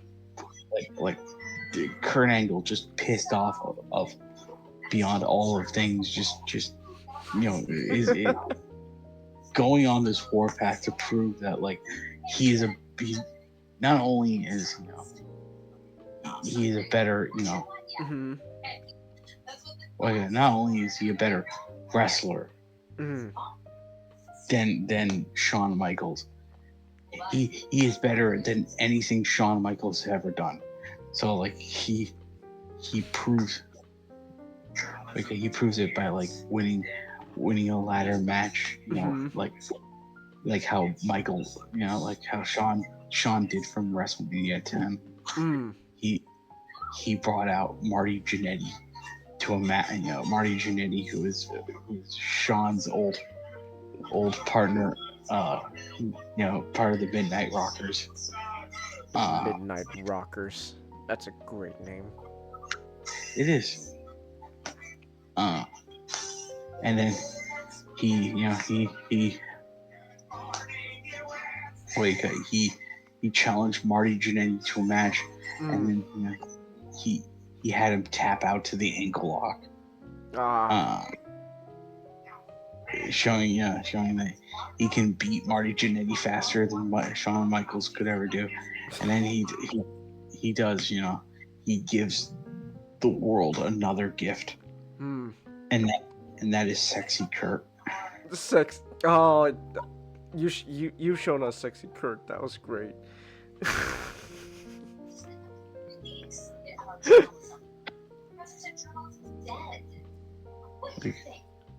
Mm. Like and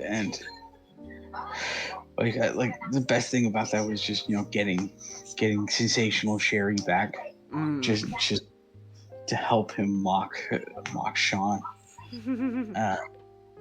And then like for Sean, his entire thing is just going, you know, like, man, you know, like, man, I don't care if you're salty, Mm. Kurt, because you know what, I'm you know, I'm high on life. I'm gonna you know, I'm gonna just show the audience like such a great time. Mm. And then that's how we get this match right here. Mm. Which like, this is a very unique match because Sean, like Mhm. Sean is usually, you know, he's a very flashy wrestler. He's a very high flyer. So Mm. like, whenever the opportunity arises where Sean just has to do mat wrestling, it's very interesting because like you don't ever get to see him do it much, but he's really good at it. Mm. Like, you know, like that opening, you know, that opening, like just those opening few seconds where like they're trying to counter each other, Mhm. hold for hold. It's just amazing. Yeah. And then like eventually, you know, it explodes to like them going out of the ring, Sean doing a moonsault Mm. from the ring.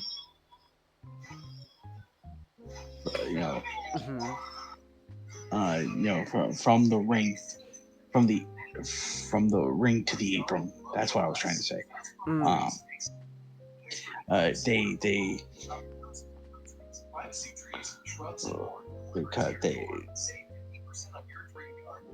They fought on the apron. Like Sean did try to do the elbow drop Mm-hmm. off the top rope. That failed. Like you got Angle just slapping on the ankle lock. Yeah. The ankle. And failing to do it the first time. Mm-hmm. And then you got him trying to put Sean away with the moonsault. Mm-hmm. And that fails. But then the big part of the match is just Sean finally getting to do the sweet chin music. Mm-hmm. And everyone just popping. Yeah. It is one of those matches. Like it's just one that match where no matter who wins, like the audience is just gonna it's a cliche to say this, but it doesn't matter who wins because the winner here is just the audience. Mm. Because they get to see a just an all-time classic. Mm-hmm. Yeah, that was great.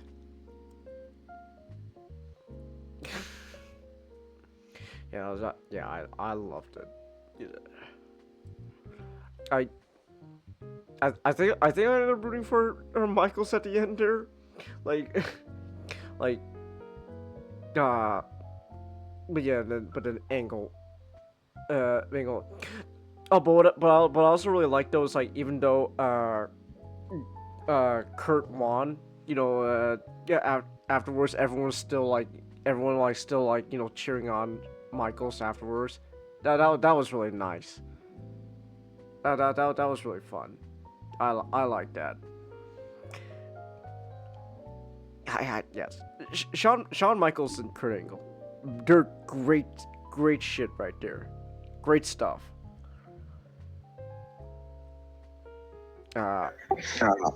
And now we get to.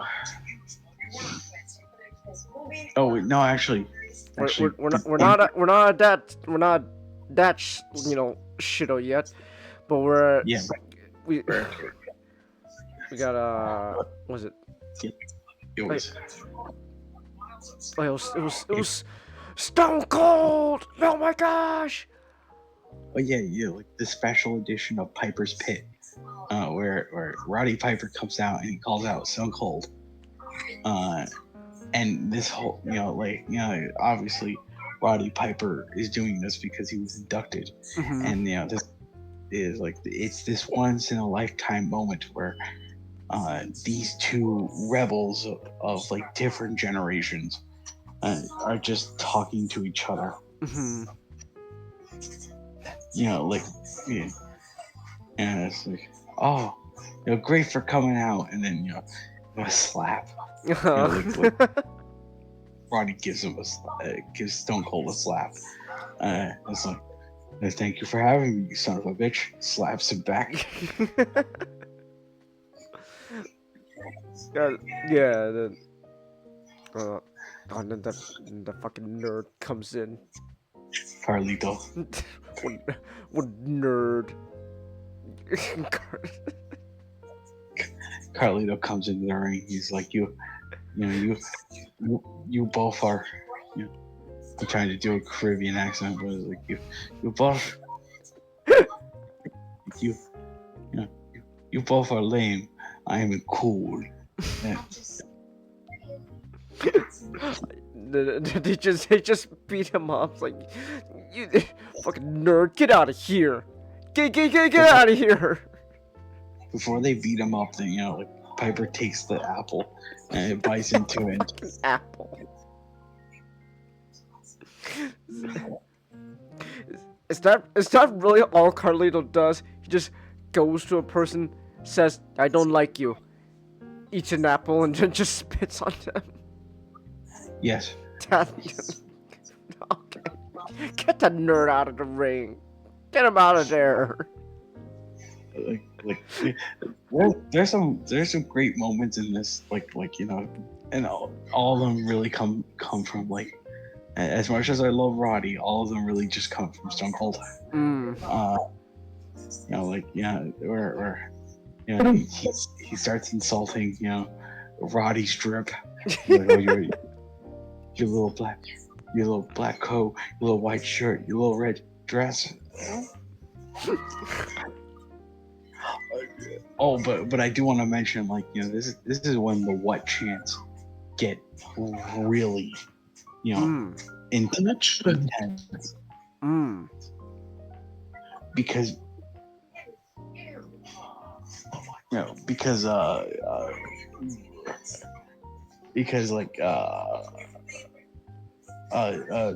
Stone Cold is now on the stage, and the audience is shouting what, and then you just get that great moment of just Roddy without a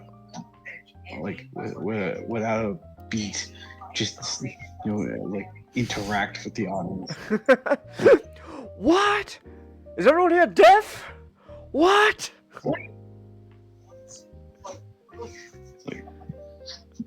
And then that moment after they're done, beating the shit out of Carlito, and then they're celebrating. With They're just downing beer.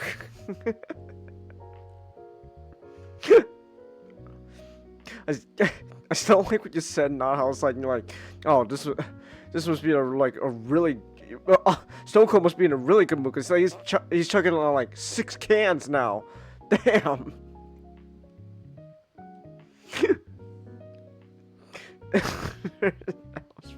That was fun. Just yeah, here's a beer for you. Here's a beer for you. Chug. Just drinking. Were you gonna say something? I was just gonna say, it was he keeps giving cans to Roddy, and he's trying to keep up.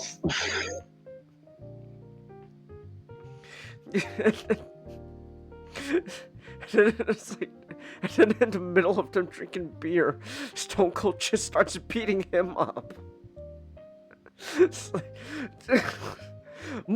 all the beer for myself now. So, it's a great all-time moment. And now finally we get to it's the big show, Nato! The big show! He's facing off against Akibono, and in a sumo match. I mean, I guess it's open. You could say that it's a wrestling match, but it's a different kind of wrestling match. But one that one of the participants have never been in.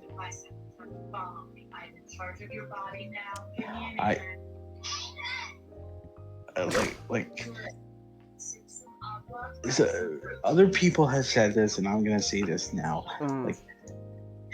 At WrestleMania, out of all the celebrities you can get for this, I am surprised. They're all out. They're all out in the audience and watching the show.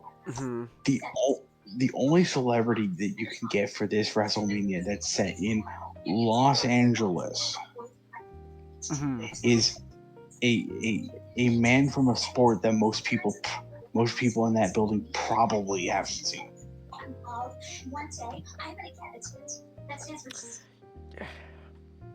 No one doesn't like Vince. Thank you, Vince. Your wisdom truly shines. I mean, like Billy Corgan was there. You could probably, if you probably asked him, hey, Billy Corgan of the Smashing Pumpkins, you're a big wrestling fan. Would you like to come in and do a bit? You can wrestle the Big Show. You can wrestle the Big Show, of course. I mean, he's got nothing to do. He's just out here in a diaper.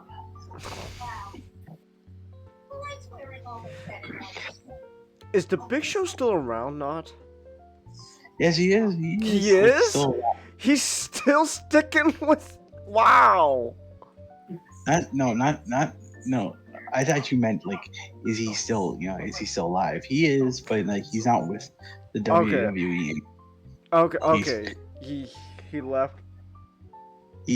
To be fair, Chang, he was in the company for a very long time. Oh. Like, I am surprised about that. Like, but now he's in the AEW. Oh, okay. So, but like like, I still can't believe he's been with the company for a long time, considering the bullshit they had him do. Like, I'm not kidding. Like, I'm not kidding when my reaction when we watched it last night, because I'm like, man, like, imagine telling him like, okay, you're gonna go out there, you're gonna wear like this diaper where everyone can go see your ass, and then like you're going to lose at a worked match that you're not very, you wouldn't be normally good at anyway. Alright. According to Wikipedia, the WCW from 95 to 99, he was known as the Giant. Which honestly, I think the Big Show's kind of a funny name, but like, I think the Giant's better. But then again, maybe like, like Andre or something like that. But like, I don't know. Well, no, Chingus, that was calling him the Giant was like, that was intentional because of Andre. Oh, it was intentional. Okay. Back in the magical year of 1995, he was introduced as the son of Andre. Oh my god. Who came to WCW to do battle with the immortal Hulk Hogan.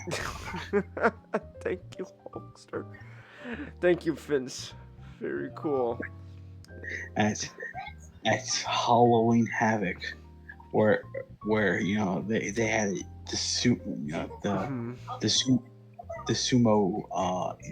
sumo monster truck battle, and then that ended with the Giant falling off of Coble Hall.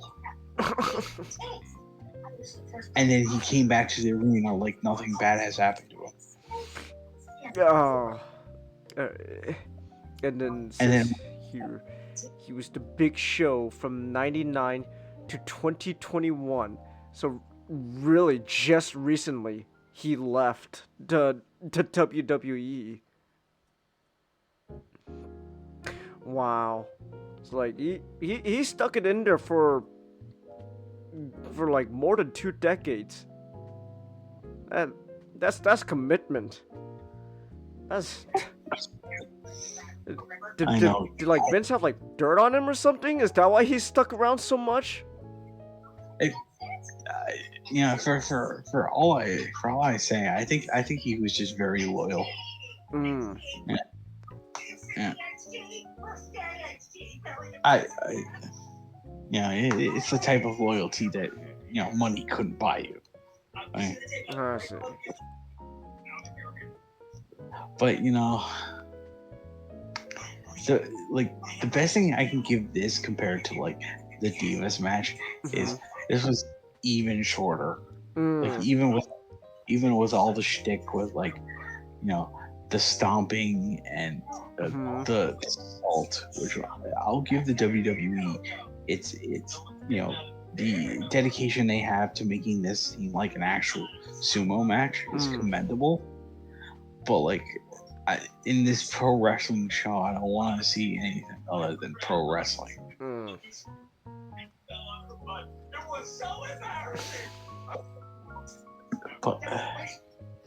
But then we move on to the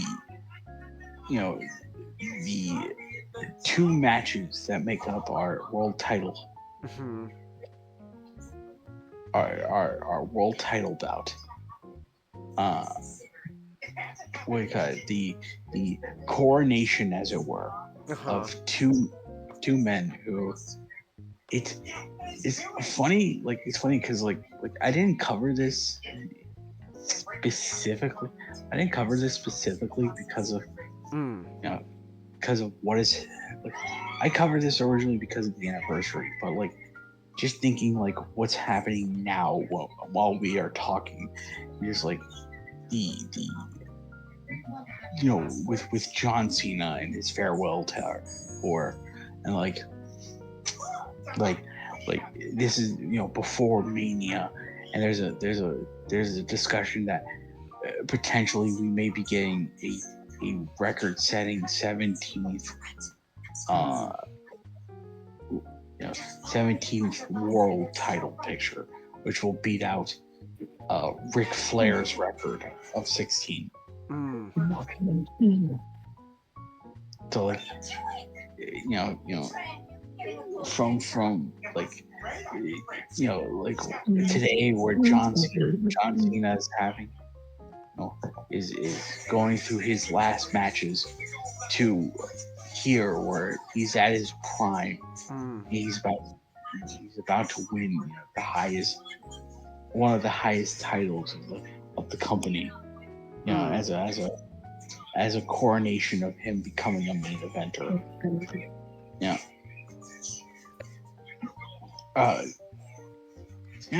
It's funny how that happens, So John Cena versus JBL for the WWE Championship. This match was set up because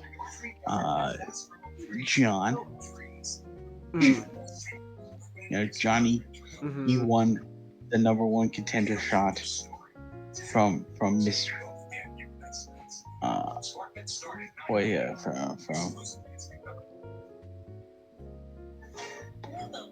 From Mr. Angle. And so for weeks after No Way Out, like for a month and weeks, John would butt heads with JBL, and then Teddy Theodore Long made it a point. Hey, hey, like, I understand,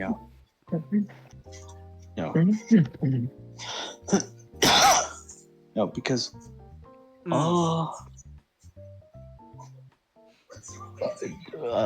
let me just say this. Well, let me just say this before. During the feud between JBL, John Cena would lose the U.S. Championship, and JBL will destroy it and bring back the old belt. Have you guys ever seen like what Cena's version of the U.S. Championship looked like? Let's see here. John Cena, U.S. Champion belt. Whoa. Oh, okay. All right, Mr. Cena.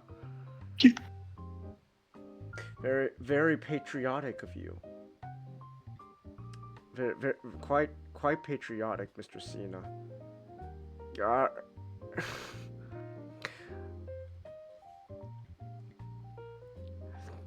All right, interesting. Yeah, it spins. Oh, it spin? Oh, I didn't know that. Oh wait, now I see it in another picture. Oh, that's fun. it is fun. So like he lost the United States Championship. Mhm. Um,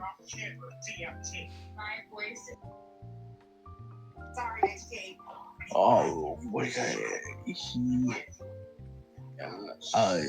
so so he tries to retaliate by bringing in a pipe so he could go bring JBL for losing his title, which I think is extreme, but like he does his thing. All right.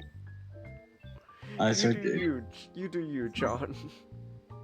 you do you, John. So Teddy Long tells him, "Hey, you can't be doing all this stuff, man. Yeah, this is a wrestling show." And he tells John Cena, "Okay, if you do any way to harm JBL, the match is called off. Mm. But if JBL does anything to provoke you, you're free to retaliate." So that's just what he did. For weeks, he just decided to piss off JBL so that he'll try to throw the first punch Mhm. so he can get away with just beating up JBL without getting the match canceled. Mm. And we end up here. Oh. This was an alright match. Like Yeah, it was alright. it, like I think the problem with this match really is just there's no emotion. Mm. It's too simple for its own good. Like Mm. like wake up. I mentioned this before in the No Way Out review. Mhm. The match he had with Angle, with Angle, it was. You could say it wasn't the most perfect of matches, but what really elevated it was just everyone was just behind John Cena. Mm. And like they wanted to see him, they wanted to see him win. They wanted to see him go to WrestleMania. The match, the people watching the match was right behind him every step of the way. So you get to hear where it kind of just feels like a combination of nothing exciting is going on in the ring, and also just they're blown up because all the other exciting matches have happened already, and so there's nowhere to go from there. So it's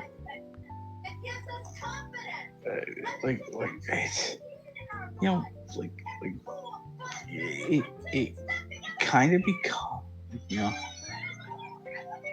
it kind of becomes like just tepid as a result.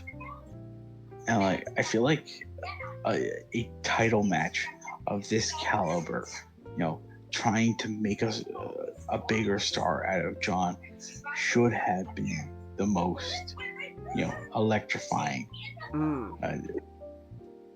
as it could be. But no, really, the match just kind of ends up being all right. I mean, it's interesting to see where John will win his first of many championships. But I feel like there could have been a better match to elevate John as to elevate John onto that higher level, and this wasn't that match. Hopefully, because I think JBL, the feud doesn't end there. So JBL and John Cena are gonna have a rematch at, I think, either Backlash or Vengeance, and I hope it's a lot better than this.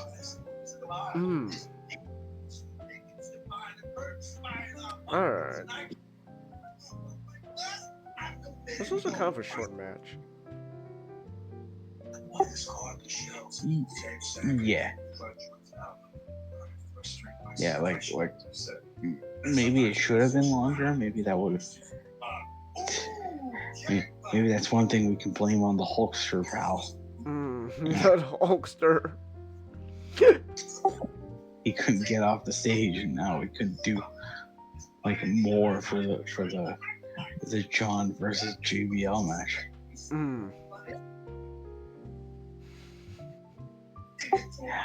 I did want to mention, because I didn't do it before, about like JBL's entrance with like the money coming out of the wrap.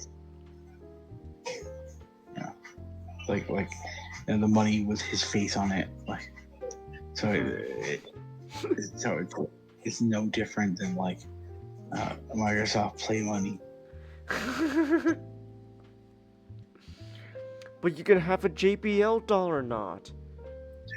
I know.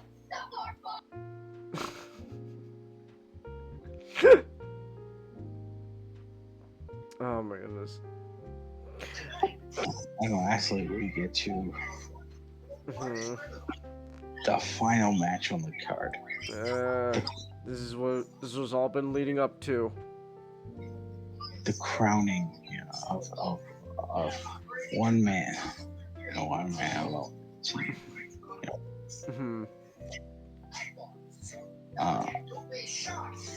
Mr. Batista. Mr. Batista. Yeah. So, Batista versus Triple H.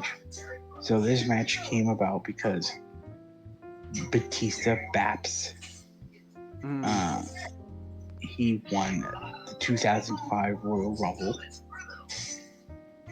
and like in the coming weeks, there were moments where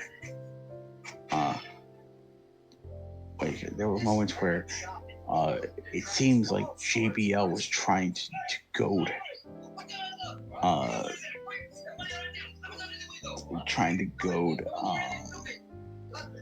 Dave over to the blue brand and to challenge him by playing a video on Raw and just like having his dress my bad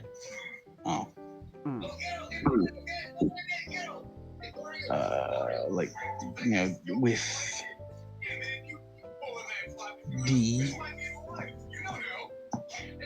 with with like his limousine showing up at Raw.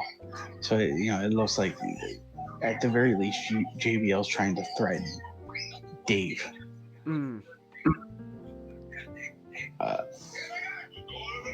But then after No Way Out, after completely sealing the show, the following Monday, it was revealed that like the video shown on Raw, the limousine, everything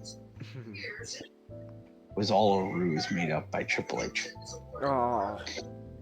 He wanted Dave outside of the match. Oh my gosh. He wanted to completely because he's a kind of a little scared cat. All right. So during the contract signing, a very famous Raw moment happens where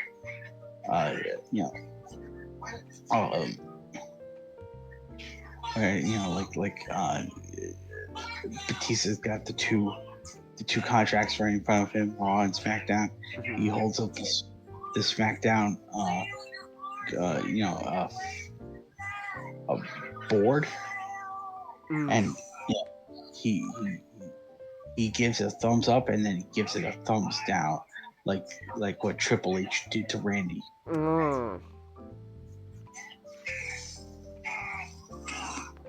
So like, Batista, he leaves Evolution.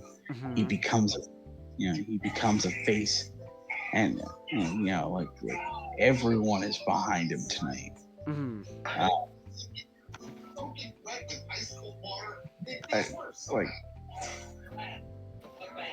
This, funny enough, this has kind of the opposite problem of like John Cena versus JBL, and that this is just way too overbooked. Like you got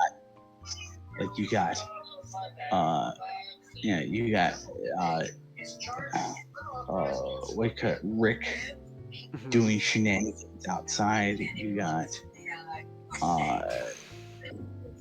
weapons. You got interferences. You got all this stuff. I'm like, this just seems excessive. But I think it edges out from the last match because maybe you need that excess. I mean, this is the main event. Everything has been leading up to this. You want to make this as big as possible. Yeah, no, I understand that. Don't get me wrong. But like, in the end, the disappointment of the show kind of comes down to the last two matches. I really feel like Cena and Batista really deserved better. I know for a fact that after this match, like Triple H and Batista are gonna have more matches. Like the feud is not over. And there's a really good match inside the Hell in a Cell at Vengeance. So like, a part of me thinks that maybe that could have been done for like WrestleMania instead. To really drive home that how impressive Batista is. Because this really does feel like this really feels like a Triple H match through and through. He's slowly disassembling you, but like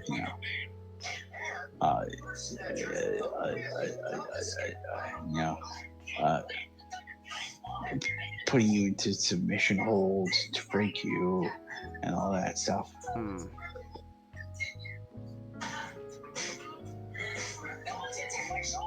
But like ultimately, he wins.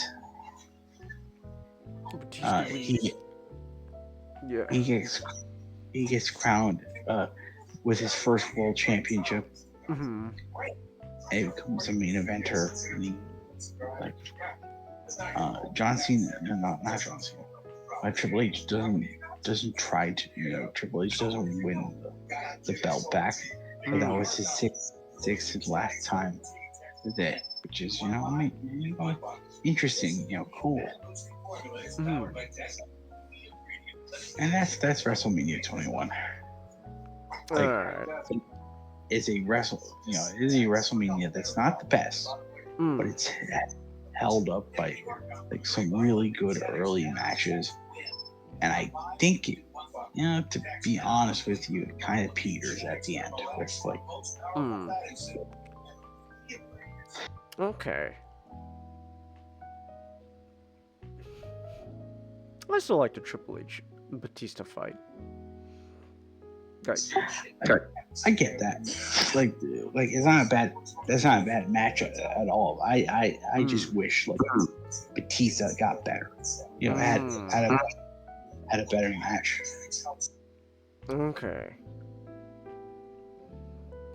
All right then.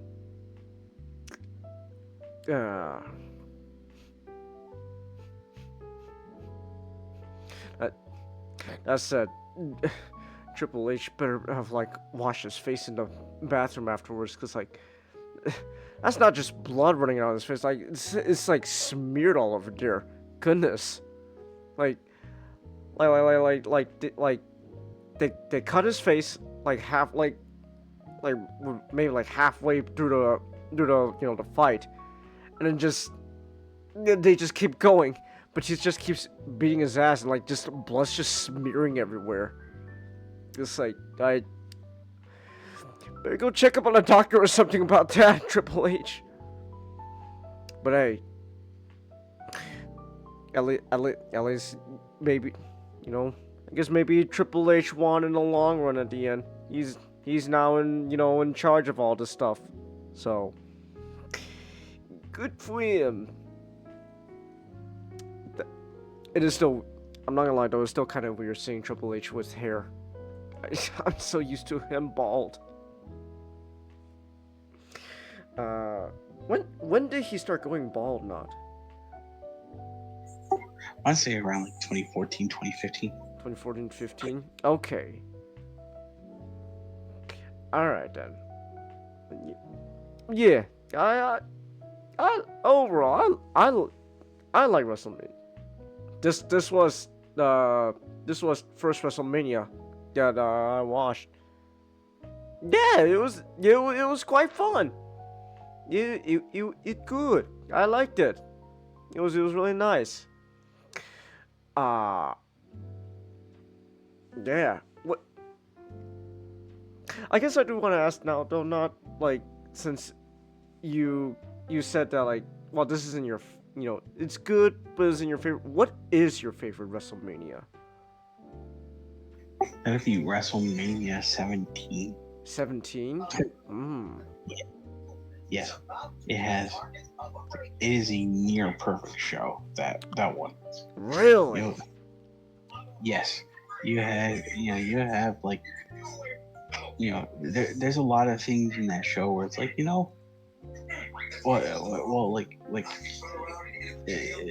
like that I just keep thinking about. I'm like, man, that's a really good one. That's a really good thing. You have a triple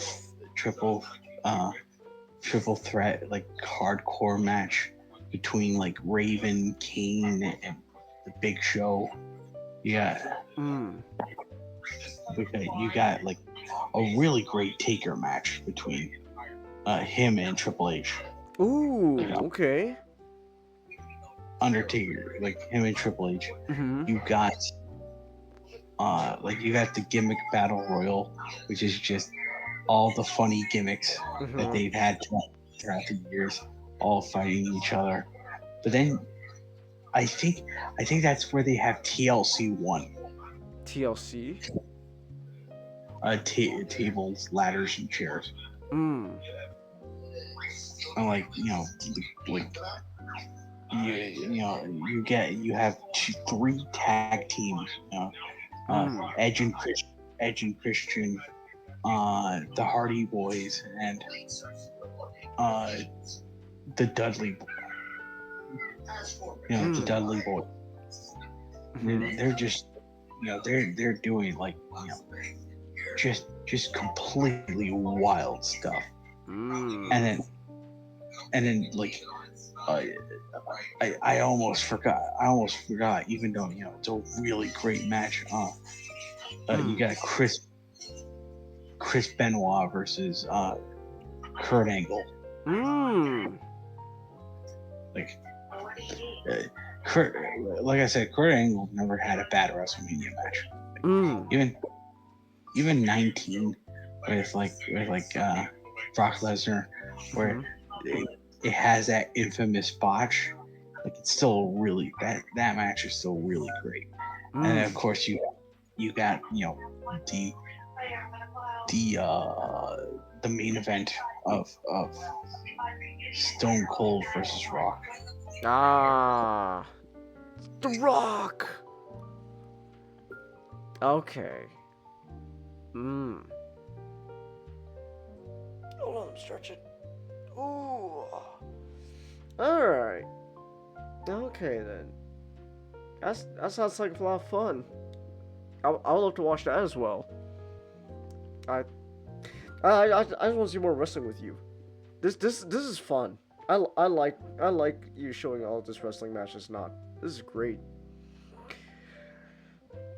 Well, I'm stretching. Oh, but yeah, I liked it. WrestleMania 21 held at the Staples Center, and it should be the Staples Center again. All right. What time is it, by the way? It is 1:14. Okay. Yeah. Like I didn't expect we were gonna go this long, but like, yeah, it'd be how it be. It'd be how it be. Hey, that just means you're passionate about your topic. That I was actually about the same thing.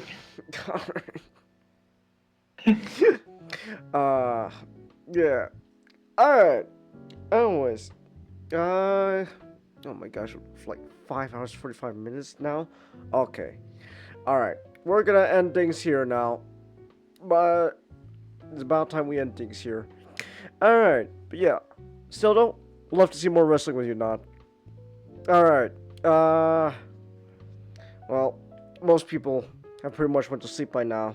But I don't know, anyone's still awake. No stream tomorrow.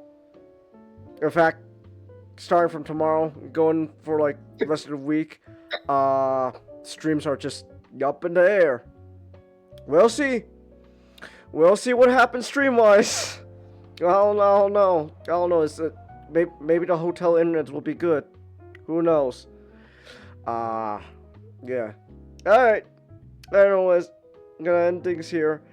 Thank you everyone that came. Thanks everyone watching in the replays who stuck around. And until next time. Good night. I dropped something. I'll pick it up later. Night.